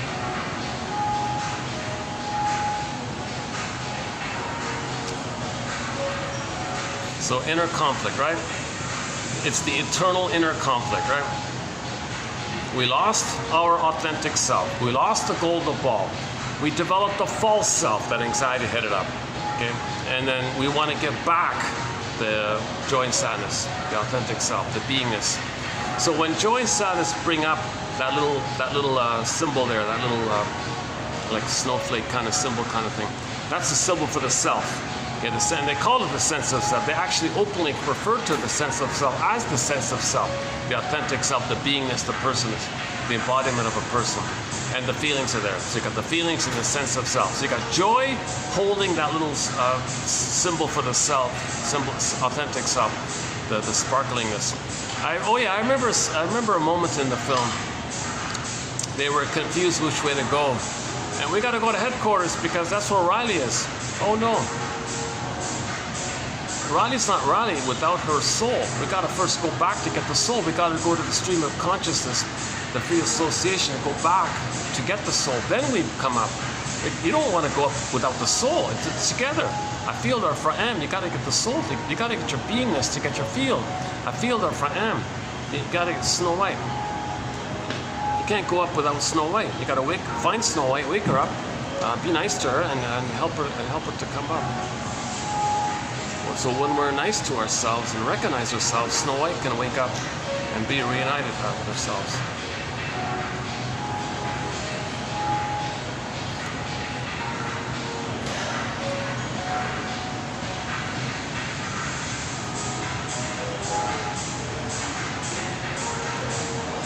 Yeah, okay, so that's the universal monomyth for almost every story. We had our beingness, okay? In that film, it was the Snow White, the snowflake thing, and then the feelings out of it. I feel therefore I am. So the snowflake was the amness, and the feelings were the feelings. I feel therefore I am. So one implies the other. The beingness implies the positive feelings. The positive feelings implies the beingness. Iron John's good because they show you both. That Iron John, okay, the wild man, and the golden ball, they were together like that. So it shows you both. I feel therefore I am. Or like the polar bear with the golden reef. It shows it together. The bear was the embodiment, the golden was the feelings. It's together like that. So it's the same basic idea. Okay, we had our embodiment and our golden ball, and we lost it. We want to get it back. Now, while it's away, we got a false self. The false self. Okay, this neurotic pride, the neurotic pride system. Okay, the idealized self, the fake self, the persona, the mask. So now you got this conflict. Did you follow the mask, which is filled with the revenge and hate and anger and entitlement and narcissism, a lot of stuff and dysfunction like that. And it means well. It's trying to protect you. It's trying to find happiness. It's trying to protect you from the pain around not having your beingness. So it means well like that, but it's hurtful to self and others. But it kind of means well like that. Versus, while at the same time, juxtaposition, you want to get back your beingness. You want to get back your real self. So you got the neurotic self and the real self. A juxtaposition, that's the inner conflict Karen talks about. Now, no psychology professor is going to tell you this basic thing. They'll just rehash the plot and make themselves sound so authoritative and try to milk you with their soothing tones and words. It's nothing. They just want a narcissistic supply. They're not helping you to heal. The heart of psychology is psychoanalysis. These professors of psychology are not giving you any psychoanalysis. So it's trite, erroneous, and vague, says Reuben Fine.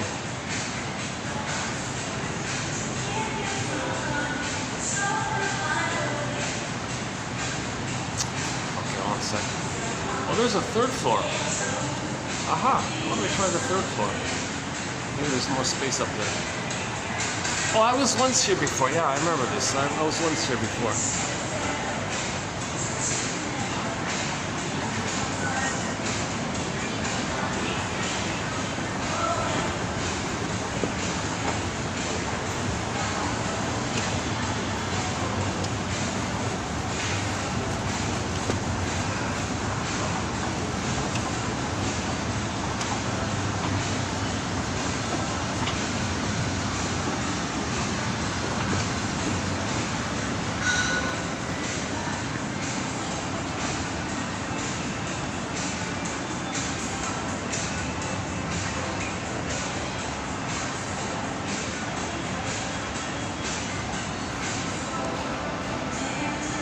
Sit here for a bit.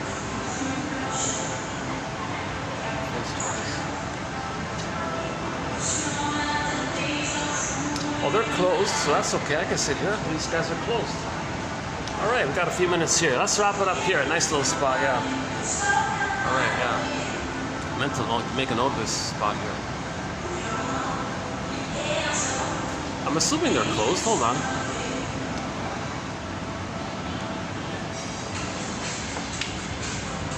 Oh yeah. Oh, this is new. Are these chairs new? Oh, they're not new. Okay, never mind. Oh, nice little spot. Yeah, let's wrap it up here. All right.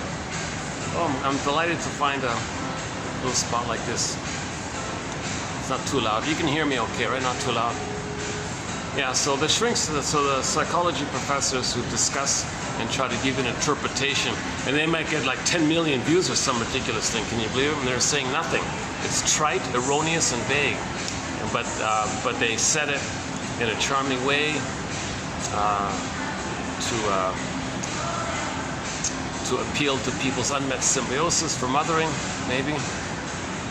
So they feel a little better in a moment, but they didn't learn anything. They didn't learn anything, so they're not getting better. But they felt a little better with the imagination that they're one with the smooth-talking charmer or something who says nothing, right? Doesn't matter. They don't care about the content. They only care about the tone and the fantasy that they're one with this speaker. Yeah, so that's a key point, eh? That's a key one. Oh, what's up?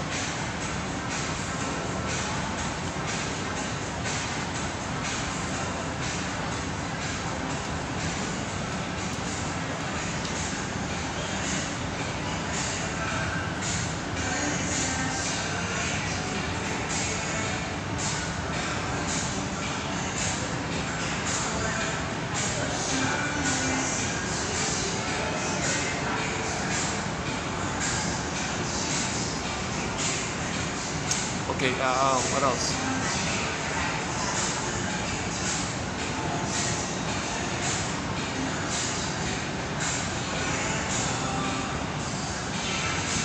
So at the end of one of the Spider-Man films, I think it's the 2012 one or something, there's a teacher at the very final closing scene. There's a teacher in a classroom who says to the students, "Dear students, in all of literature,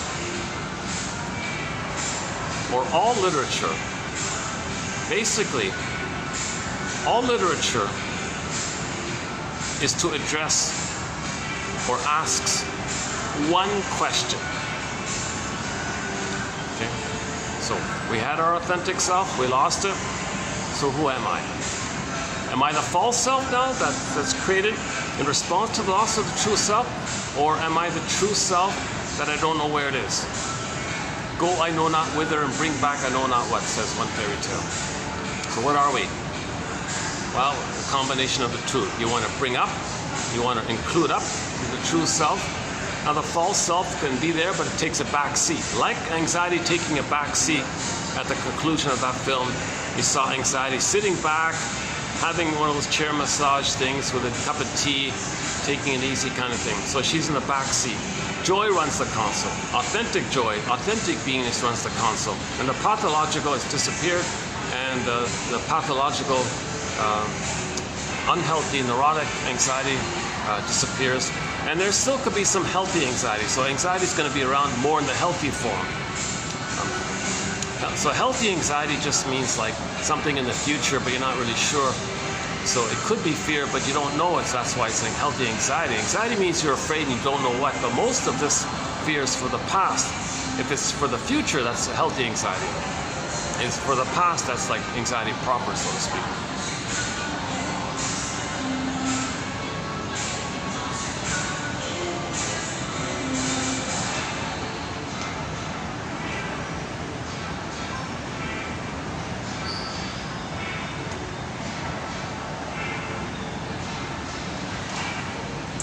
Any final thoughts here?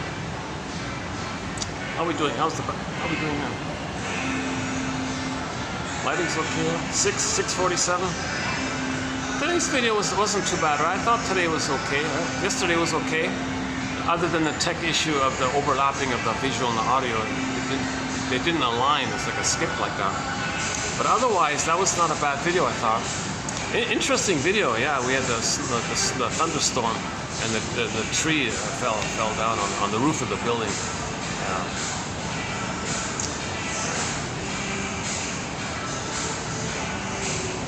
I felt kind of a little pain, sad, angry, because they're a nice place. That restaurant yesterday, that's a very nice place, nice people and all that. So I kind of felt, Jesus, just a 5-minute little storm caused all that damage. Jesus, that the storm pulled the tree so forcefully that the roots under the cement, there was cement over the roots. The force of the tree broke the cement. The cement popped up, and while the tree was turning downwardly onto the roof of that building, and you see the broken cement. Jesus, eh?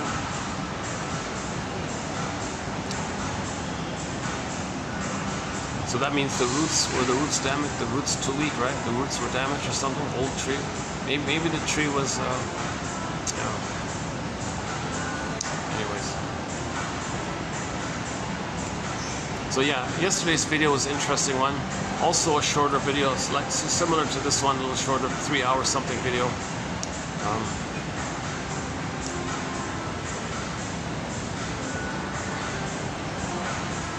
I feel ambivalence in this video. I thought some good points came across.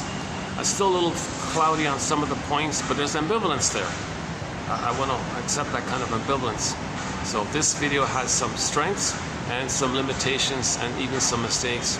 And there's and strengths. So can you hold, kumbaya, hold it, gotta give myself a group hug inwardly, like in the film, Inside Out. Inside Out. Inside out. Like another way of using that phrase is a lot of what you see on the outside is a reflection of what's on the inside. As above, so below, inside out, like that.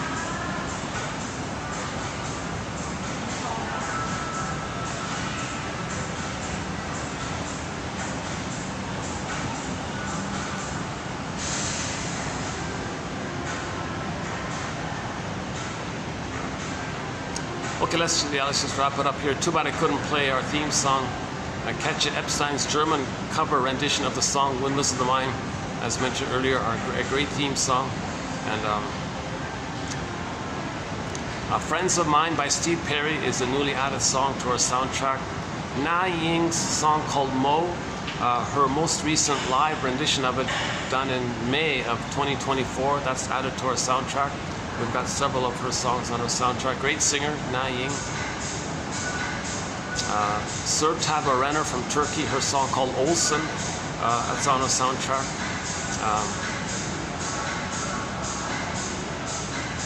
We mentioned Sandra's already.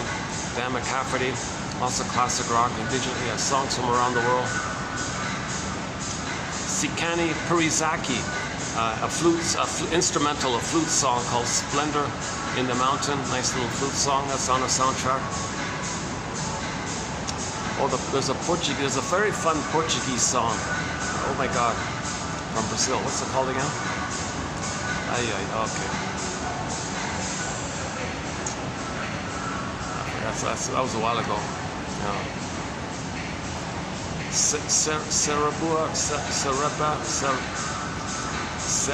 Benna or something. Sarah Benna, is that right?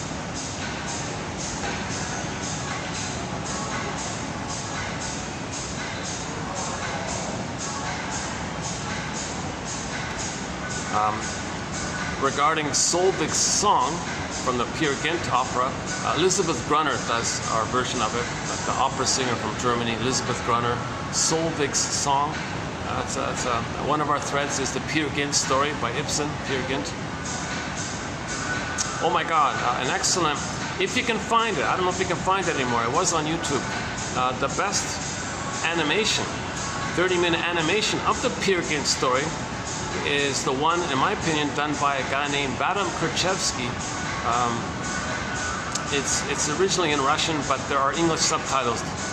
The subtitles are clear, you can follow the story easily, and in just a mere 30 minutes you get a good feel and a good appreciation of the story. It's a great rendition of it. I wasn't able to find anything better than that. 1979, yeah, Vadim Krzyzewski. Peer Gynt.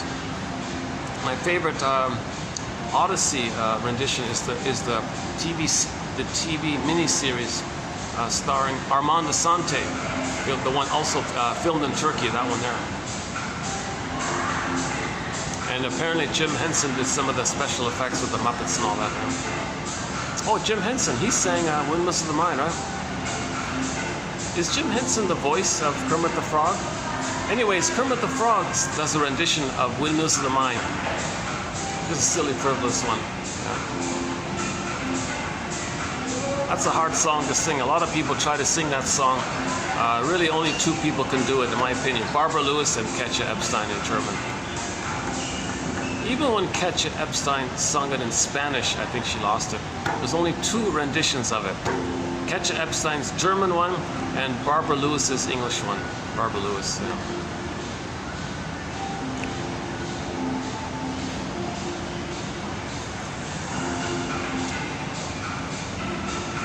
Oh, that would have been interesting if Inside Out used Windmills of the Mind in that song, yeah. Windmills of the Mind, all these things going on, yeah. When anxiety's spinning around, they could play the song round. That scene with anxiety in that manic spellbound trance place, that was a hilarious scene of her. And she really lost it, like she lost her mind kind of thing. Like she was barely there, like a very sensitive point. But she realized that the false self is not meant to give you the identity or the feeling that your false self is the real self. Nonsense. So she got that message and let go of the handle thing.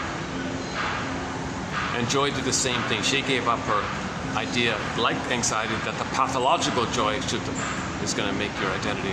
That your pathological joy, that's like a pathological identity. It's a similar dysfunctional identity. It's going to lead to pain. Actually, the pathological joy identity led to the pathological anxiety identity. Like one led to the other. So it's the same. These are all elements of one mind. Like, don't think of these characters as some kind of outer separate thing. They're all aspects of one psyche. Everything in that film is aspects of one psyche. Okay, except the outer scenes, you know, like the parents driving them in the car to the school and talking to outer people. We mean like that, yeah, I mean like that. That's, we're talking about like the characters in the mind, like the inside.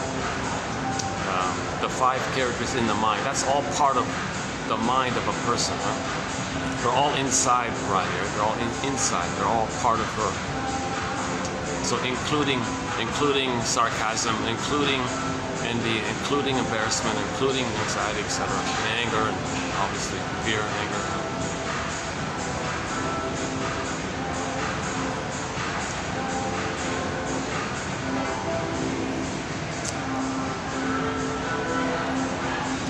I guess it's too early. What? I guess a little bit earlier.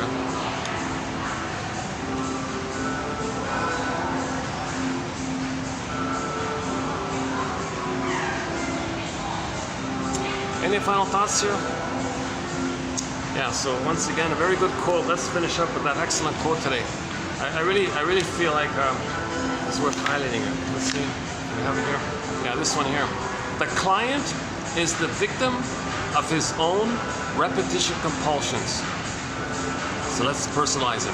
I am the victim of my own repetition compulsions to reenact what I don't remember.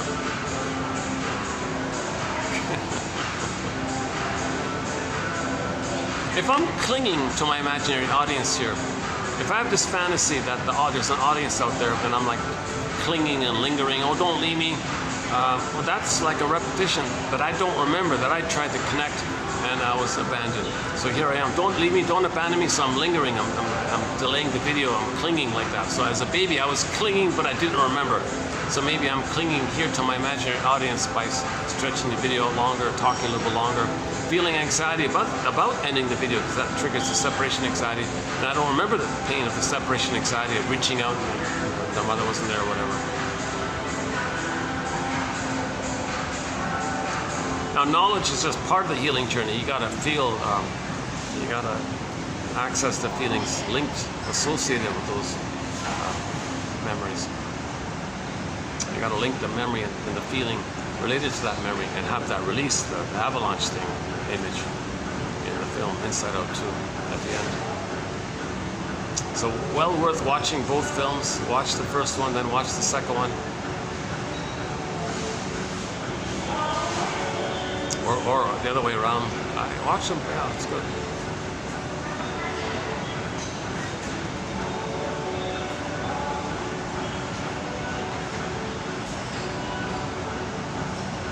I gotta see it again. I'd like to see it again. I'm thinking maybe I should.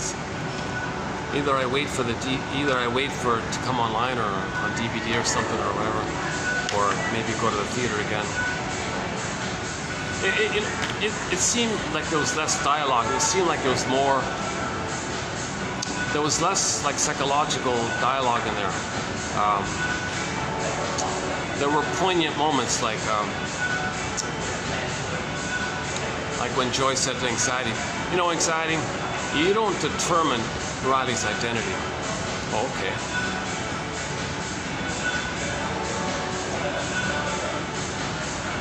And the stream of consciousness being a metaphor or code for free association to get it back to your old memories and then get the release of your feelings. When you free associate, feelings come. That's the release like that. That's the avalanche of those feelings. That's the interesting one, right? And then you want to bring back your authentic sense of self to your consciousness. So you're conscious of your authentic sense of self, mixed in with other aspects that you denied previously. Now you're conscious of it. So can you hold all this? It's a lot of work. It's a lot of work to really accept all of this, right? That's why the final kumbaya scene was needed. The group hug scene was needed. Right? We got to embrace somehow. First, before you embrace it, you got to identify it. You got to admit it.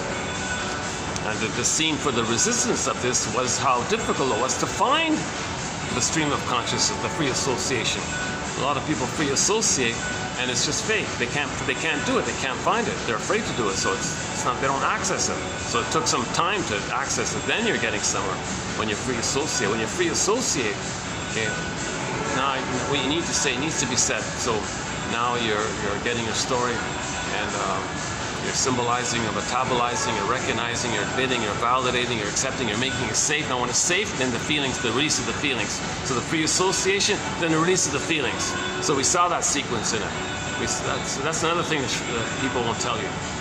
That's another one right there, right? That sequence, the free association, the stream of consciousness, then the release of the feelings. Okay, so you saw they wrote down, they sat on the broccoli, the piece of broccoli, they wrote it down, and then the dynamite thing, they released all that. Okay, that's the metaphor. You write it down and you get the rush like that. The rush of your feelings back. Now, we didn't see on the outside how Riley felt by that, but that's the missing point. The film's not perfect.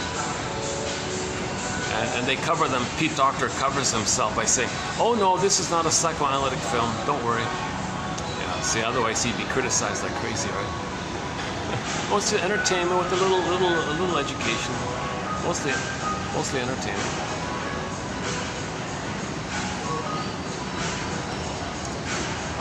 I saw it this morning. One of the co-writers of the script, a young fellow, he said, well, we were tasked to give a name, a face, and a voice to Riley's emotions.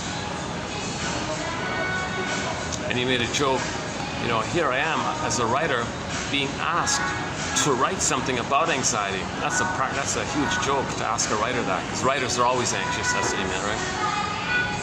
It's like asking a greedy person to write about greed or something, I don't know. Somebody there. I try not to get people on camera, but once in a while somebody passes by me or something. Let me just make an adjustment here.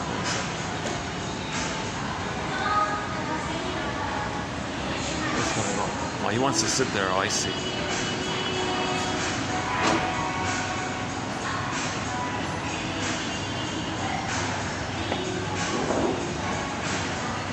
Oh, what if I do this? Oh, let's just... Oh, he's going? All right, finally. Oh, let me go back to where it was. Or just wrap it up here. Let's just wrap it up here. Is there anything else I can show you? Just typical sort of little mall, just sort of some clothing and knickknacks and things, and a couple of restaurants.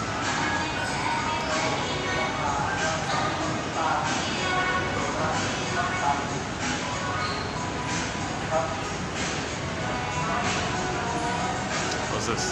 Oh, let's just do this. Got a guy just right beside me there. Oh, do they get the camera? When they go, no, that's okay, yeah. Okay, let's just wrap it up here. Yeah, let's so check out Friends of Mine by Steve Perry. The Boss is Coming by Oma Wumi. O-M-A-W-U-M-I, I think it is written as one word.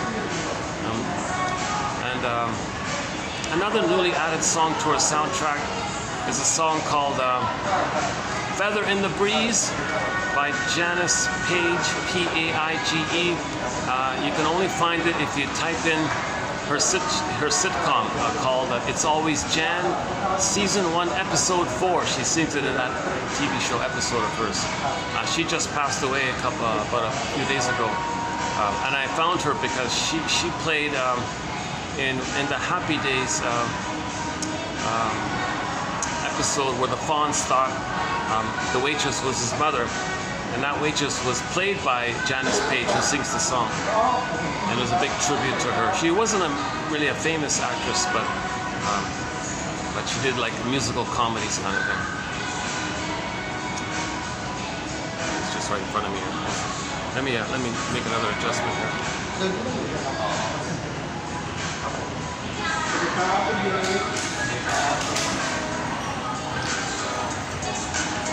What about right here? What about right here? Yeah, okay. Let's finish it up here.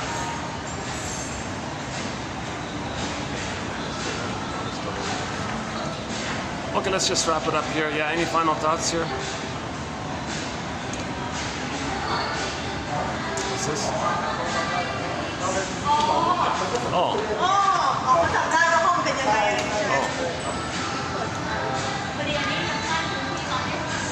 Oh, those guys who are just beside me are thinking about renting this empty space here. There might be like a shop here of some kind. I don't know. Oh, something's for renting. Geez, what kind of shop could one open up here? It's not too busy.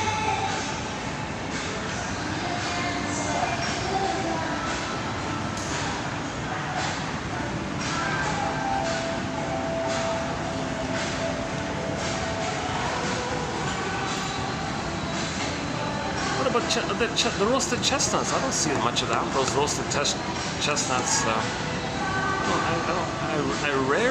I never see that. You know, I used to be able to buy like a little bag of chestnuts, roasted chestnuts. What about that? Would people come up to the 3rd floor to buy a bag of chestnuts? I would. Yeah, I would, personally.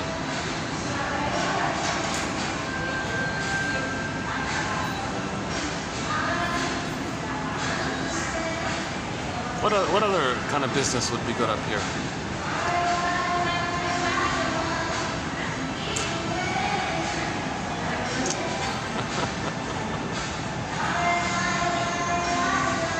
I think there are plenty of restaurants. I'm not sure if that's okay. I'm not sure.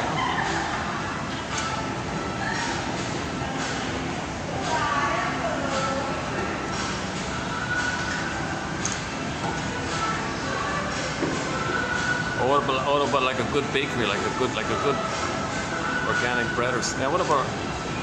Oh my God! You know, I did go to a place that sold organic bread, fresh baked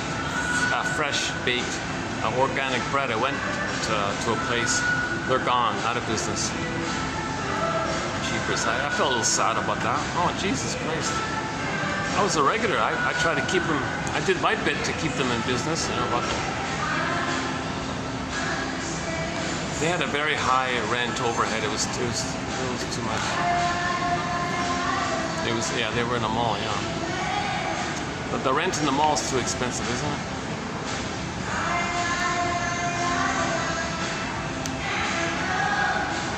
So a little bakery wouldn't work in a mall, would it? Why am I talking like this? Yeah, this is my anxiety. Yeah, this is my anxiety.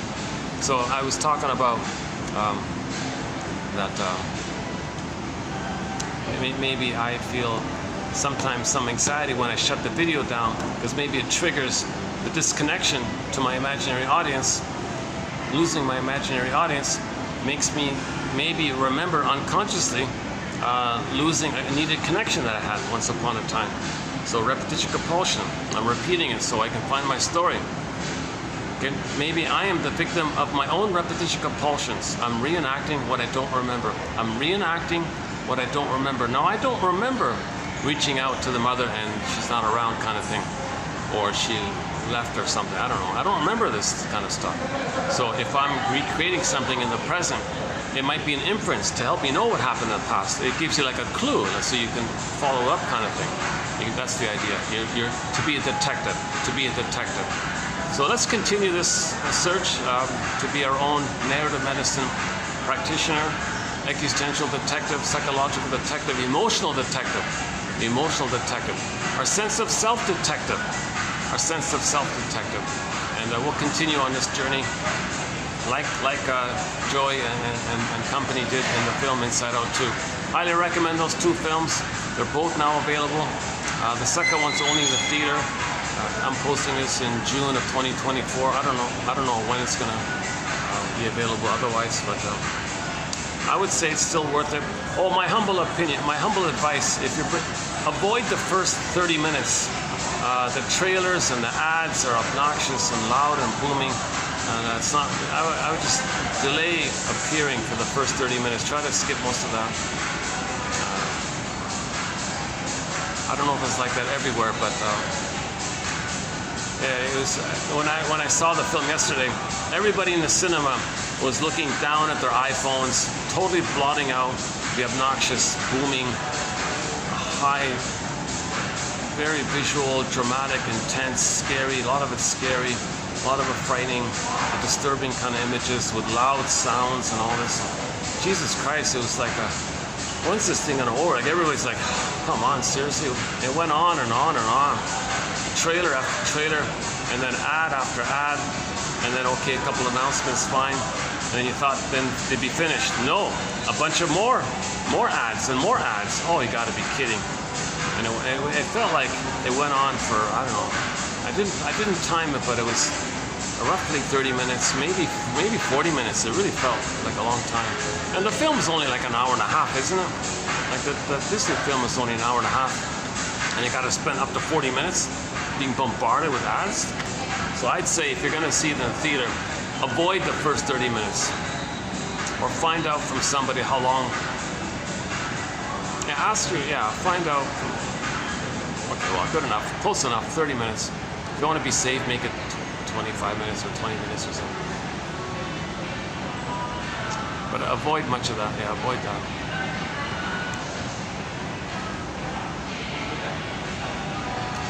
Okay, I guess I'll really wind it down here. Yeah, so in the next video, yeah, I mentioned already in the next video some of the quotes. One about NTR, negative therapeutic reaction. That's an interesting one, right? This resistance to healing, this fear of healing. That's an interesting topic.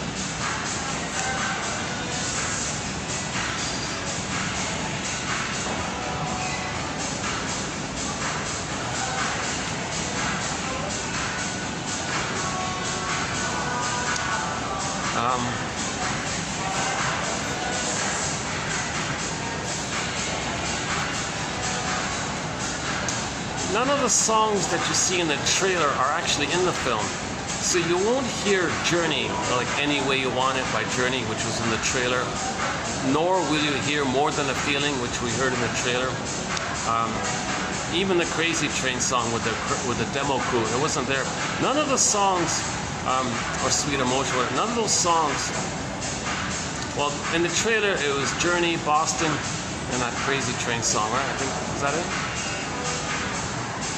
Anyways, none of the classic rock songs that we saw in the trailer, none of them are in the film, so you won't hear any of those kind of famous songs. I was a little surprised about that. Yeah. A little bit surprised by that.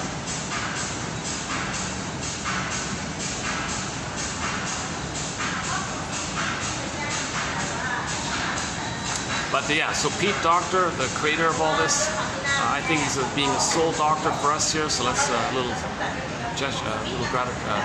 gratitude. He's picking up the baton of the mental hygiene movement. You know. Oops. Okay.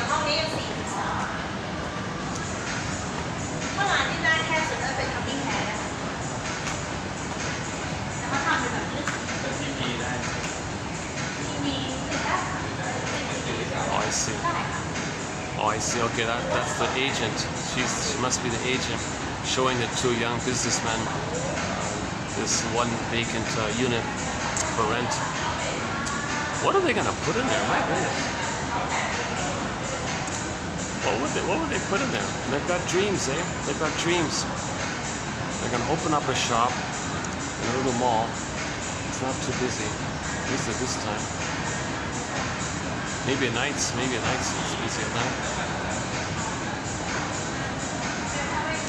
Actually, it should be not too bad, because there is like a little mini shopping grocery store in the basement part.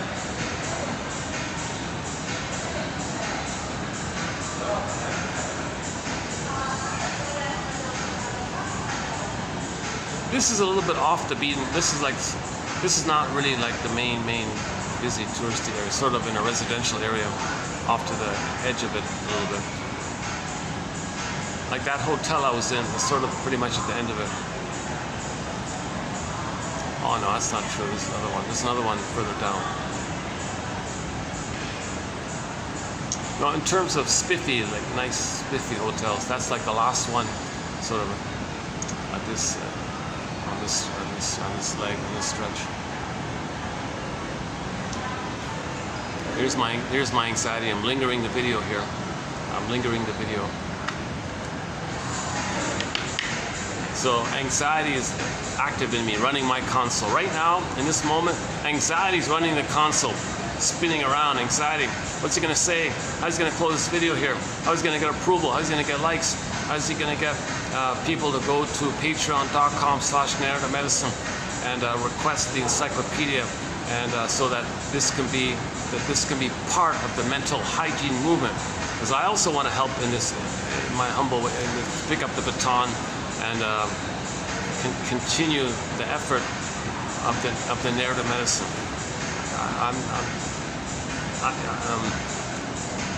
See, I'm not a shrink, so no Madison Avenue is not going to call me, hey, you can write ads for us.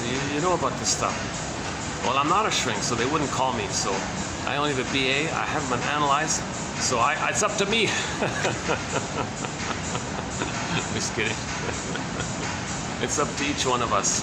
Karen Horney said that in one of her videos, in one of her quotes. Do I have it here? She said it's up to each of us. We must recognize, however, that this possibility will not materialize without concerted effort on the part of every single one of us. So every single one of us has to make a serious and concerted effort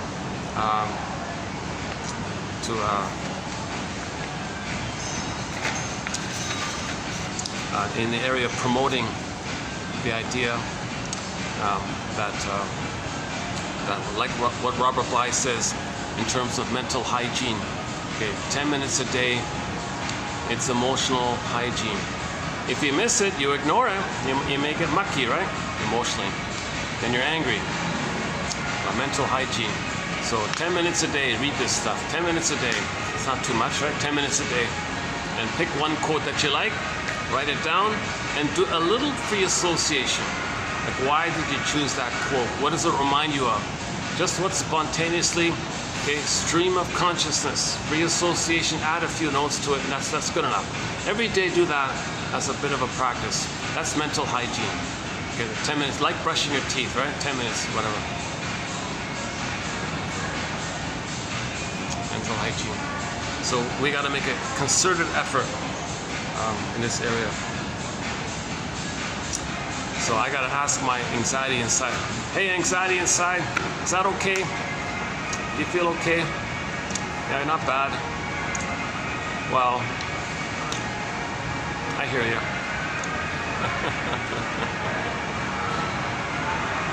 Okay, I'll see you in the next video. Thanks very much. I'd really love to close up with our theme song. If you want to look it up on YouTube, again, it's Windmills of the Mind by Katja Epstein from Germany. If you can't find it, try Friends of Mine by Steve Perry. Or if you know the song already, try The Boss Is Coming by Oma Wumi. I think it's Omawumi.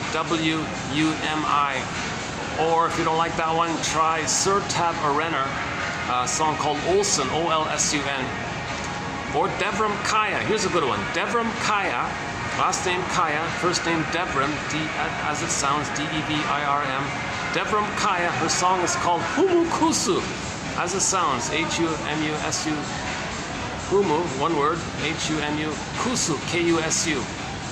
Crank that song, well, raise the volume a little bit. That's a great song about emotions. You want a song about emotions? You want a song about emotions? Try that one. Devram Kaya, Humu Kusu. Thanks. I'll see you in the next video. For the love of narrative medicine, I'll see you in the next video.